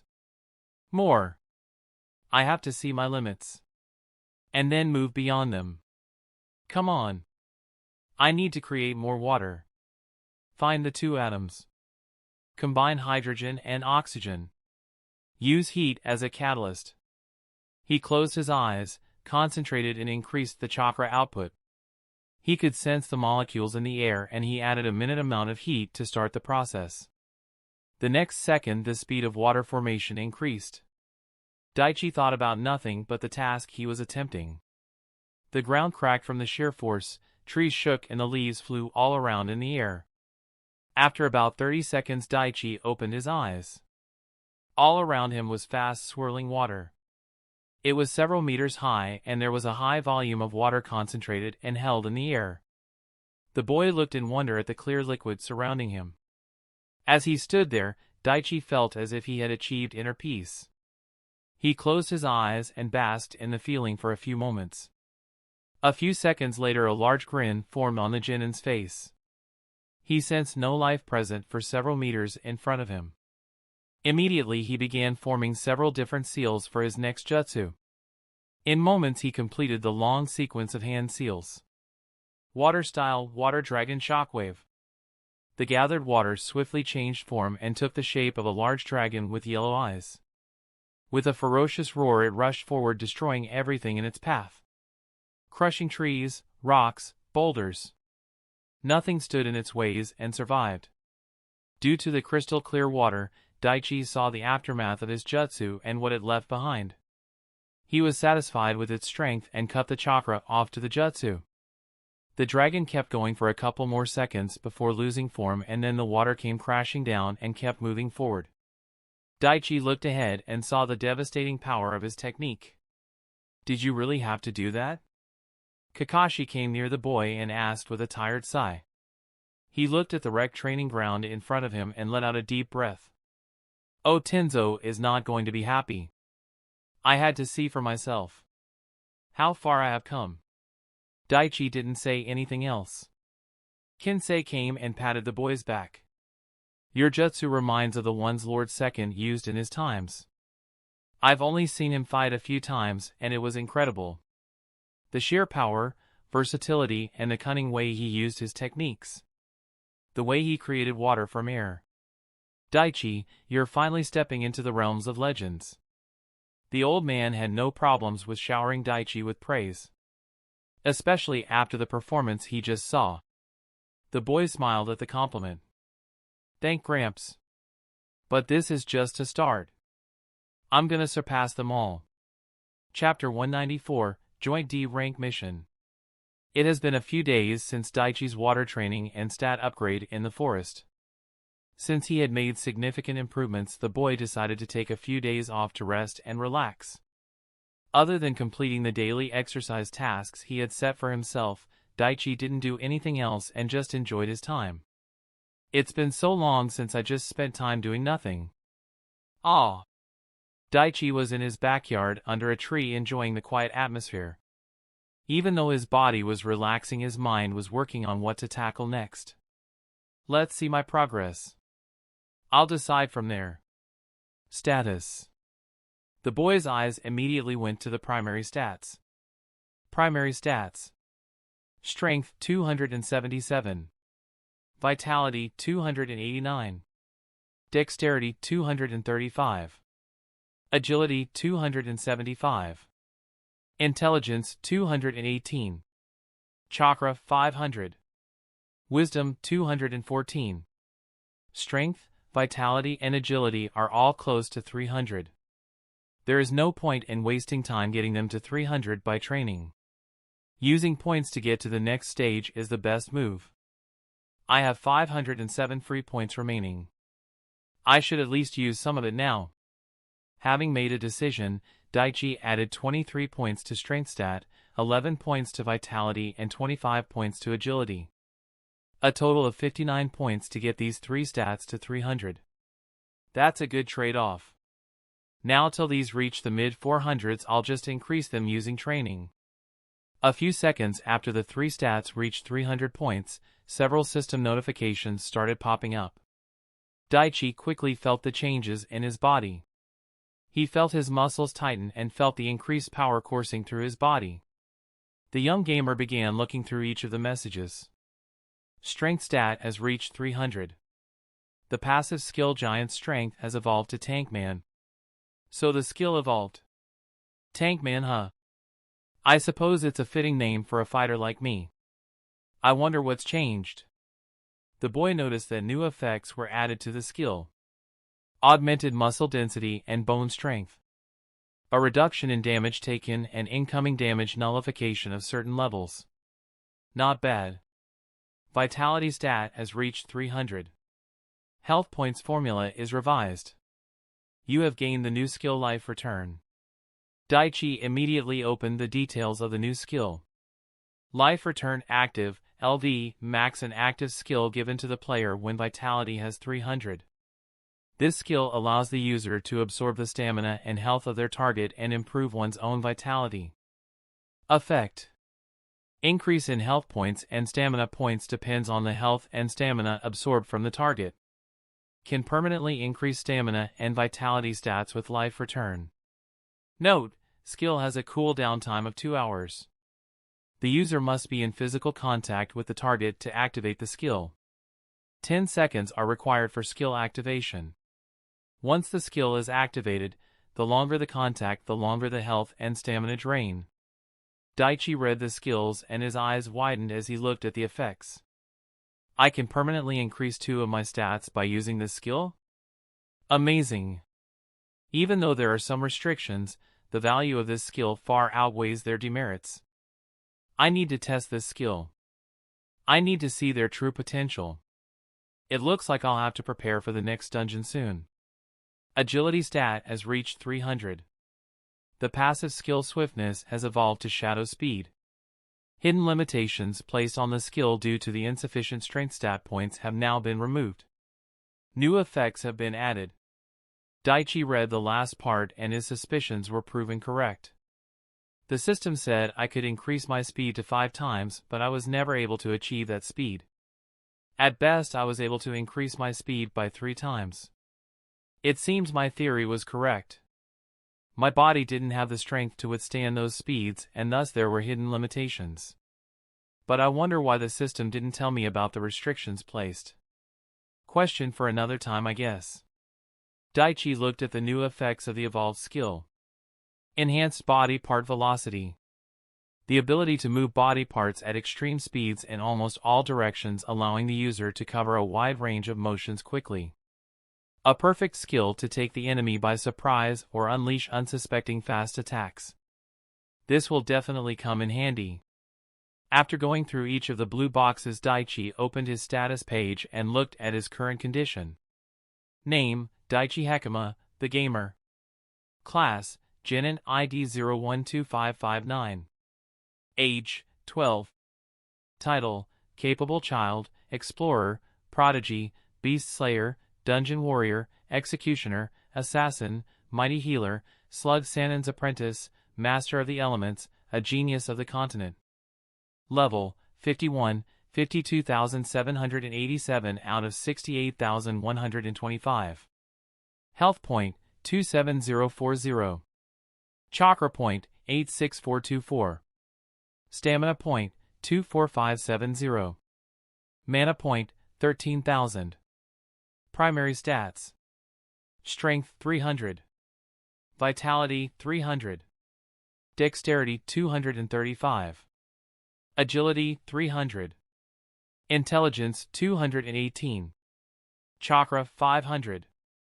Wisdom 214. Special stats. Sense 132. Stamina 242. Indomitable 37. Charisma 58. Persistence 35. Dignity 7. Luck 11. Stat points 448. Rio 30484501. Daichi looked at his stats and smiled. He leaned back against the tree and took in a deep breath of air and let it out. Strength invites challenges. I have no doubt that when canon starts, Orochimaru, Akatsuki, and others will come for me. Obito and Zetsu will take every factor into account, and I will no doubt be a new variable to them. Our clash is inevitable. The story only focused on a few enemies since it was about Naruto and Sasuke. But I doubt they are the only ones in the shadows.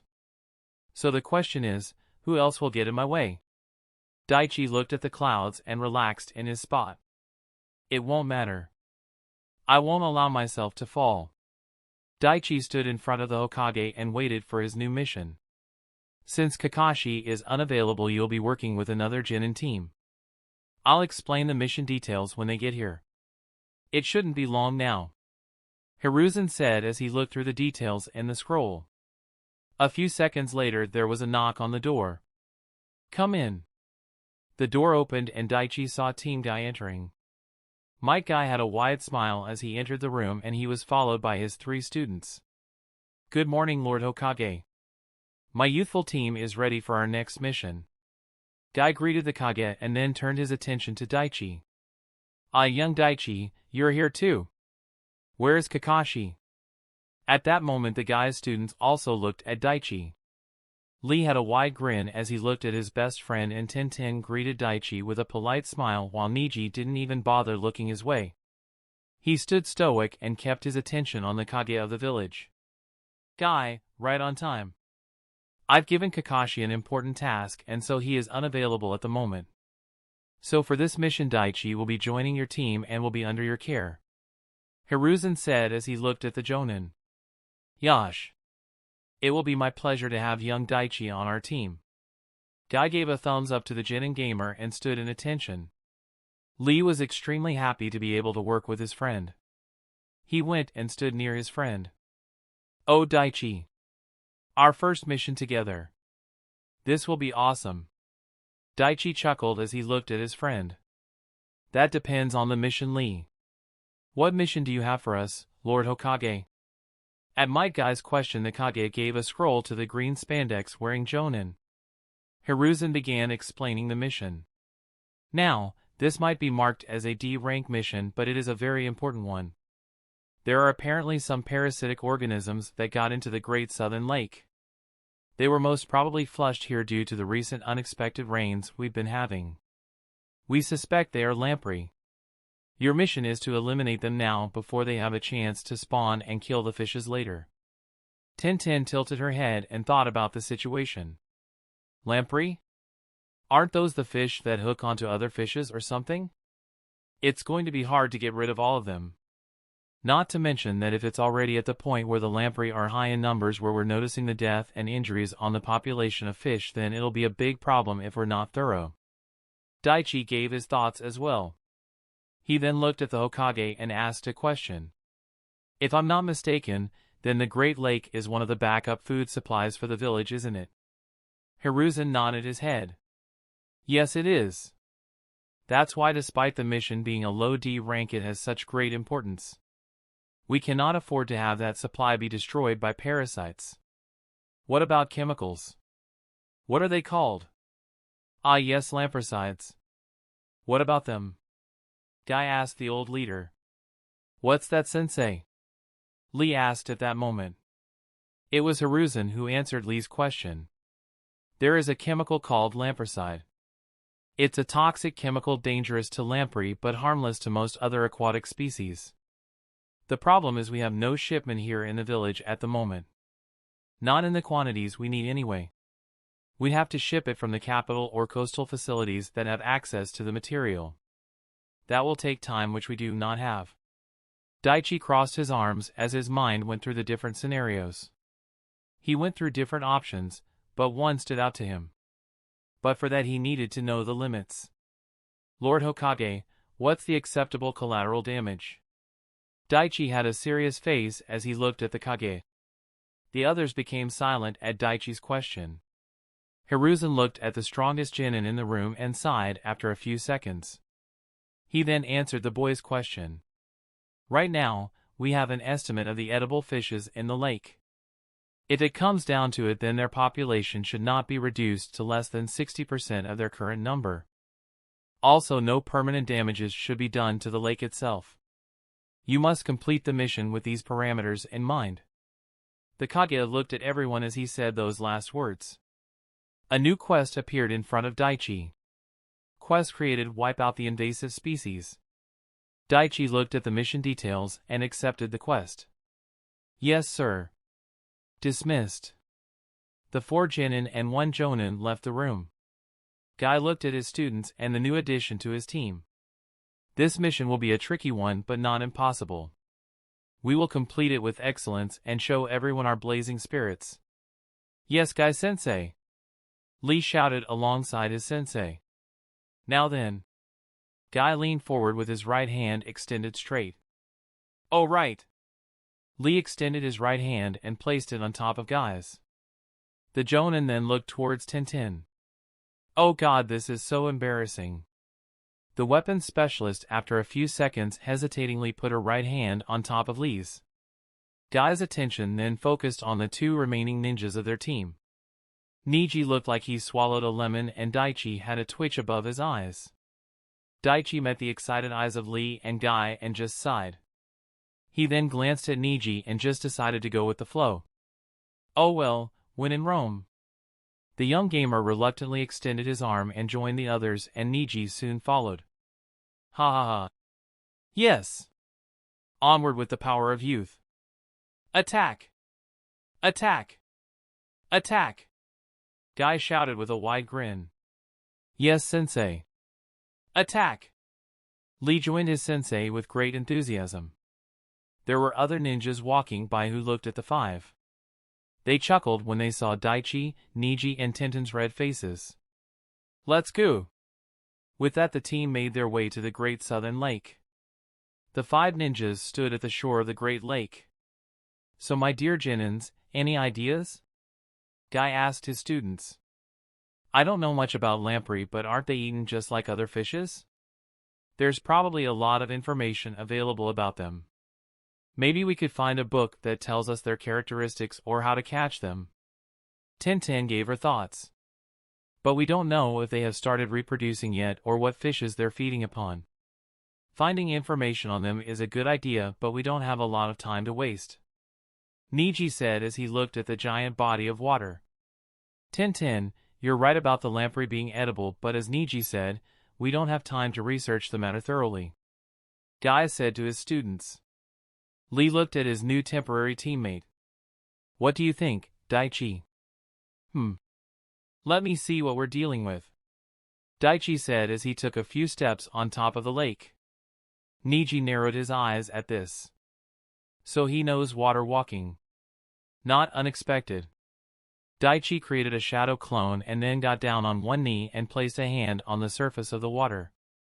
The other 4 people were paying close attention to his actions. A second later, several chakra strings came to life from the palm, touching the surface of the water. The chakra threads rushed down and quickly caught 2 fishes. Daichi pulled back the chakra strings and looked at 2 captured fishes. He kept the native fish just below the surface of the water while he examined the intruder closely. Observe. Lamprey.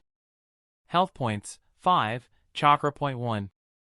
This is a parasitic lamprey not native to the Land of Fire. They are an invasive species that migrate up the river to spawn. It is also sometimes referred to as the vampire fish. They have an eel-like body without paired fins. Its mouth is a jawless round sucker-like and wider than the head with sharp teeth arranged in concentric circular rows. An adult lamprey can reach up to 120 centimeters. What are you thinking, young Daichi? Guy asked the boy. I'm curious to see their tolerance towards heat when compared to the other fishes here. Daichi gave his reply. And how would you find that out? Question 1010. At that Daichi placed the struggling lamprey back underwater and he slightly extended his chakra strings. Now both fish he caught were about half a meter under the surface of water. They were both struggling to get away but were unable to break hold from Daichi's strings. The shadow clone Daichi also created 2 strings and had them form a loose coil around the 2 fishes. He made sure his strings didn't touch their bodies. Daichi changed the properties of the string to fire and began to heat up the water around the 2 fishes. But this was a slow process. He made sure to pay attention to the changes in the fish at each degree increase. Soon the lamprey started to struggle harder and after a few more seconds fell limp. Daichi stopped increasing the heat and looked at the other fish that was native to the Great Lake. It was struggling but still alive and relatively unharmed. Daichi memorized the amount of heat the water was exuding when the lamprey died and now he had a plan. He just needs Guy's permission to execute it. He turned towards the Jonin and spoke. It's just as I thought. Lamprey can't survive in hot water. They have very low tolerance for high temperatures in water. I'm sure they can't even tolerate tropical waters. But the native fishes on the other hand are hardy and can tolerate temperature fluctuations and heat. But even if that's true, if we heat the lake then many native fishes will die. Lee said, trying to think of a different way. Yes. It's why I asked the Hokage about collateral damage. Sometimes sacrificing the few is necessary for the good of the many. I know it's not a pretty concept, but... Daichi didn't say anything anymore and just looked at his temporary instructor. Guy sighed and spoke with a rare serious face. It's true. Sometimes those measures are necessary. But not done lightly. He looked at Daichi and nodded his head, giving the boy permission to move forward with his plan. But there were certain preparations that needed to be made first. Daichi got up and looked at the Great Lake. At that moment he was seeing the village in place of the water and the Uchiha clan as the lamprey. Sacrificing the few to save the many. But still, people aren't fishes. It's not a decision that can be made when it comes to humans. Was there really no other way? Itachi? Chapter 195, First B Rank Mission. Guy stood with his arms crossed and had his eyes on Daichi. He had an unusually serious expression as he looked at the boy. The fact that he asked the Hokage about collateral damages. He knew this was most likely the best option out of all the ones. The life of few for the safety of many. But will he make such a choice when it comes to other people? Guy's eyes then slowly drifted to his most precious student, Lee. As he looked at the boy and thought about all the things Lee said about his friend, the concerns Guy had vanished and his face softened. No. Daichi knows the difference. He's a good kid. His friendship with Lee is proof of that. Putting on a big smile, Guy stepped forward and spoke. Daichi, do you have a plan on solving this situation? At that the young gamer nodded his head. Yes. There are a few ways we can go about this. We can drain the pond, capture all the native fishes and safely store them. Then kill all the lampreys and look for any eggs that they might have laid and kill them too. Then refill the pond and bring the fishes back inside. But that will take time and lots of resources. Tintin said as she thought about the logistics of such a plan. Daichi nodded his head agreeing with her. Yes. It is an option but not the best plan. The fastest way to solve this is to heat the lake to a certain temperature that kills the eggs and larvae of the lamprey and not harm the other fishes. Guy nodded his head and stepped forward. He's right. Sometimes a problem can be solved through careful planning, clever consideration, through patience, or with brute force. But for delicate matters like this, one needs to apply brute force alongside a clever plan to make it a success. I have an idea and I need Niji's assistance, Daichi said as he looked at the Jonin and then to the Hyuga in the group. Guy beamed and gave a thumbs up. Alright. Let's hear your plan. Niji, are you ready? The Hyuga merely nodded his head and paid attention to the new teammate. Lee and Tintin also paid attention and wanted to know how they could help out. Daichi began laying out his plan. Niji, I need you to use your Byakugan and tell me the location of the fishes native to these waters. I'll create clones and capture them with my chakra strings and keep them at a safe distance. I know we won't be able to get everything, but we can significantly reduce the damage to their population if we're careful and thorough. Daichi then turned his attention to Lee and Tintin. Once I heat up the lake, you two will need to take the fishing net and scoop up the remains from the pond so that the corpses don't contaminate the water. 2 people per net. Lee looked a bit unsure at that moment since he didn't know water walking, and Daichi immediately understood the problem. Lee, you can hold the net from the shore and cover the perimeter of the pond. Tintin can cover the parts nearer the center. Not a bad plan, Daichi, Guy said with a smile. Daichi nodded and created over 24 shadow clones. Niji, Tintin were shocked to see the solid clones. Guy grinned as he looked at the number of clones that appeared. 27 shadow clones, and he doesn't even look winded. His chakra is far bigger than those his age. Niji made the hand seal and activated his Kekkei Jinkai. The moment he did, he was shocked to see how much chakra Daichi had. He has this much chakra? His reserves are even greater than Lord Hayashi. The shadow clones spread out all over the lake and stood in attention.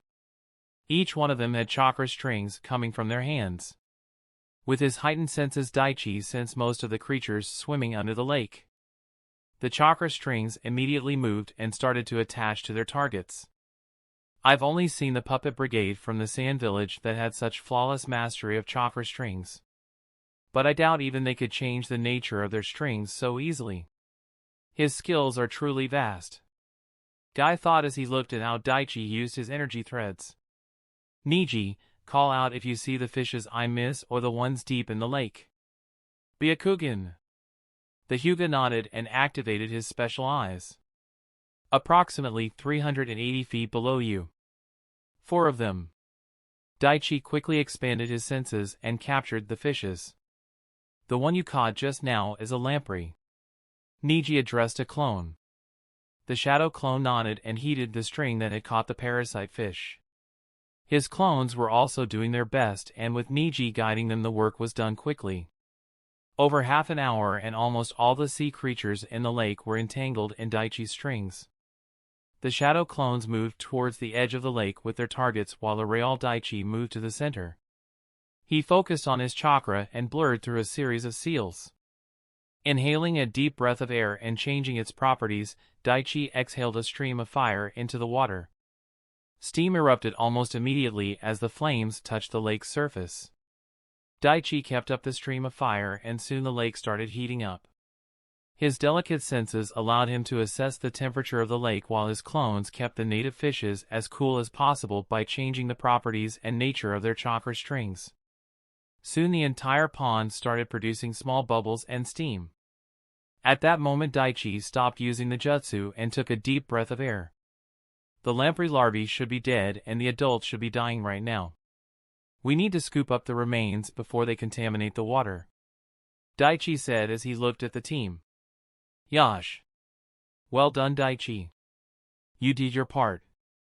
Now it's our turn. Let's show him our burning passion. Guy shouted with a grin and they got to work. It wasn't an easy task. The team spent almost all day hauling out fish, checking for parasites and then tossing the fish back. They also had to scoop up the remains of the dead fish as well. It was tedious, physically exhausting work. Thankfully Guy's team and Daichi were used to such tasks. As Daichi suspected, some native fishes did not survive and were killed by the heat. What's the damage, Niji? Guy asked. The Hyuga Jinin used his eyes to check the lake and soon came to a conclusion.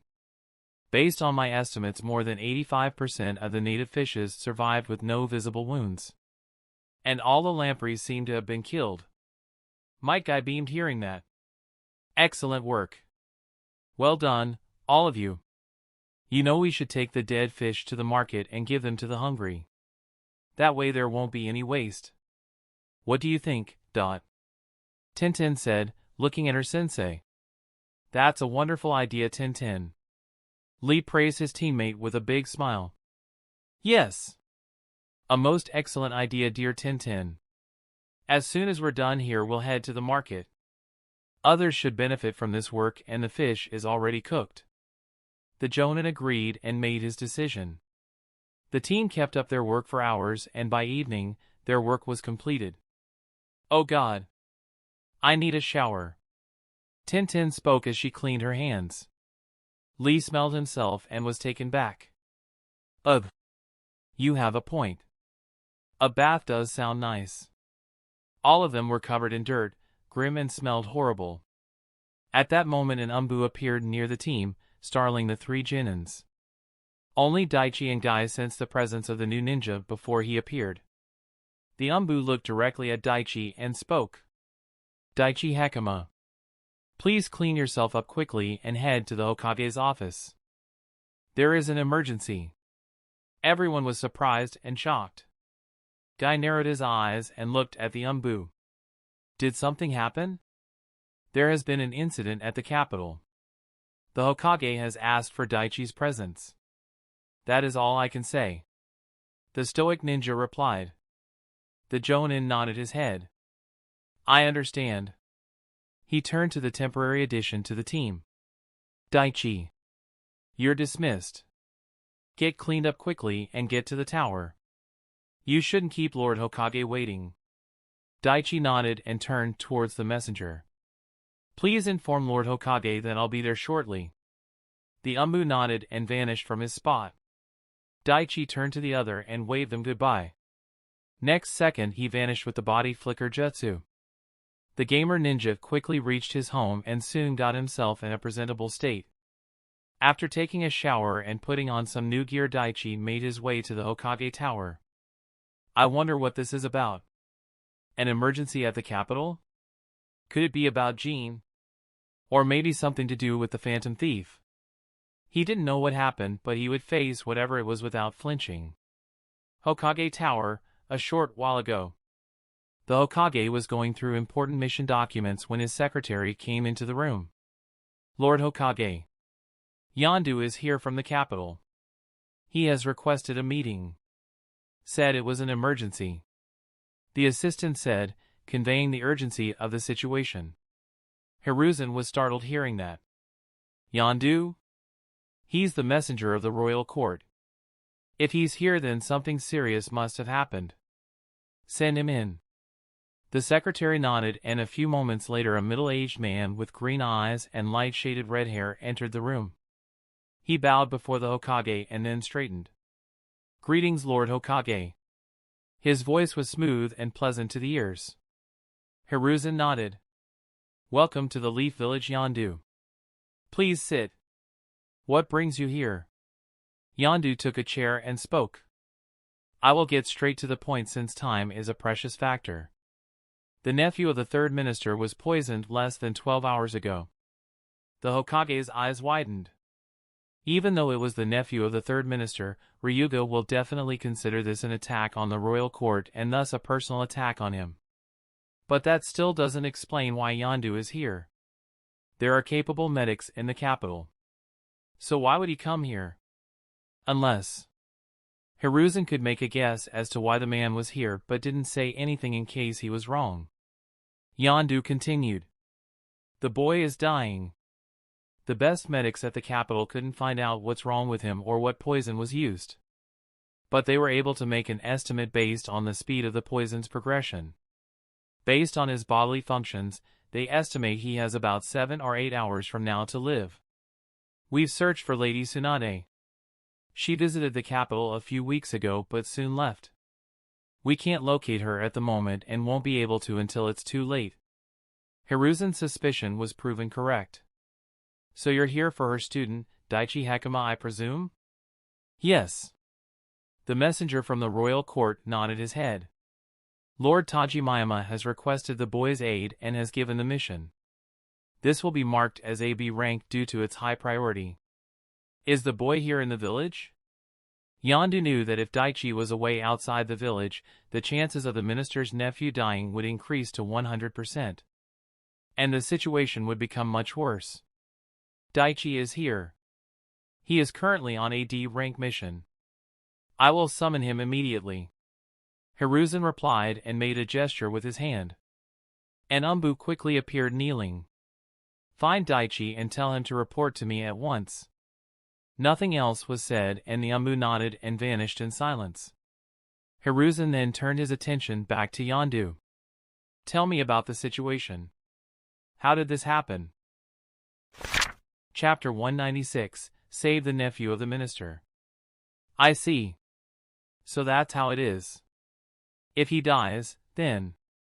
Hiruzen massaged the bridge of his nose as his mind went through the situation. Yes.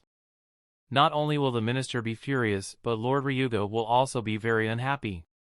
Until the culprit is found, there will be some chaos. Yondu knew the temperament of the Fire Lord better than most. If the matter is not resolved soon, harsh actions will be taken that could cause problems for everyone. The first thing to do is save Leorio's life. And the only people who could do that are Tsunade and Daichi. And since Tsunade is nowhere to be found, I have no choice but to send Daichi. But with all the threats eyeing him, I can't send him alone. I can't recall Kakashi. He is in the middle of his delicate training. I'll have to assign someone else. Hiruzen knew that sending Daichi alone was not an option no matter how strong the boy was. At that moment an idea suddenly sparked in his head. That will work. If they can work together, then a couple of my problems will be solved. At that moment the Kage sensed the presence of the Genin outside his office. Daichi reached the Hokage's office and was quickly let in. Lord Hokage. He greeted the leader of the village and then glanced at the other person present in the room. Daichi. This is Yondu. He is a member of the Fire Daimyo's royal court. Hiruzen introduced the man to the Genin. Daichi immediately used Observe skill on the man and made an analysis of the person. Level 68. 47 years old.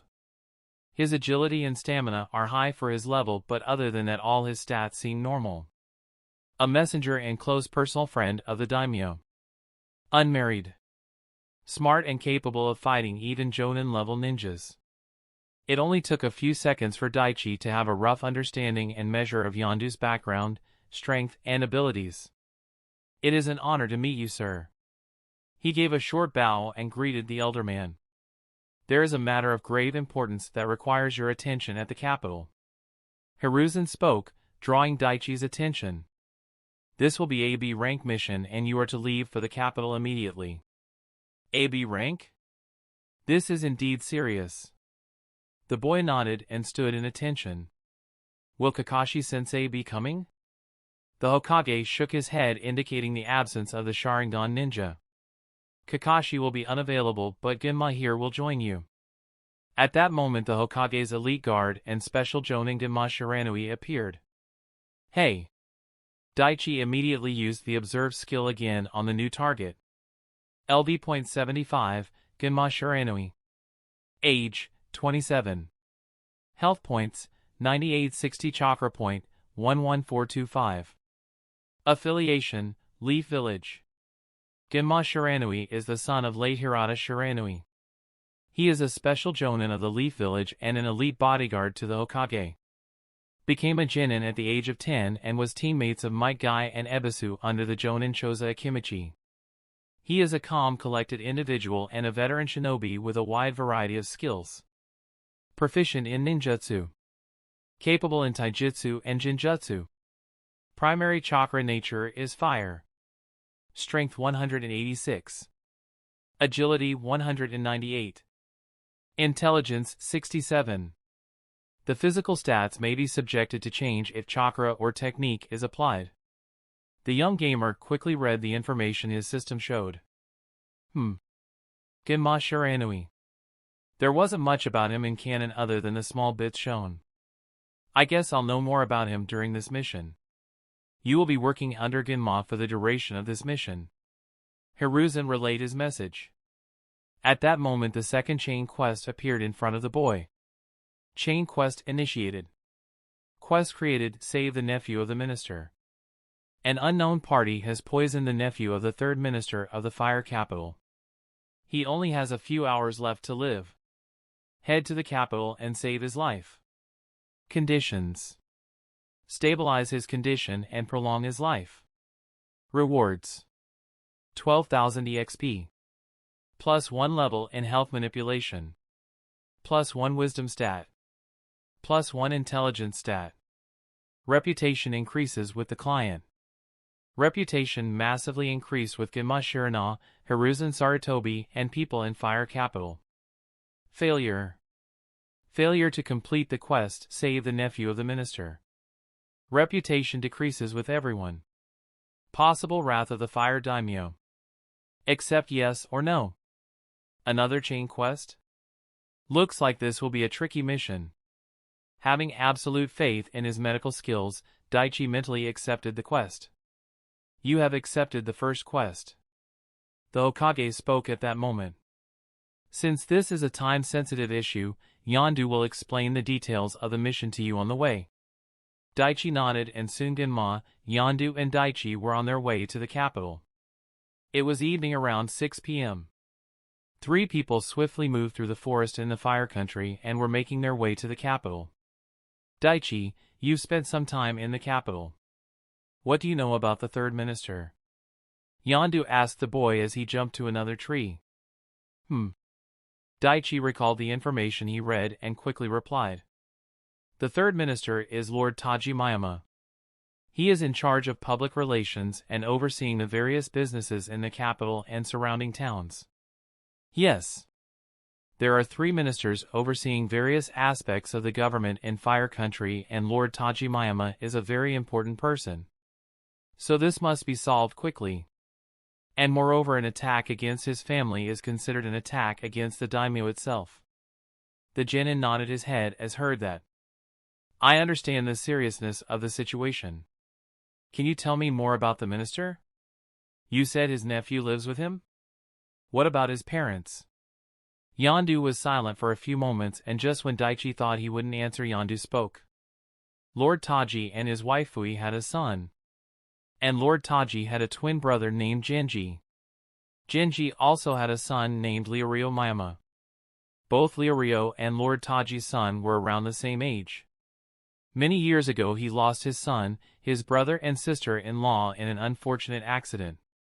Lord Taji and Fui lost their son and Leorio, his parents. The third minister adopted and raised the boy, didn't he?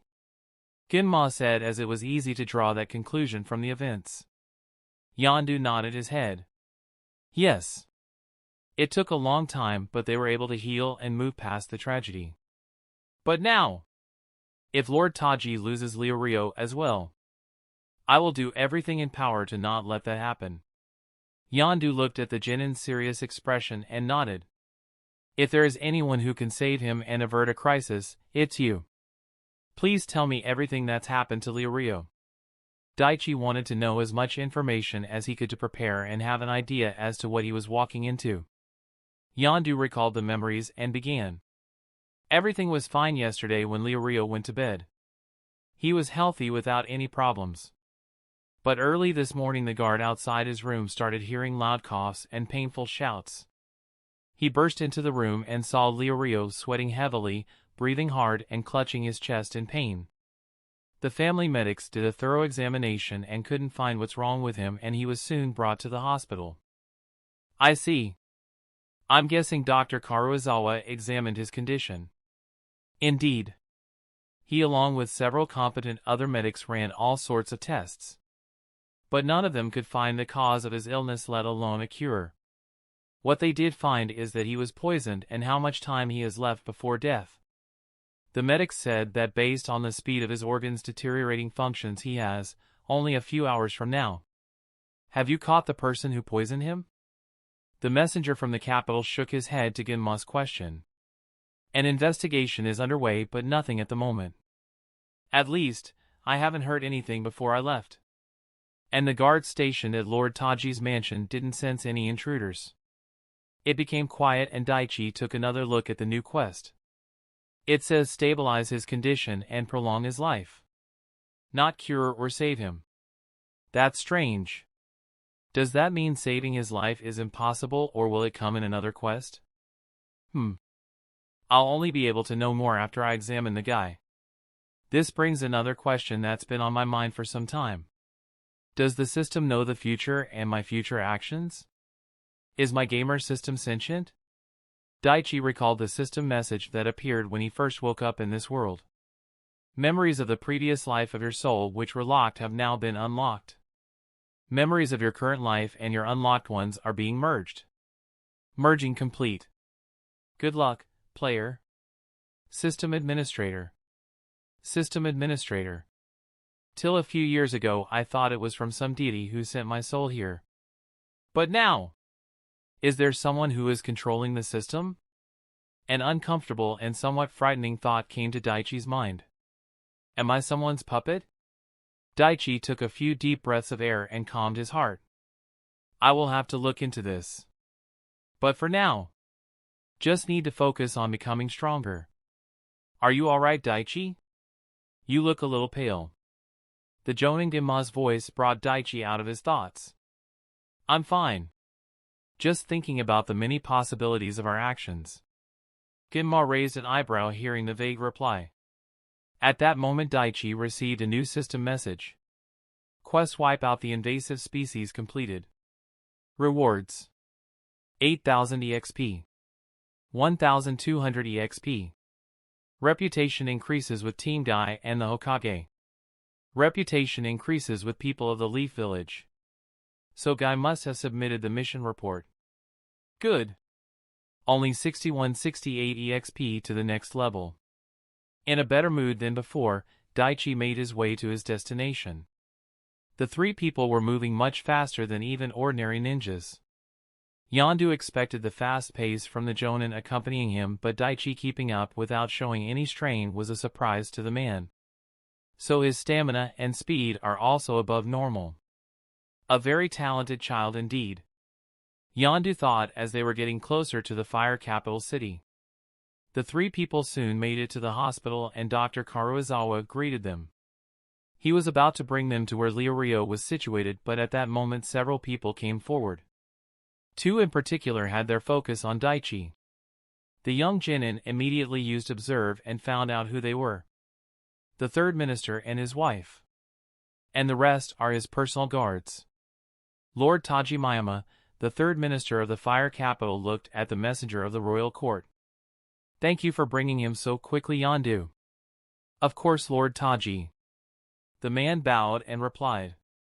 He then turned to Daichi and Ginma and introduced them. This is Lord Taji Miyama, the third minister of his capital, and his wife Fui Miyama. Taji had a somber expression while his wife silently looked at the Genin. I have heard a lot about you, Daichi Hakama. Your medical skills are almost equal to those of Lady Tsunade. You're our last chance. Can I put my faith in you? The minister looked at the boy with hope in his eyes. Daichi was silent for a few seconds and then replied in a careful tone. I will do my best. But forgive me, Lord Taji, I cannot say anything more until I see my patient. The minister nodded in understanding and stepped aside. Karuizawa led them deeper into the hospital building. Daichi and Ginma passed by many guards who were wearing imperial armor. Just as I expected. Since they don't know if the poison is contagious or not, they're keeping him in an isolation chamber. Daichi thought as he looked around. Dr. Karuizawa gave Daichi a detailed file and spoke. This is everything we have found about his condition. Daichi quickly went through the pages and committed all the information to memory. He reached the room where the nephew was being kept. I'll take it from here. I'll go in alone and examine him. Having said his piece, the Genin medic ninja quickly put on the hazmat suit and entered the room. He saw a man in his 20s unconscious on the medical bed, breathing through a tube with several wires connected to him that were monitoring his vitals. Alright, let's see what I got. Chapter 197, Quest Failed? Fire Capital.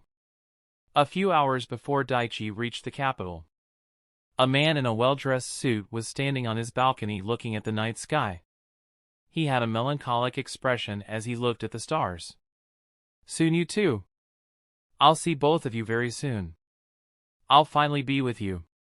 At that moment another person came and stood behind him. Sir, I have news. It seems Yondu from the royal court has gone to the Leaf Village.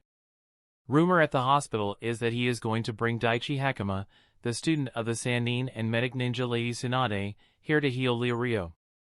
The man merely scoffed as he heard that. Just as we expected. But at this late stage, it won't matter. There won't be anything he can do to save him.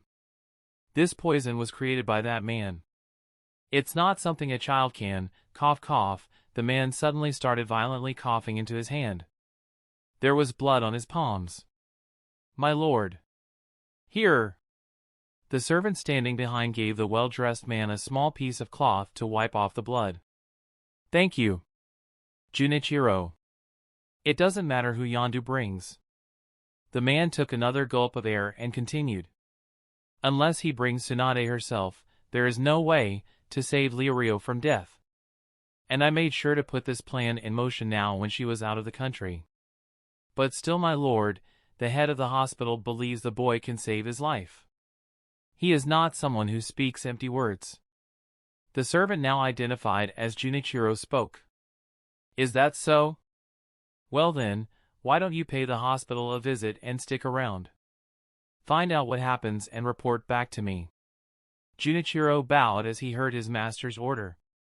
Yes, Lord Jideo. He vanished from his spot, leaving the sick man alone on his balcony.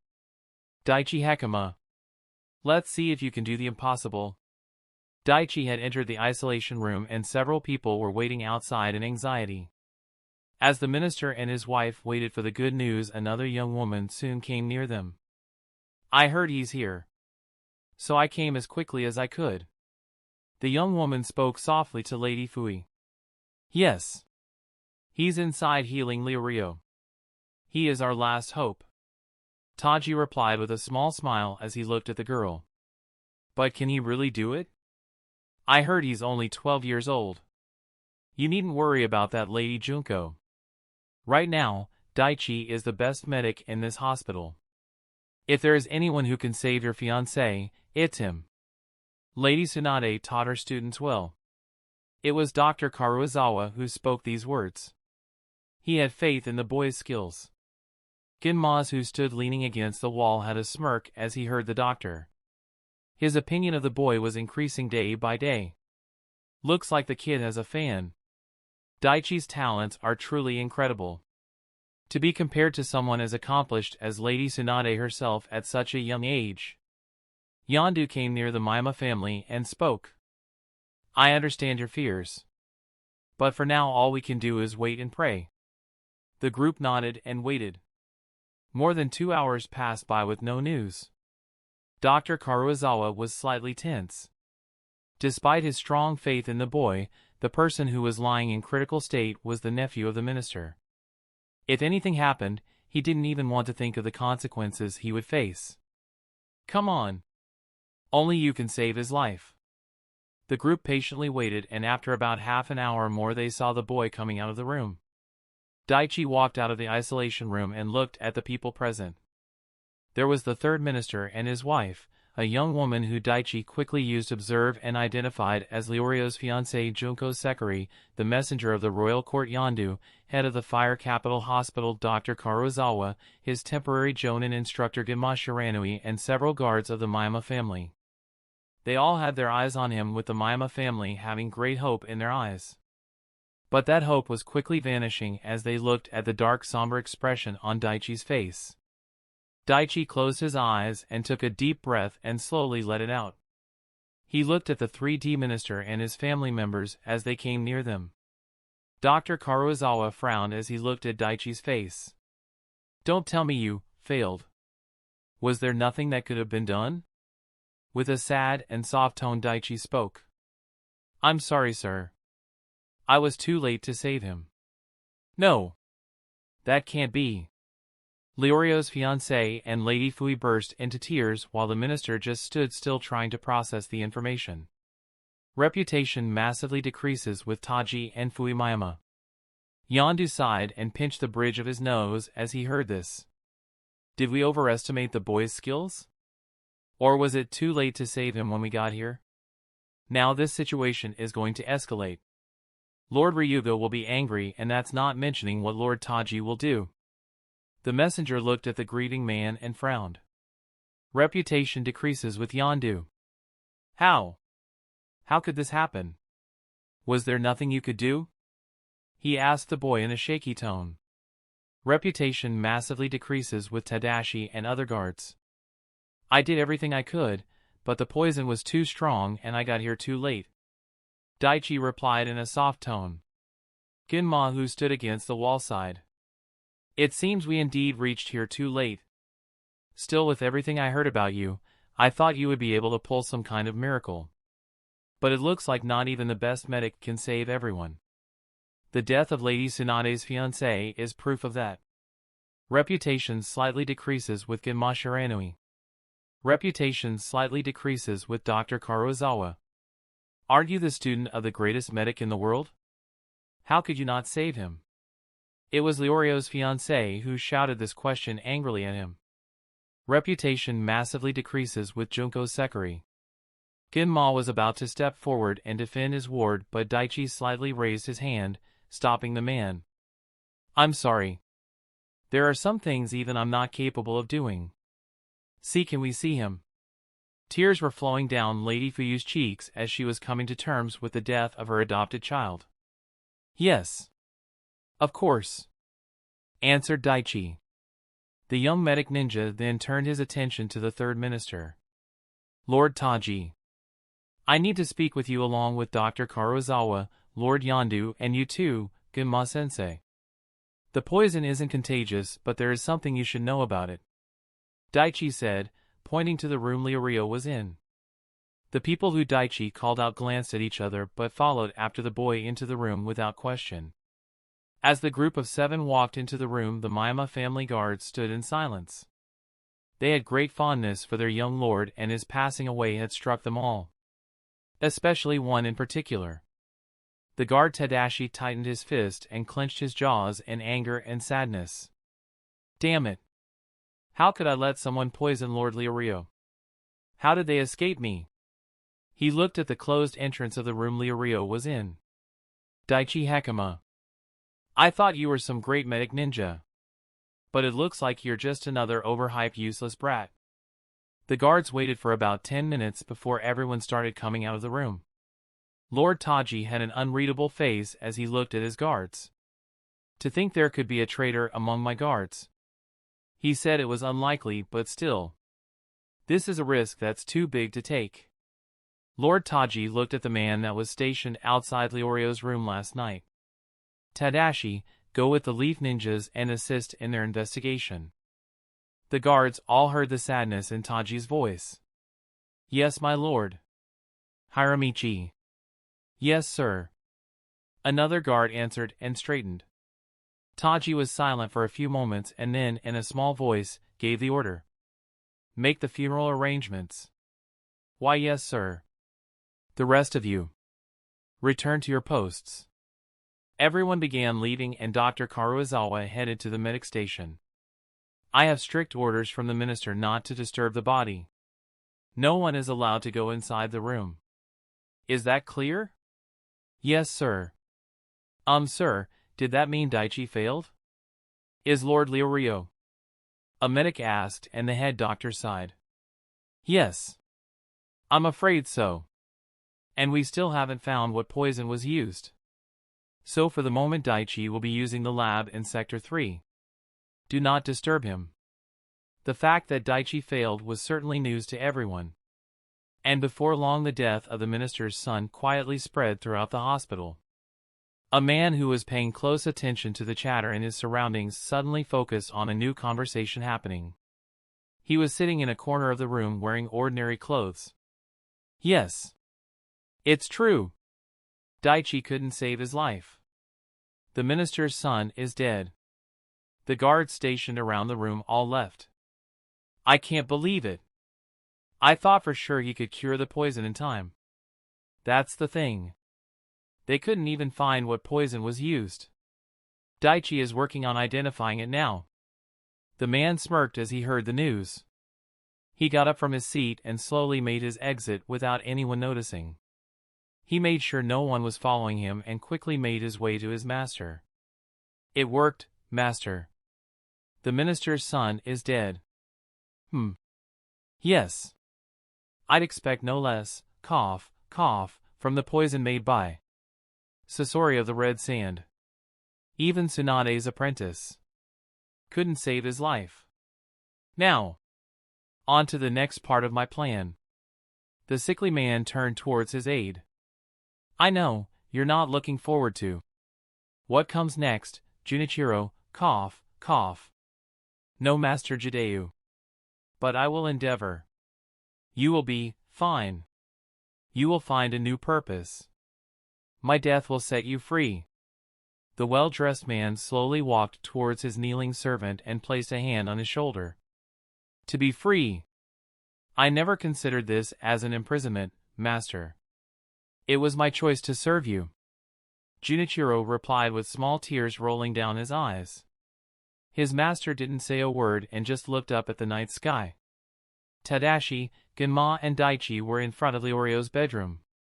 Daichi had used observed skill to see if Tadashi was a possible enemy, but the information he was shown told Daichi that Tadashi was a loyal guard. A sensory ninja, huh?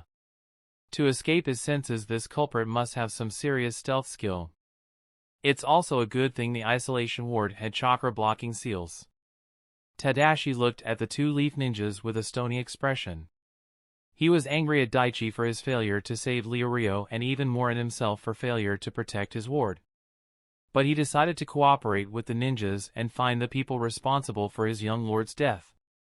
Did you sense any suspicious movement around Leorio during these last few days? No. Did you see or hear anything unusual yesterday? Genma asked the guard. No. Wait! Genma narrowed his eyes as he looked at the guard. Tadashi thought about the strange thing that happened and decided to tell the ninjas. Last night, as I was standing guard, there was a sudden burst of light coming from Leorio's room. It was only there for a split second before it disappeared. I only saw the light because I was standing near the door and saw the split-second flash coming from below the door. Did you go and check the room? No.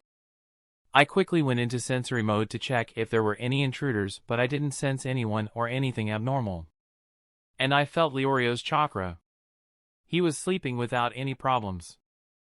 I figured it might have been some tricks my mind was playing on me. So I didn't give it much thought. But now, we'll need to check the room. Please stay here. Genma gave the order and both he and his ward entered the room. It was a spacious room with one open window and a king-size bed in the middle. The room was on the third floor of the Miyama mansion. The two ninjas began examining the room with Genma taking a look at the area near the window and Daichi examining the bed to see if he could find any foreign particles. Time went by and they couldn't find anything yet. As Daichi inspected the wooden structure and the mattress upon it, he saw something strange. Hey Genma-sensei. What do you make of this? The special jonin came over and looked to where Daichi was pointing. He narrowed his eyes and concentrated. A few moments later he saw it too. On the wooden headboard in the center there was an almost imperceptible lightly burned area in the shape of a square. It was almost impossible to notice with a normal eye and could be easily mistaken as part of the wooden design of the bed. That's odd.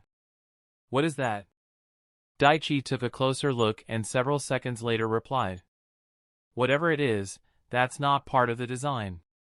It's too regular. It's a square shape burn approximately 10 centimeters in length. Daichi leaned closer and took a few sniffs.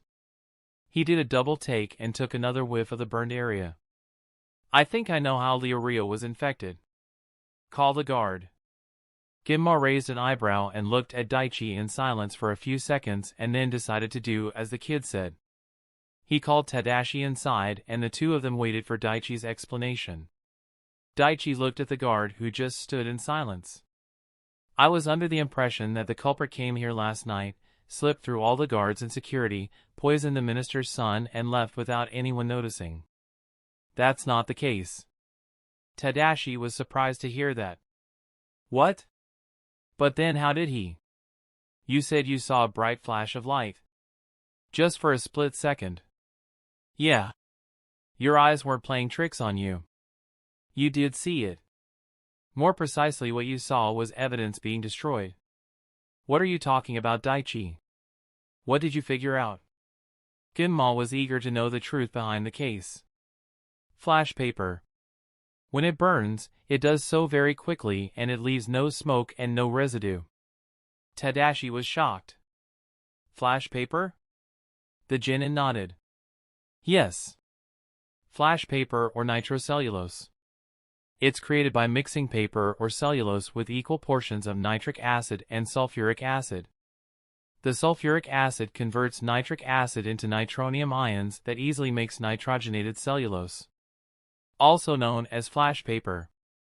When activated, it generates an exothermic combustion reaction that releases bright light and converts into carbon dioxide, nitrogen, and water vapor. All of them are gases and leave no ash residue. But it's not perfect. Someone with a keen Inuzuka-level nose can find the small residue if they know where to look for it. I see. That explains the light. But that still doesn't explain the poison. Tadashi questioned. My guess is, the flash paper was also the delivery method. The toxin that infected Lirio was in gaseous form. So there must have been a seal on that paper that released the poison a few hours into the night. Right on top of the sleeping Liorio's face. And the moment it did its job, the whole paper burned, leaving almost nothing that could be traced. The eyes of the two adults widened. Wait a minute.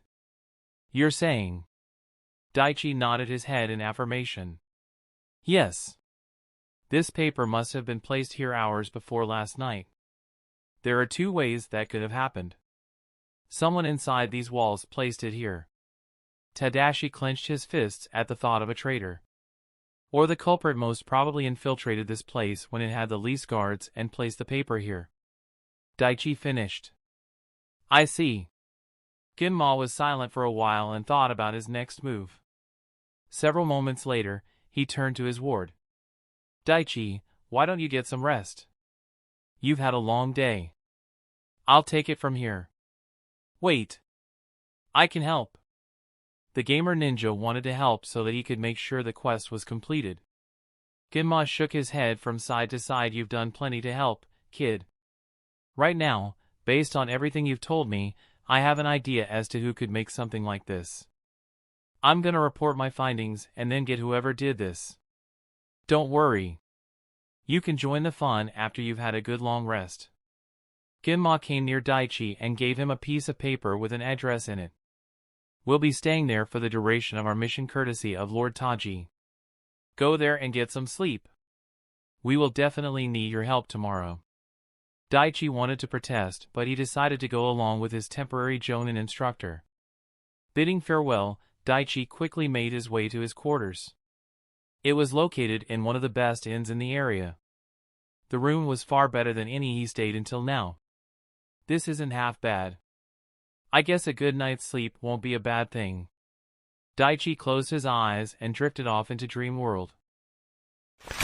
Chapter 198, Interrogation. It was early morning with the sun slowly making its way over the horizon. Daichi got up, did some light exercises and got ready for his day. At that moment Ginma came into the room and greeted his ward. Good morning. Sleep well? Yeah, it was all right. So any new developments? You said you had an idea as to who made the seal. The special Jonin nodded. Yes. There is a ninja who wasn't all that good when it came to the ninja arts, but he had decent skills in sealing. He was from one of the smaller villages surrounding the borders of the Fire Country. About 2 decades ago he left his village and became sort of a freelancer. A missing nin? Why hasn't he been hunted down by now? Well, he left his village on good terms and he helped us in some small but meaningful ways during the Third War. The threat he posed was minimal, and since he hadn't committed any crimes and helped us when we asked, he wasn't placed in the bingo books. Last I heard, he's a freelancer working near the fire country. What makes you so sure that he's our guy? Well, aside from being an excellent seal master, he's also a good chemist. Gunma said with a grin. If I had to make a bet, I'd say that flash paper was his work. So assuming you're right, do you think he could be the person who planted it here? Gunma shook his head negatively. No. He's a contractor. He just makes what he's commissioned. And he always made it a point not to target anyone in the fire country. That's a surefire way to write your own death sentence. Now he may not have been the one to place it here, but he did create the seal. So the shinobi stationed here will bring him in for interrogation? Yes. I gave the information to the necessary people. They'll find him. He's our best lead. So all we can do is wait.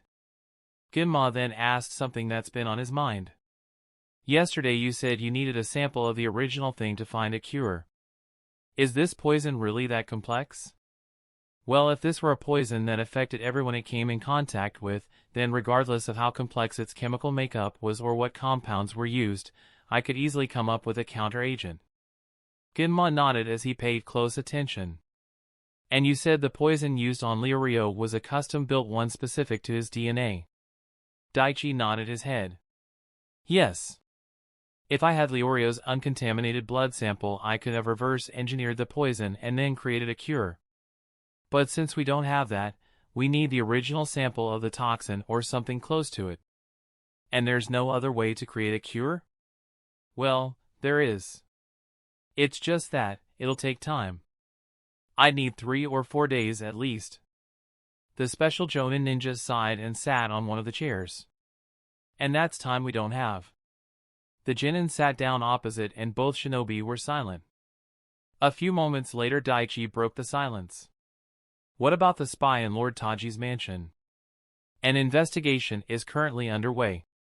We don't even know if there is a spy, so everyone is under scrutiny save for a few people. So far we haven't found anyone suspicious. A request for a Yamanaka clan ninja is already sent to the village. Gunma replied. Daichi nodded. Hey sensei, when they begin interrogating that chemist guy, I should be there. Gunma raised an eyebrow at that strange request. Why? Lady Tsunade taught me several things. How to check someone's vitals and spot when they are lying was one of the many lessons she imparted on me. We'll be able to move much faster with our investigation if we could get our answers quicker. The special Jonin closed his eyes and sighed. Several seconds later he opened his eyes and gave a small nod. Hope this kid's ready to see the ugly side of shinobi life. Daichi leaned back in his chair and thought about what his shadow clones were up to. One of them is with him and the other is in the lab analyzing the blood sample. Since they haven't popped, I guess there hasn't been any new developments. Guess all I can do is wait. Gunma leaned back into his chair and closed his eyes. He had been awake all night and was tired. Daichi decided to meditate and wait for news from the guards. Time went by and a couple hours after noon a ninja came to them with a scroll.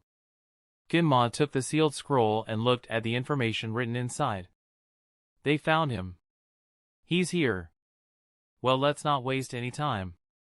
Daichi got up from his spot and the two ninjas quickly made their way to where the suspect was being kept. The building the man was being held at was a special facility built to hold criminals and rogue ninjas for a short while until they could be transferred somewhere else or in rare cases executed. Are you sure about this, Daichi? Gunma stopped before entering and looked at the kid. The genin wordlessly nodded and the two entered the building. Soon they were escorted to the cell where their target was being kept. Daichi looked around and kept committing the routes and cells to his memory. I might never know when I'll need this information. Soon the two ninjas reached a cell. The genin looked around and wasn't that impressed. Standard interrogation chamber. Table and chair in the middle with the suspect strapped to the chair and a one-way mirror. As Daichi looked around, two people came near them. One was the minister Taji Miyama and the other was a ninja wearing the leaf headband and flak jacket. The leaf nin didn't spare Daichi a second glance and entered the room. The gamer ninja instantly used Observe on the shinobi. Level 62. A chunin and an interrogation specialist. The minister was surprised to see Daichi there. What are you doing here? I can monitor his vitals and tell if he's lying or not. I also want to see their interrogation tactics up close. If I ever needed to use those tactics or in case I needed to create countermeasures to protect myself. Thank you for the assistance, but I think Heiji there can get the answers we need from him quickly. He turned his attention to the man who was tied up in his chair and unconscious. So that's the man who created the seal that was used to infect my son, huh? Daichi sighed and spoke in a soft tone. I can help. I know you're angry, but if we have the wrong information or if it takes too much time, I'm sure you know what you have to lose. I just want to help. The minister stilled and then sighed. He looked at Genma and the Jonin nodded his head. The elderly man knocked on the glass once and gave permission to Daichi to go inside. The Genin went inside the room and stood near the culprit. Observe. Toshigo Hiza. 41 years old. Level 70. Above average intelligence, but his physical attributes are all normal. He's in the mid-chunin range. Condition: drugged. Sleeping. Daichi placed his palms on the man's head and it started glowing green. What are you doing? The interrogator asked. I'm monitoring his vitals. His body temperature, pupil dilation, pulse rate and even the electrical signals his body is sending. I will know if he's lying or not.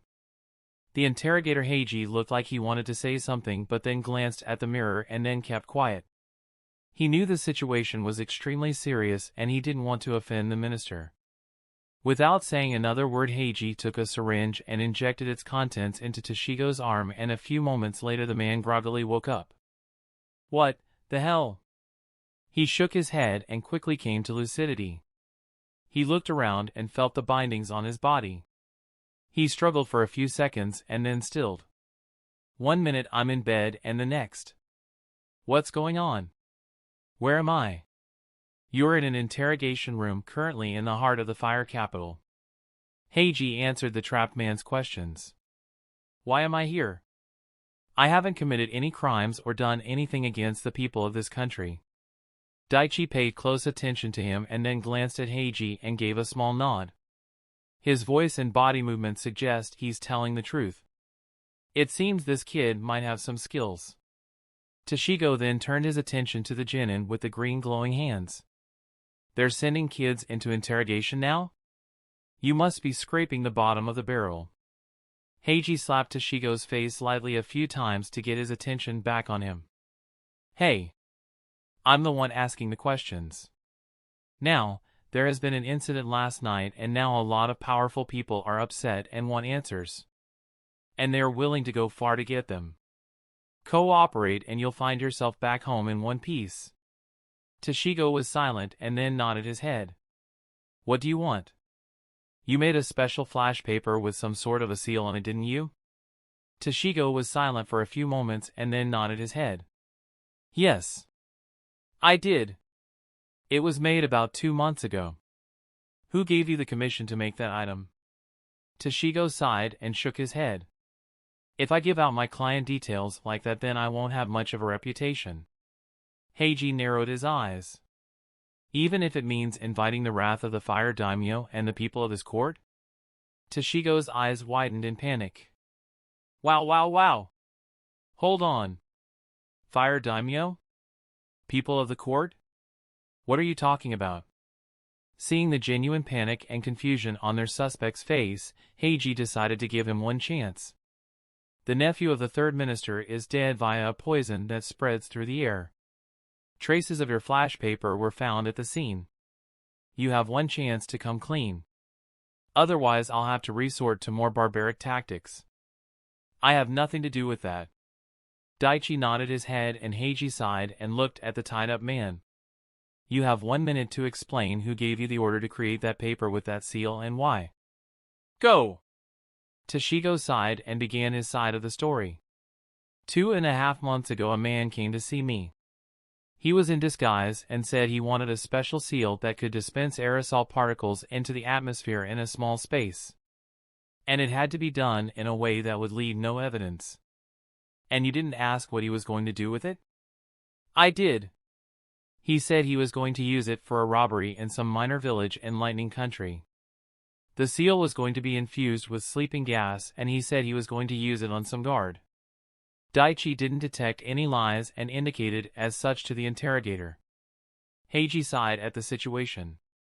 His tone, throat and eye movements all indicate he's telling the truth. And this kid is also convinced of that. His history suggests he's telling the truth. He has made it a point not to antagonize anyone in Fire Country. So we're just looking at a patsy and an unknowing accomplice. Look! I had no idea about poisoning the minister's nephew or any such. If I did, I would have backed out. I'm telling the truth, Toshigo said with a pleading tone. Heiji sighed and spoke. The sad thing is, we believe you. But Lord Leorio is dead. So if you want to walk out of here, then you'll have to give me something. The culprit was silent for a few moments. He was in disguise. Most of my clients send one of their underlings or disguise themselves to see me. So I didn't think much of it. But there was one detail that stuck with me. He had a scar on his right palm. What kind of scar? Heiji leaned in. I think it was a burn mark that was healed long ago. It looked like an 8. The scar was in the center of the palm. I don't remember much else. Heiji motioned for Daichi to stop. The genin stopped using his technique and quietly left the room.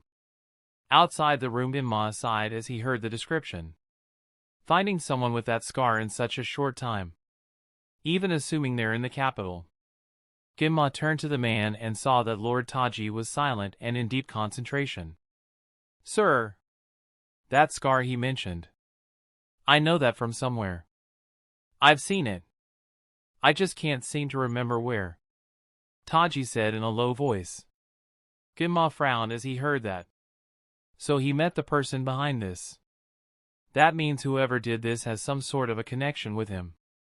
Could it be because of the position as the third minister, or could it be an enemy his nephew made? At that moment Taji gasped, almost in shock. His eyes widened as he remembered a face he'd almost forgotten. I know who did this. I know who poisoned my nephew. Daichi and Ginma looked at each other in surprise. Looks like we have a new lead. Chapter 199, Capture the Mercenary. Flashback. Third Minister's home. Please. You can't do this. A man wearing black and red luxury clothes with short gray hair, black eyes and goatee shouted in anger as he was held back by his guard. I can. It is in my authority to seize all of your son's assets. A cold reply that had no hint of mercy came from another standing on the other side. The well-dressed man fell to his knees. Please, Lord Taji. Have mercy on him. He won't survive. The second man, Lord Taji, looked down at the person who was on his knees crying. He sighed as he thought about the situation. Sometimes justice must be impartial and merciless. You said your son won't survive. What about all the people he exploited? What about all the ones that were killed due to his greed? The wealth he built does not belong to him. Taji spoke in a cold tone. After a moment he continued. You asked for mercy? I'm only taking all of his wealth. I'm going to redistribute it to the right people. Jideo Goda. I'm only taking your son's money. Not his life. That's mercy. And it's more than he deserves. The man Jideo looked up at the third minister. He won't survive. I won't be able to protect him. Your son had a tendency to make enemies. If anything happens to him, then you can only chalk it up to karmic retribution. You. The anger on Jideo's face was palpable. The guards protecting the minister raised their weapons and pointed them at the man. Lord Taji raised his hand, stopping his men from taking any action. "Leave my home. There is nothing more to discuss. You think you have the right to take what belongs to my son." The furious shout from the man made Lord Taji angry. "You forget your place, Jideo. How dare you raise your voice against me in my own home? Restrain him and take him to the holding cells." Jideo and his guard Junichiro were restrained, escorted out and taken to the holding cells in the capital. Taji looked on, and as his guards were escorting the two out, he saw the right palm of Jideo's guard. A palm that had a burn scar in the shape of the figure 8. Flashback end. A few days after that incident, I heard that his son died. It was an attack from one of the many adversaries he created. I felt bad for the man who lost his son, and I let him go. I kept an eye on him for a while. He and his wife moved away from the capital. After that I didn't hear from him again. Taji finished his story as he stood in his garden in his home. "You said Jideo's son committed crimes. What exactly did he do?" Daichi asked the man. "Jideo was a wealthy man, but he worked hard for his money. He earned every coin that he has. His son, on the other hand, was the opposite of that man. He was cruel, vicious, and had no problems lying and exploiting others. There are several mines in and near the border of this country that hold several valuable minerals and elements. Jideo's son Wakamu killed minor wealthy merchants and took over their businesses in secret. He paid off the right people to not get caught, and once he had enough capital he bought the rights to some of the mines. He used people from minor villages to work in the mines, didn't he?" Daichi knew where this story was going. Taji nodded his head. "Yes. He went to one of the smaller remote villages on the border of the country to avoid scrutiny. He had several people on his payroll to keep trouble out of his way and to keep his evil deeds a secret. At first he promised the people of that village money and riches, but as time went by the people learned his true nature. He enslaved them and killed those that rebelled to make an example. Only 23 years old, and he already had a cold, black heart. In just a short amount of time he made plenty of money. But with that came enemies. Let me guess, rival businessmen, competitors, and those looking to take over." Ginma spoke. Taji nodded. "Wakamu's greed only grew. He killed those that tried to take over his operations and took their wealth as well. But he made far too many enemies. It was at this time that Lord Ryuga and myself started learning the truth about him. And since it was my job to oversee the business operations, protection of merchants and people, I took immediate action. I seized all his assets and imprisoned him." Taji was silent for a few moments and then continued. "Jideo, hearing what happened to his son, spent a significant portion of his wealth to get as many influential people as he could on his side. At last I was forced to let Wakamu out of prison, but that's the best they could get. And without his money and protection, the enemies he made came for him." Ginma concluded. Daichi had a thoughtful expression as he heard the full story. "So this is a revenge plot. His son died and he couldn't save him. So that's why he went after Leorio. His son died and now Leorio has to suffer the same fate. An eye for an eye." Daichi muttered, and the two men turned to the Jinin.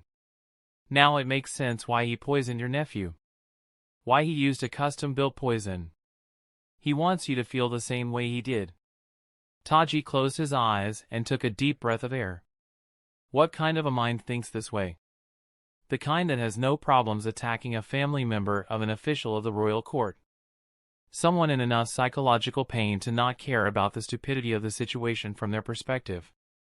Ginma sighed and came near the minister.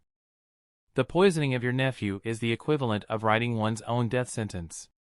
He knows that if someone finds out what he did, there will be no escape for him from death. So for him to do something so bold, we need to proceed with the assumption that he's not done yet. You and your wife need to be careful." The minister nodded in understanding.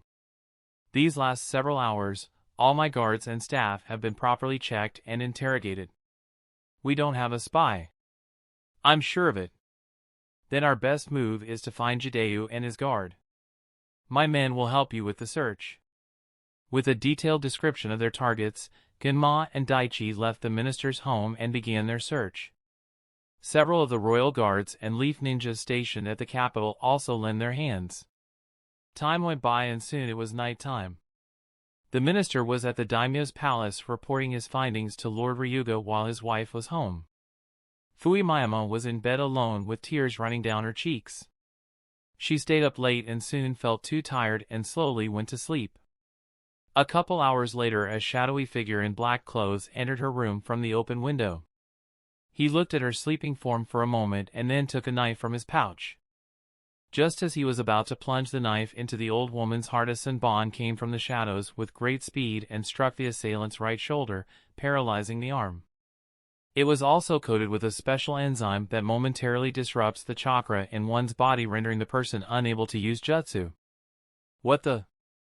Before the enemy could even process what was happening, several chakra threads came from the shadows and restricted his movements. The next second the door to the room opened and Genma came in. He had long ninja wire in his hands and he quickly restrained the enemy. "You can come out now, Daichi." From the spot where the Senbon came, Daichi appeared. He changed his chakra strings to lightning and quickly knocked the intruder unconscious. Strange. It didn't look like he felt any pain when I electrocuted him. "Looks like your plan worked, Genma-sensei." The boy spoke as he looked at the knocked-out ninja. "Machem. If you can't find them, make them come to you." The special Jonin had a smirk as he rolled the Senbon in his mouth. Flashback. Genma and Daichi met with the minister in the evening. "You said your guard Tadashi was a sensory ninja. Do you have anyone else under you who are also sensory ninjas?" Genma asked the minister. "No. We've been searching the capital and surrounding area. But still nothing. They must have gone underground or left the country." Genma nodded to Daichi's theory. "It's a possibility. The odds of finding them in time were dwindling with each second and the special Jonin knew it. But we need to find them." The desperation on the minister's face was evident. The Jonin ninja was silent for a few moments and then shared an idea.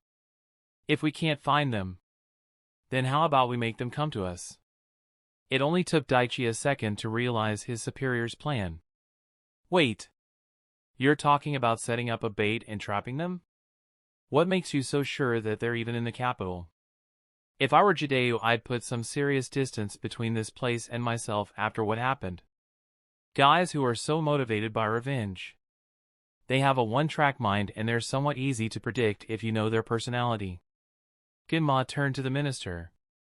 "You said he loved his son very much, right?" Taji sighed and replied.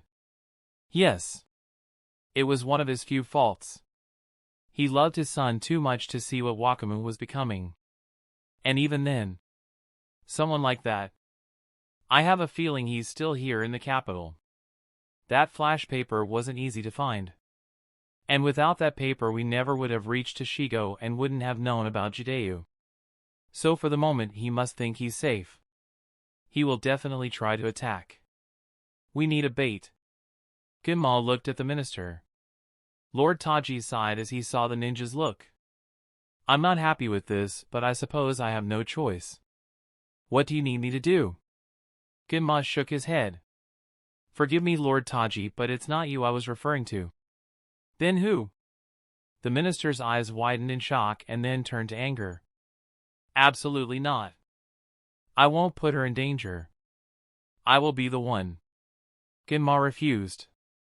"Setting you up would be too obvious and it probably won't work. And we need Tadashi to leave as well." "What? Why Fui?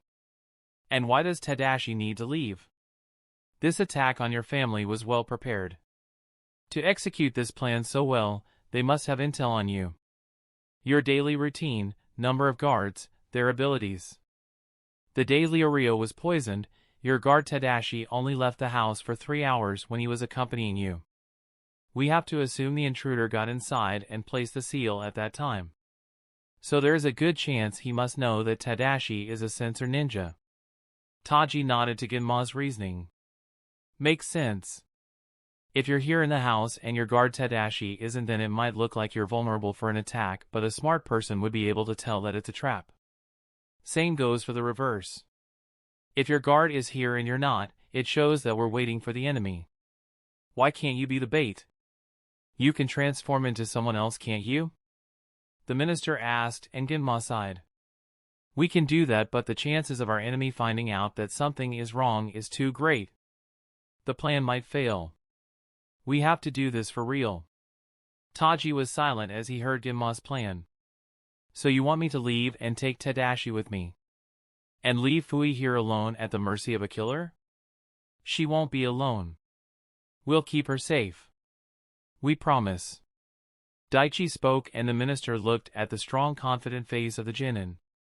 After a few moments he sighed and reluctantly agreed. Both ninjas created shadow clones, and together the group was seen leading Taji's home. Daichi and Ginma headed away from the house while the minister made his way to the daimyo's castle. Don't let anything happen to Fui. Saying a prayer in his heart, the minister left with heavy steps. The shadow clones of Ginma and Daichi continued their investigation and movements in the streets. Flashback end. Observe. Daichi used his information acquisition skill on the man currently restrained in the middle of the interrogation room. There was Heiji and another ninja from the Yamanaka clan trying to gather intel from the suspect. His name is Junichiro. Age 38 and level 80. Jidea took him in from the streets when he was young and raised him.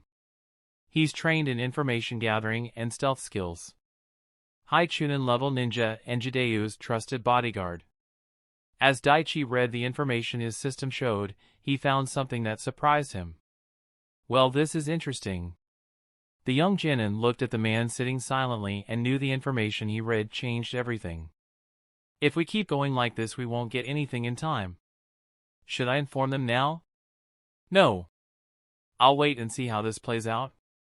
If that Yamanaka can get inside his head, then my assistance won't be required. Daichi, Ginma, Yondu and Lord Taji were waiting silently outside as the interrogators did their work. Almost 30 minutes passed and still there was no progress. The Yamanaka ninja trying to read Junichiro's mind stopped his jutsu. He looked at Heiji and shook his head, and both of them stopped their work and got out. We have a major problem, the Yamanaka clan ninja said. That's obvious, Yondu muttered. This guy is a lot tougher than he looks. His pain tolerance is extremely high. And he hasn't shown any fear. His mental fortitude is much higher than your average ninja. Heiji only met a handful of people with such intense discipline, strength, and loyalty. And it's not just that. His mind has several strong barriers preventing anyone from getting any information. The blonde mind reader informed the group. How long would it take you to get past them? Ginma asked. Whoever created these shields did their job well. It would take me a day, at least, to break through them. Damn it. We don't have that kind of time. Taji clenched his fists and gritted his teeth in helplessness. Heiji turned to Daichi and spoke. Hey, you're a medic ninja, right? Can you check his body and see if there is something wrong with him? What are you getting at, Heiji? Ginma was puzzled at the man's request. Even during all the physical pain I inflicted, he didn't even flinch. That kind of pain tolerance. I've never seen anything like it. Daichi hummed and looked at his temporary sensei. Ginma nodded and the young medic entered the room and made his way to Junichiro. The man was silent as the genin came to him and started examining him. Daichi's hands glowed green and his analysis confirmed what his observed skill showed. A couple minutes later he stopped his jutsu and got out of the room. So, you were right. He has congenital anhidrosis. It's a very rare genetic mutation that doesn't allow one to feel physical pain. So that's it. Now it makes sense. Heiji sighed and muttered. What about other sensations? Like touch and heat? Yondu asked the boy. I checked. His senses are numb. Even if you freeze his hand or put burning hot coal on his palms, he would only feel a mild temperature difference. Nothing that would make him uncomfortable. Great. So we have a guy who can't feel physical pain and has mental blocks that can stop a Yamanaka. How are we supposed to find Jideo like this? Taji's frustration was felt by everyone but Daichi. He had an idea as to what kind of a man he was dealing with. Daichi thought about what he was going to do next. I need to complete this mission, and the only way to do that is to extract the information from that guy. I need to get a sample of the poison before it's too late. Looks like it's time for me to play the villain. Let me talk to him. Daichi suddenly spoke up. Everyone looked at the genin in confusion. I don't think you can appeal to the kind nature in him. I have a feeling he's not going to open up to you that way. Ginma said to the boy. We don't have any other option right now. Let me talk to him. Just 10 to 15 minutes. I'll be done by then. The adults looked at each other and then Taji and Ginma nodded, giving their permission. Daichi, do whatever you have to do. The third minister said in a hard cold tone. Ginma frowned at that but didn't say anything. I'm only gonna talk to him, sir. Daichi said and entered the room. The genin closed the door behind him and looked at the man. He had bloody lips and small wounds and bruises all over his body. Daichi sighed and went to the corner where a small can of water was placed. He took the cup on top of the can and drank a mouthful. He filled the cup again and turned to the other occupant in the room. Daichi went near the silent man and placed the cup near his lips, allowing him to drink. Outside the room, Heiji frowned at the scene. What is he doing? He's not going to get him to talk by showing him kindness. And by giving him water, that man will regain some energy and will be able to hold out much longer. This was a mistake. Be quiet. Daichi isn't an idiot. He knows what he's doing. Let's give him his 15 minutes. Ginma said in a cold voice, and the Chunin didn't say anything else. Inside the room, Junichiro drank the cup empty and sighed. He kept silent and looked at the boy. Daichi placed the cup back in the corner of the room and sat on the chair opposite to him. I heard your name is Junichiro. Let's talk. Daichi gave the man a small smile and began. Chapter 200, Live or Die, Make Your Choice. The two stared at each other for a few moments, and it was Daichi who broke the silence. Hello. My name is Daichi Hekima. I'm a genin from the Leaf Village. The man was silent as he looked at the genin ninja. Seeing his silence and his stone-cold face, Daichi chuckled and spoke. Something tells me you already know who I am. Junichiro said nothing and just gazed at the boy. The strong silent type, huh? You know you're not doing much to break the stereotypes here. Daichi looked at the man and just gave a small smile. Oh, I almost forgot. He said to himself and took a kunai from his pouch and came near the tied-up man. Heiji frowned and Ginma narrowed his eyes. Everyone else who was standing outside just looked on to see what would happen next. Daichi placed the weapon on the table right in front of Junichiro. The man was secured to his seat and couldn't move his limbs, so he could only stare at the sharp weapon. Junichiro just looked at the kunai for a second and then turned to the boy. If you think you can get me to talk by torture, you're severely underestimating me. He speaks. At last. For a second, I thought you were a mute. And no. I'm not going to torture you. I'm just here to talk. Daichi replied, taking his seat at the opposite end of the table. Jideo's guard was confused at that. Then why the kunai? It's an experiment. I can't say anything more at the moment. Daichi didn't reveal the reason for putting the weapon in front of him, and both of them fell into silence once again. It was Junichiro who restarted the conversation. How did you find that paper? I thought it was impossible to trace it. It would have been.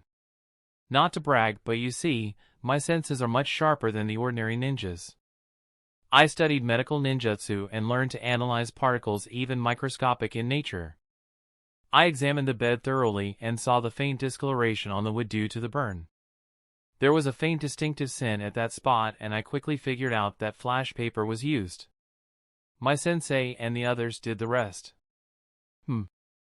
Now that I'm saying it out loud, it does sound like I'm bragging a little, huh? Daichi chuckled to himself. I read your file. Lord Taji gathered some information about you the last time you were here in the capital with your master, Jideo. Junichiro just tilted his head and scoffed. You don't know anything about me. Oh, on the contrary, I know quite a bit. Your family sold you to some wealthy merchant when you were just a boy. Several months later, he died in a bandit attack and you were out on the streets with no one to turn to. That's when the merchant Jideo took you in. He raised you and soon you became his trusted aide. And you also have a genetic defect. Congenital anhidrosis. You can't feel pain. Daichi recalled the information he read on Junichiro. Lord Taji did extensive research on Jideo and his guard last year. It was due to his son Wakamu, but who would have thought that this info would come in handy like this at such a time? You think you know me just because you read something in a file? You presume too much. The man was angry as he focused on Daichi's face. All right, enlighten me. Tell me your story. I want to know where this deep devotion and loyalty to your master comes from. Daichi slightly leaned forward with a serious gaze and wanted to hear what the man had to say. Junichiro was silent for a few seconds and then decided to indulge the genin. From the day I could remember, I never felt pain. My sense of touch was also mild. And because of that I always got into accidents and hurt myself. But I never cried about it. My birth parents. They were poor and couldn't take me to a doctor to get me checked. And they were disturbed that I got injured more often than the other kids and even more when I never showed any pain or anger when I got hurt. They called me a freak of nature. Daichi's eyes slightly softened hearing that. Ignorance breeds ignorance. What you have is a genetic mutation. Meaning they were the ones responsible for whatever defects you were born with. Of course God also played a part in giving you that shitty deal, if there is such an entity as God anyway. Hearing that, the anger on Junichiro's face lessened. He continued with his story. A wealthy merchant came and offered to buy me. What my parents saw as a curse, he saw as an opportunity. He bought me and kept me as a slave for his amusement. 5 months later, when I was out of the house, bandits struck and killed him. I became homeless and spent months on the streets. Going hungry for days, and if lucky, I would find some food in the trash to eat. Jideo found you at this point, didn't he? The restrained man looked down and spoke in a soft tone. He had a small smile as he remembered that moment. Yes. He saw a child trying to eat food that was covered in dirt and filth and took him in. Junichiro stopped for a few moments and then, with a hardened face, looked up at the boy. He cleaned me, bathed me, fed me, taught me how to read, write, took care of me when I was sick. He taught me how to laugh. He didn't care about my afflictions. He saw me as a son. And I look at him as my father. I swore a long time ago that I would do anything for his happiness. You're willing to die for him? Daichi said in a small soft tone. Yes. If giving my life means he could live, then I will gladly do it without hesitation. No matter what you do to me, you won't get his location. I won't give you that information. The conviction in his voice stirred something in Daichi's heart. I want that. Such loyalty and devotion. Damn! What I wouldn't give to have someone like him as my subordinate. The people outside the room frowned as they listened. That kind of loyalty. It's rare. Ginma looked at the man with new eyes. Such deep devotion. It's a shame, Jideo. If he hadn't poisoned my nephew, I would have let him live. Taji looked through the one-way mirror and stood stoically.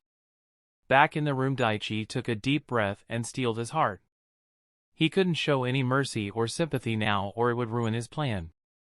With the smile erased from his face, Daichi asked the man a question. You said you were willing to die for your master. But are you willing to live for him? The captured guard was puzzled. Daichi continued. Since you've told me your story, I suppose it's only fair that I share something with you as well. As you may know, I studied under Lady Tsunade and learned her medical skills. She is the best in her field. Her knowledge, the skills in the medical arts. It's amazing to see her at work. But one of her few problems is that she is a gambling addict. And her luck. My God! The woman has the worst luck on the planet. Daichi sighed and shook his head thinking about his mentor. He carried on. A year ago Lady Tsunade and I were hiking through the Three Wolves mountain range looking for rare herbs. During our journey we encountered the people living there on top of the snowy mountain. Those people rarely come down and interact with the earth dwellers, as they called us. They had several precious herbs and medicines in their possession. Ones we wanted to find and study. The tribal leader, a man of great cunning and wisdom, quickly found out about my sensei's gambling addiction and made several wagers. As you can expect, she lost all the wagers made and we had to give up our goods one by one until only the clothes on our backs were left. And so to get back what we lost and get the herbs they have, I made a bet with the man. Lady Tsunade and I would be their servants forever if he won, or we would get everything they took from us plus a few samples of their rare herbs. Thank God it was only Tsunade's skills that were passed on to me and not her luck. We would have been screwed in that case. Is there a point to this? Junichiro asked Daichi with a scoffing smile. I'm getting there. Patience. Daichi chuckled and replied. Now where was I? Oh yeah. We won the bet and got everything we needed. The tribal leader was impressed with my guts and invited me to witness their moon dance ritual. It was something they did once a year. It was to honor the moon god for his blessings and such. During the ritual I watched a tribal member suspend himself from a tall tree with flesh hooks through his chest. 6 hours he dangled. His skin stretched like rubber.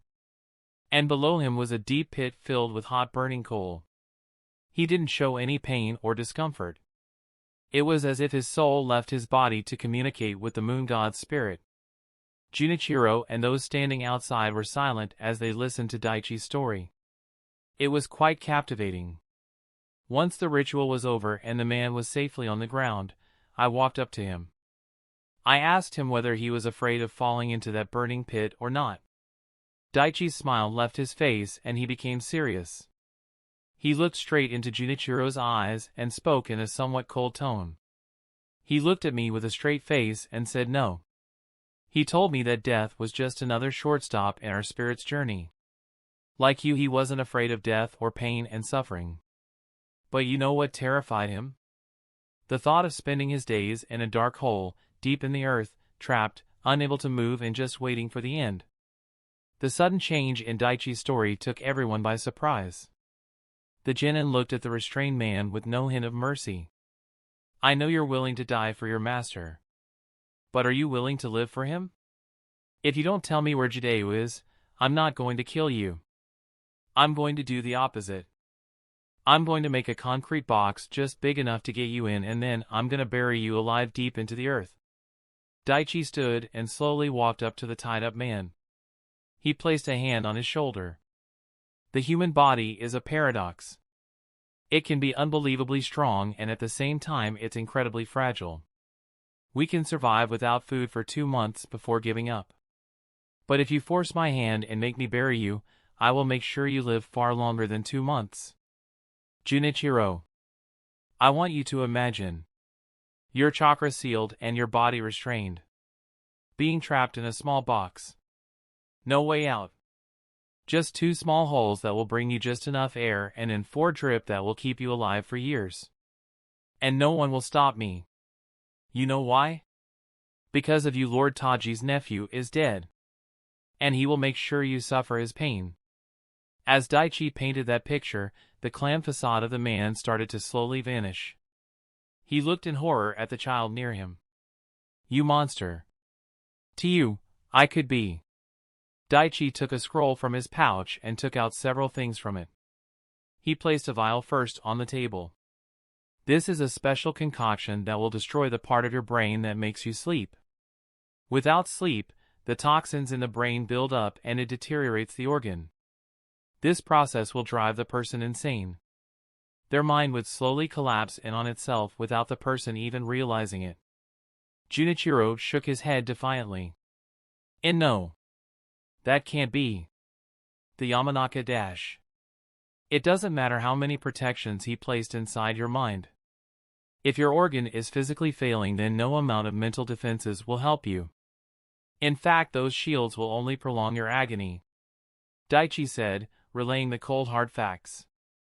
As Jideu's guards stayed silent, Daichi continued putting on the pressure. The next item he placed on the table was in 4 bag.